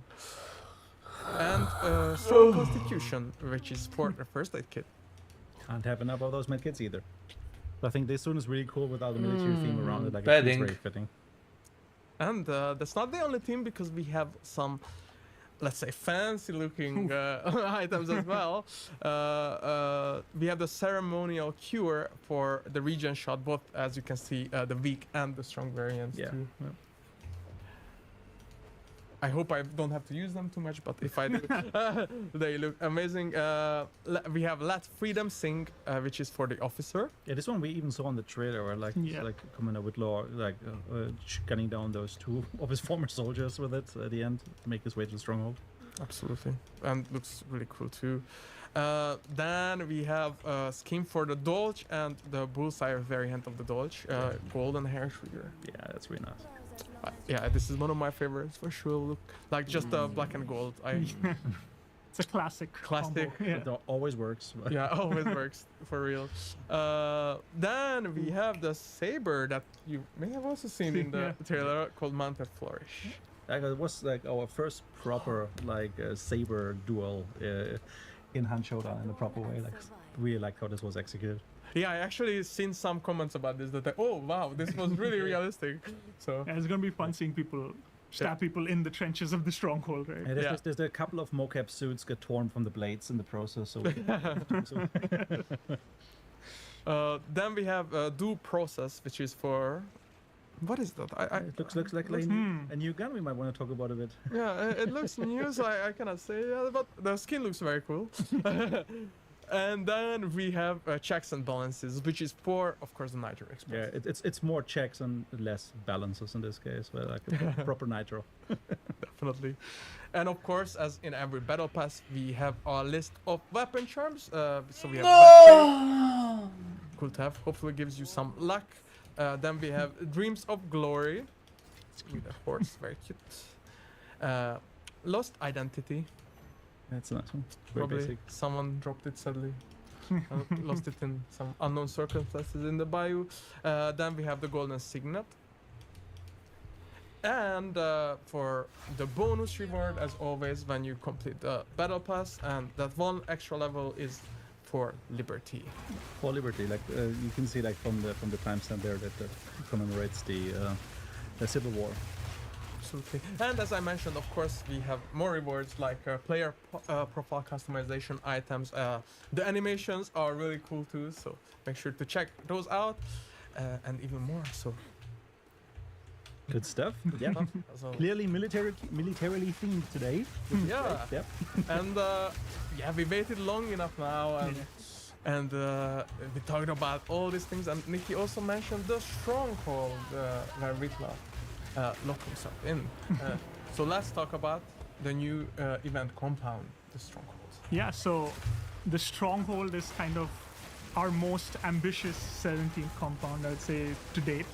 It takes all the learnings we have from like the Bilebeaver Nest, the Murder Circus, and we truly believe this is like the amalgamation of all that effort, right? Like the team, I think, knocked it out of the park with this, and they're very large. I think once you see it in game, it's like an awesome sight. We will have 2 locations per map, and with 4 maps, obviously, that makes 8 unique layouts of the stronghold. Just because they're all unique, I think for the first 2 weeks, we'll only have 1 location per map active, so players can get a bit familiar of like the different areas, kind of the rules of how the stronghold is built, and then they have an idea how to kind of approach this place. Yeah, it's like learning like entire new boss level. Exactly. Right? Yeah, and then obviously after the 2 weeks, then all of the locations will be unlocked. And around this area, you'll also find some military-themed grunts, similar to like the circus grunts, which I think Dennis is very excited about. They're really cool because, like I mentioned this in the beginning about like us researching a little bit, also even into uniforms and stuff. Like so, like if you think about like the US Army of that time, you think about like the blue drab uniforms and stuff, right? But actually, they were in this transition phase. So like some of them had these more modern khaki uniforms. So also for these grunt variants, we try to mix them a little bit. So some had the older, some had the newer fatigues, and kind of like use that to kind of like distinguish them a little bit visually. So you see them like strolling around, like wind laws them in, like what's left of them. Yeah, lost to corruption, unfortunately. Yeah, you mentioned that there's a cage boss. So what is that about? Yeah, so let's get into the nitty-gritties of what's in the stronghold, right? The cage boss target, I think, is awesome. Basically, talking about a little bit of the narrative, right? And Nikki spoke about Sergeant Riggins kind of losing his mind, feeding people corrupted meat. What is corrupted? A boss target. So you can kind of connect the dots here. The idea was they got the boss target to kind of experiment on and send it off, but they lost their minds and started eating it instead. Fun. But what that means for us for gameplay is very nice. We have a banishable target in there, and because the strongholds are so big, and we want combat to happen there, and we want you to defend them, and this allows that, right? So you have to sit there to get the objective, and I think it promotes really cool fights around the stronghold. It's a nice focal point, right? Exactly. It's everybody interested to go to this place, and also we talk about this in a bit, like, but you know where this is from the get-go, right? Like, exactly. The different motivation, where like you chase the regular boss, you go for this one. So it's really, really cool. And then in addition to that, obviously there's all kind of loot in the stronghold. We'll see that in the video in a bit. Scarce weapons, ammo, and some cargo crates, as you might have seen in some of our party videos as well. For now, you can extract those to get some rewards, but let's see what else you can do with that in the future. I think that there's still some really uplifting ideas around this whole thing. Yeah. But yeah. I mean, basically, the sky's the limit on this. Truly. And then on the side, each stronghold obviously includes Destiny's Dial. I mean, it's a community favorite. It's fun. Gamba your pledge marks away. And then there are kind of three main areas of the stronghold, right? The command tent, the trenches, and then the main fortified building. Yeah, and since you mentioned those, why don't you also take a look at the video so we can see? Yeah, we can talk over some of those pieces later. Yeah, cool. I mean, so you can already see the scale of the stronghold, right? It's like really large. On the right, you kind of see the tent area. In front, you see the main building. I really like the tent area and the perks there. Like it's really like a little bit outside of the influence. So if you hold the center, you might be missing out on what's in the tent. So there's always like a nice thing also for maybe some besieging attacking team to also benefit from. And over here you see the cage boss target isn't fully dead, and hence boss whispers are also active. So you kind of know if people are around. But once you banish the boss, you're kind of all there on yourself. The normal process, yeah, exactly. Oh, look what's there. We'll talk about that a bit later. Yeah, so the army definitely brought some stuff. Yeah. Over here you can see like the trench area. Kind of all strongholds have a trench, a command tent, and then the main fortified building, right? But the cool thing about these trenches is also like they both serve the attacker but also the defender. Exactly. You can actually kind of pre-mine this a little bit. Want to be careful around it, but also that gives you angles maybe to approach the main stronghold location a little bit as well. So. And something also in the command tent, in all command tents, is the scouting map, which reveals obviously the hidden locations. We'll talk about those in a bit. You have your standard boons and the tarot card board here. To get 3 tarot cards, obviously first come, first serve. And the tarot cards are all basically randomly chosen. Yes. Then kind of see some of the sightlines you can get from within the stronghold. Yeah, it's going to take a moment for people to learn all the different angles, etc. Like what the ways are in, etc. We try to also keep it in a way that like you can't get in everywhere, right? So like we kind of keep control about where you can get in, where not. So similar to like a boss lair, there are certain ways that you can control, maybe with traps or with the Constantino bomb. Here you can see some of the other rewards in the main fortified building, mainly to replenish your ammo. And over here you can see the new or returning sealed explosive box, which you can pay 1 pledge mark to get kind of 3 different explosives. Yeah, it's like a random selection basically.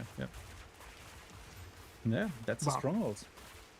Super proud of what the team is able to do. Well, what's really cool about this whole thing as well is like, as you can see, like with all the trenches, like we were able to use a bit new technology for us that allows us to kind of use deformable pieces and can actually dig trenches properly. In the past, like when we, for example, added the circus, we kind of like had to flatten the terrain for it in advance from the map, and then we would layer on top. Now we can actually be a bit more destructive and actually kind of tear things apart, and that obviously gives us some really cool stuff for the future as well. Yeah, I mean, kind of harping on that topic, we'll see here, talking about the trenches and the terrain tool, we've not only have them in the stronghold, but we've taken to like kind of expanding it and kind of creating a more immersive atmosphere around the whole map. So you find like a lot of little areas with like these bunkers, these little trenches with some loot scattered around. I think it really adds to the full experience. And then in addition to the stronghold, we also have a new supply point called the medical supply point. You might have noticed in the stronghold we did not show a restoration kit. This is where the medical supply point comes in. This is like your only place to use the restoration kit, and it has a bunch of goodies in it as well, like a 4-shot boon, some assortment of syringe shots, and now consumable medical packs around. You can take them away and then you place them somewhere in the trenches or wherever you want, or take them to the stronghold if you're close by. Yeah, and actually we also have a video for that, so let's have a look at the medical. So you can see the icon here. This will be marked on the map by default.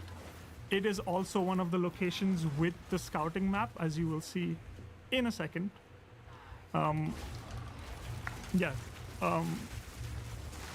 What's really cool about this one is that, like, similar to what we did with the tents in the stronghold, like you do have to kind of think about like, okay, well, I can defend this central location, but I can't really restore my health, or I can also be as an attacker maybe like keep that place locked down.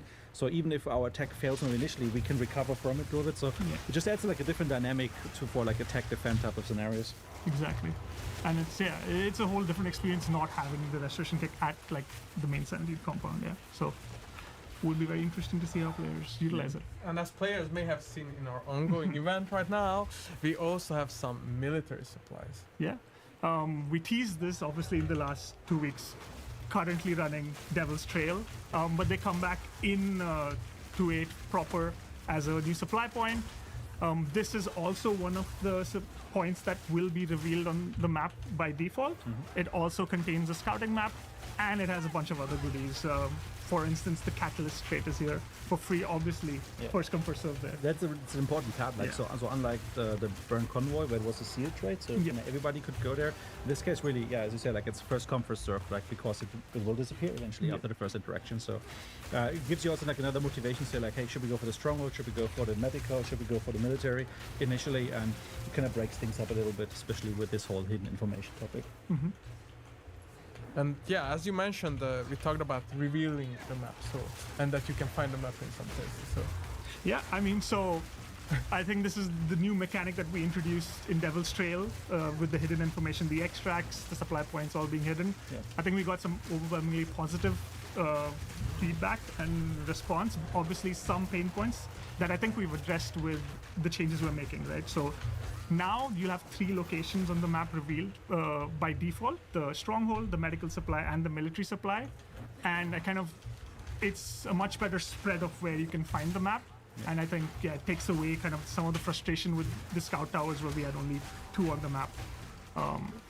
And then also like interacting with the scout map, for example, doesn't reveal the wild targets anymore, right? So it doesn't give you like all of the information, but like it shows you what locations exist besides the ones initially revealed, including the exits, of course. Yep. So like I think that's a really strong dynamic, and we've seen lots of positivity around it. So we keep on experimenting with it. Just having like 50% more locations to get a map, I think should especially address some of the pain points. So maybe by chance in the current update, like 2 of the towers were maybe in the other side, and it was just very hard to get to. So now there's a more of a fair chance to get there. Yep. And then the last point, I think it covers again, like we've really taken the time to make the world feel like the military has arrived and not just in this one location. So I'm super excited to players to kind of see that and discover it for themselves. Like little in between locations, a little bit of a checkpoint here or roadblock there, and then like some trenches they had like. So I think they took quite some time to find like the proper locations for their strongholds eventually. So like they've been spreading all around, and probably like step by step had to give up those positions as they kind of fell back to the central stronghold for their last stand basically.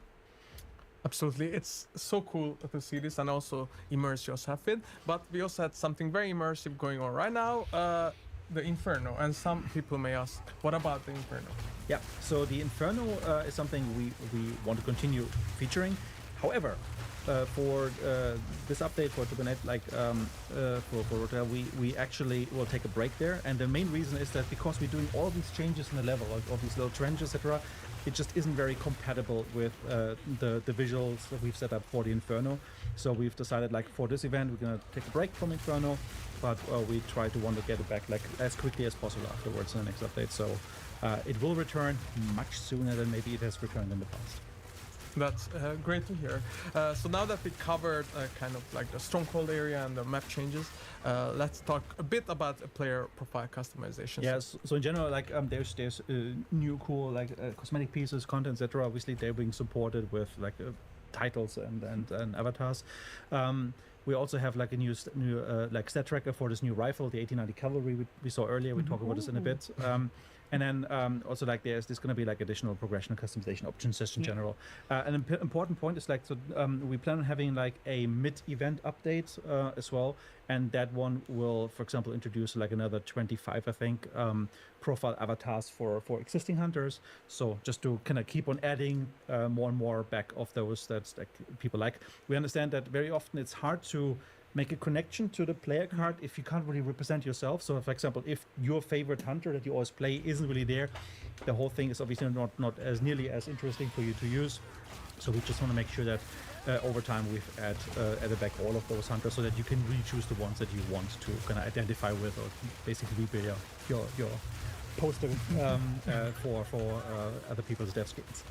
Yeah, absolutely. I think like players have been asking for that, and a lot of DLCs are included in it. And if you already have the DLC, you will actually receive the avatars as well. Exactly. So all of those you basically get retroactively if you own the DLC, or the moment you buy a DLC, you would get those as well. Now let's go into the gameplay changes side of the update. And to kick that off, we have a new introductory story challenge. Yes, so as part of our ongoing journey with improving our onboarding, as you know, like we talk about this every stream with like new additions we do around, for example, the hunter bots and other pieces. We now introduced a new story challenge, a free story challenge that is basically active by default for every new player. It's called Let the Gunshots Ring, and think of it as an introduction story challenge. So it has some very, very basic, very core to the main objective path focused goals to achieve. So like banish a boss, kill a boss, that type of stuff, right? So we want to use that, gonna have a bit more hand-holding for new players, that they also get like a bit more validation about doing the right things early on, understanding the core beats, and they can also obviously go there and kind of check what's missing still that might make them think about certain parts of the game, maybe that either they have forgotten from the tutorial or didn't really get covered. So it's something that allows players to just like have a bit more hand-holding there and ease them into the mechanics. And for that one, we also have repurposed some of our kind of free cosmetic pieces that we have in the store, have had in the store for years already. So they still remain free, of course, but like we kind of now give them to the player a bit more meaningfully as rewards for different chapters. So by completing those chapters, this is how you would unlock them. Obviously, if you have them unlocked already, we wouldn't lock them again. But primarily for new players, it gives them something to kind of say like, oh, that's really cool, I did this thing, and I get like this reward there. That's literally, some people were not even noticing that they have these free skins sitting around somewhere and didn't claim them properly. So this way we hope we kind of put a bit more focus on them. And I think it feels very nice for new players to kind of get some of these rewards there. Absolutely. And now let's dive into something super exciting and very big, very game-changing to come into the game. And I know Darius especially is very excited to go into the nitty-gritty about this, the inventory slot rework. Yeah, so this is like one of the maybe the biggest change in terms of systems we've been doing in this game for at least several years now. In general, inventory slot rework is addressing how you can equip your loadouts, what combinations work, what gameplay does it allow, how do we support playstyles, etc. So we've kind of looked a little bit at the current system and kind of like looked, okay, what are the pain points? What is really not working so well? So it's just like a recap quickly. I mean, what is this current system that we have? We have the 2 weapon slots. And they allow you to put weapons in based on a large, medium, and small categorization. And then there was a rule set there where... Okay.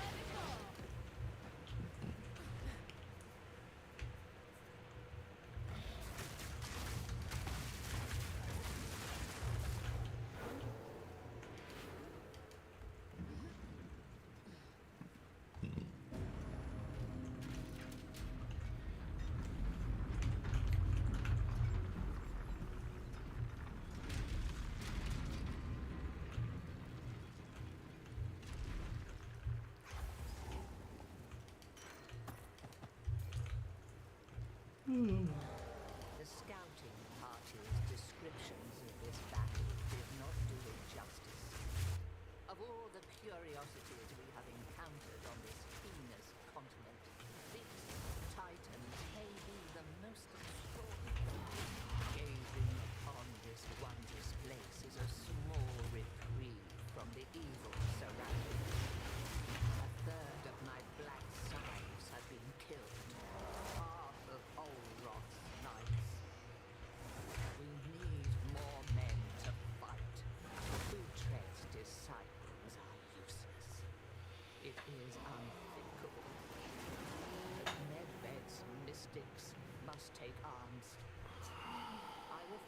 twin axes to remind him. Our daughter and I are by his side. May Medved's blades raise this horrid land which forced him to fight.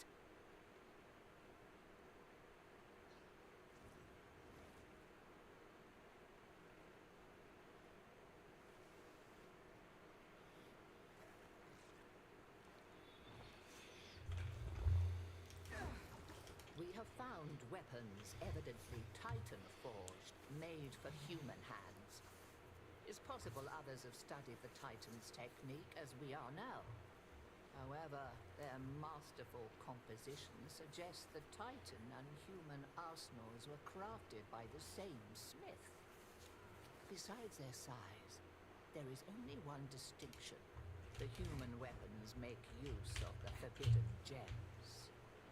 We have been affixing our gems to weapons like adornments, to sew gems into the blades themselves, to enmesh the powers of gems and runes.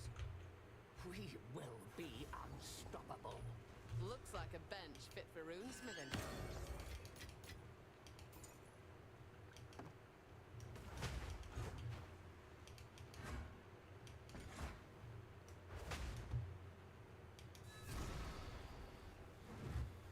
Well, well. None of this is Marrakesh.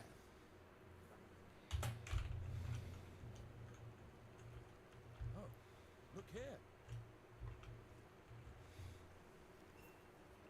Ah, another tome, Volume 2.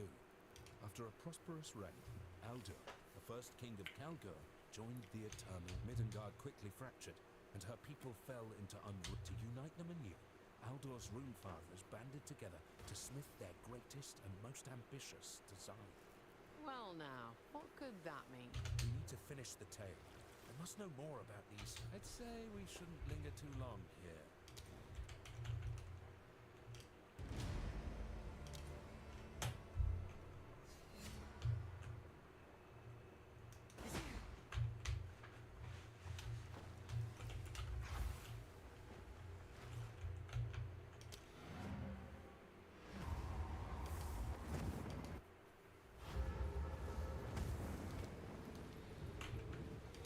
How can I be of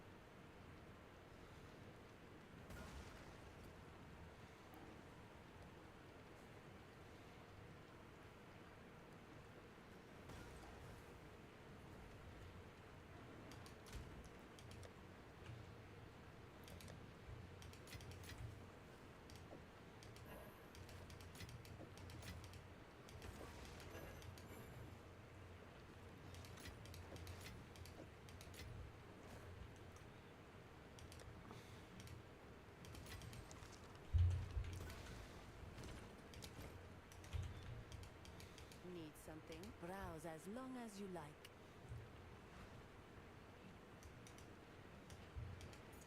I shall put this to use. Goodbye.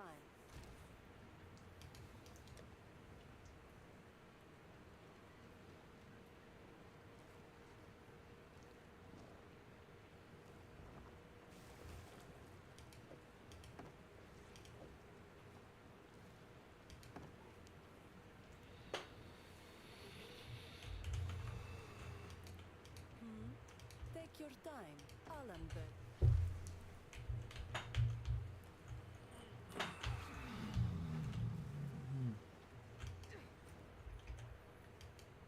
The Ferryden have us as we speak. Right then, to war.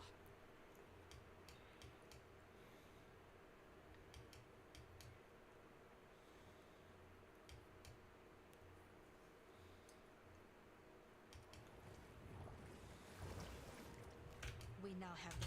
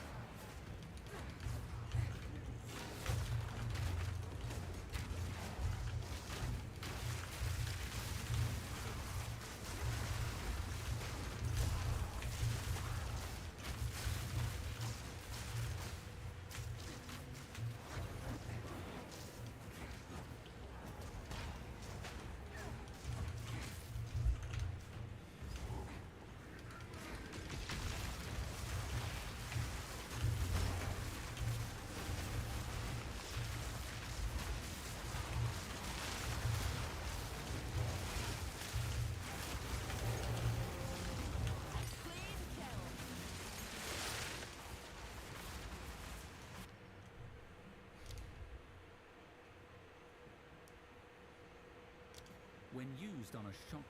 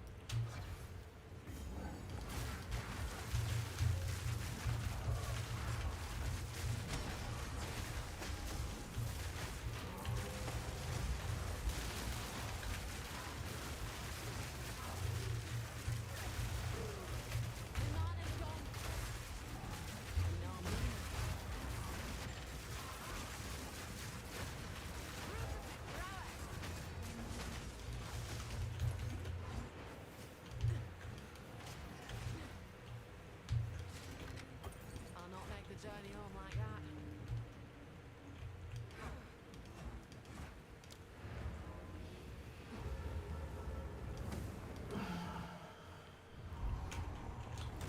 Where you can choose either like a large and a small or two mediums, and if you were to equip the quartermaster trait, then you were able to kind of expand the small to another medium, so the large and a medium. So it was a very basic rule set, just to give you like some relationship there, and allow you to kind of equip like maybe a rifle and a pistol, or maybe two medium type of weapons together in an interesting way. In addition to that, we also had, or have right now, because update isn't live yet, we have four tool slots, so that you can equip 4 distinct tools, and we had 4 consumables, a different type of equipment that would obviously be consumed on use, like explosives, bombs, etc., shots, that you can kind of choose from as well. And while the system was, I think, pretty okay for giving you enough variety, there were some pain points clearly in this one.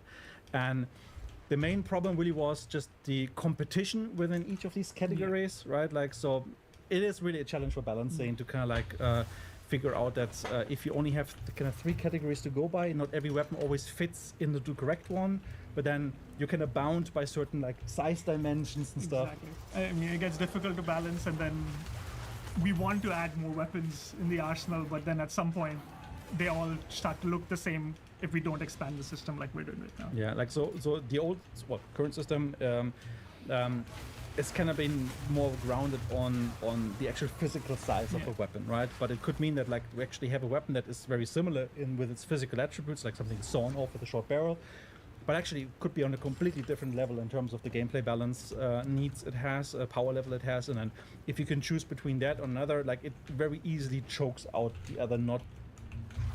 You again, the fool under the hooded one's sway. Do you even know what he is? No matter.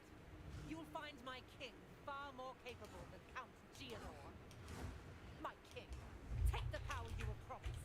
Put an end to this nuisance. Ah, the Sigmar of Yardura.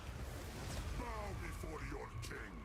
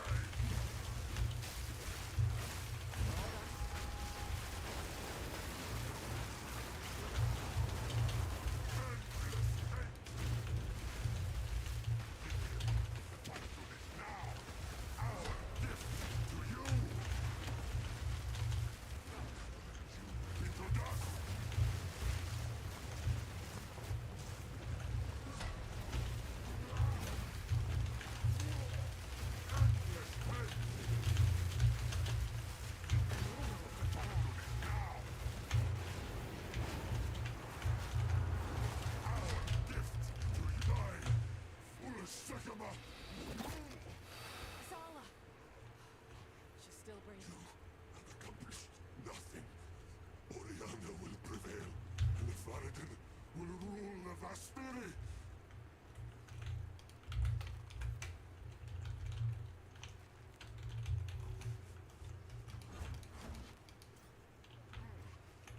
This is not over.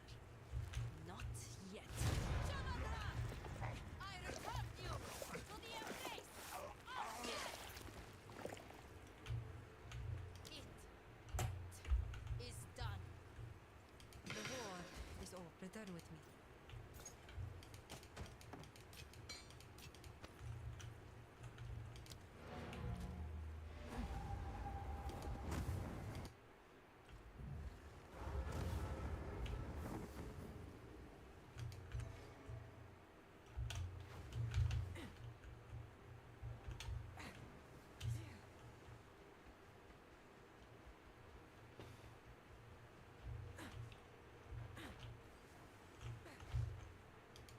My worst fears have been realized.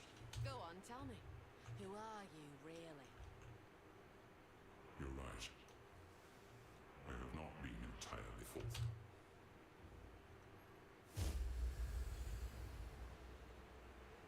I am a god. Thief of virtue. I am the thief of virtue. I am. It was I who created all I can. The beast while I stare ruin. I don't believe it. An ancient Asmeri in the flesh. What have you learned? I am thousands. I spent my... Garrikon was... The time came, however. It's a... When... You want... There are... And... Greetings.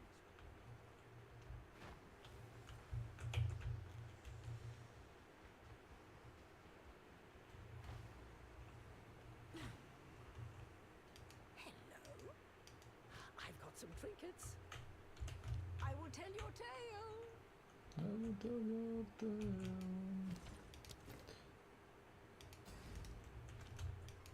Need something? The Risen King is the Faradan. My wares are renowned.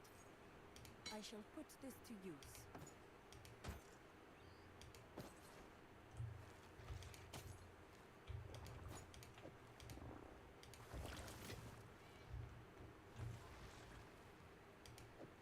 I shall. Blessings.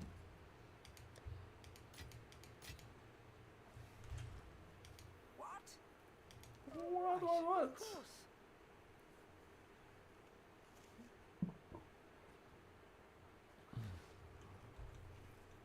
Yeah. Stay inside.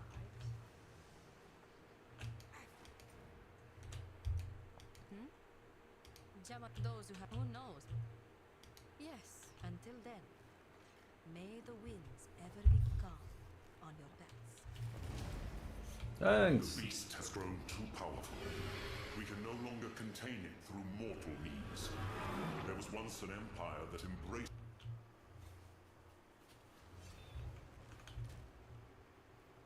Sure.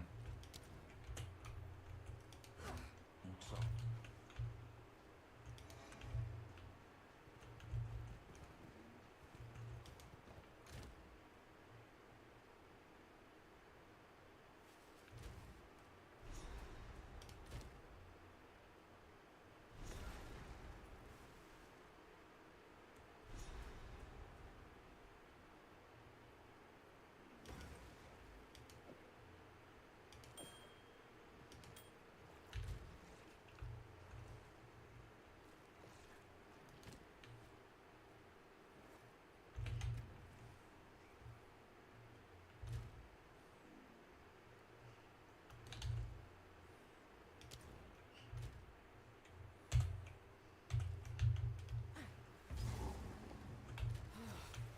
This humidity.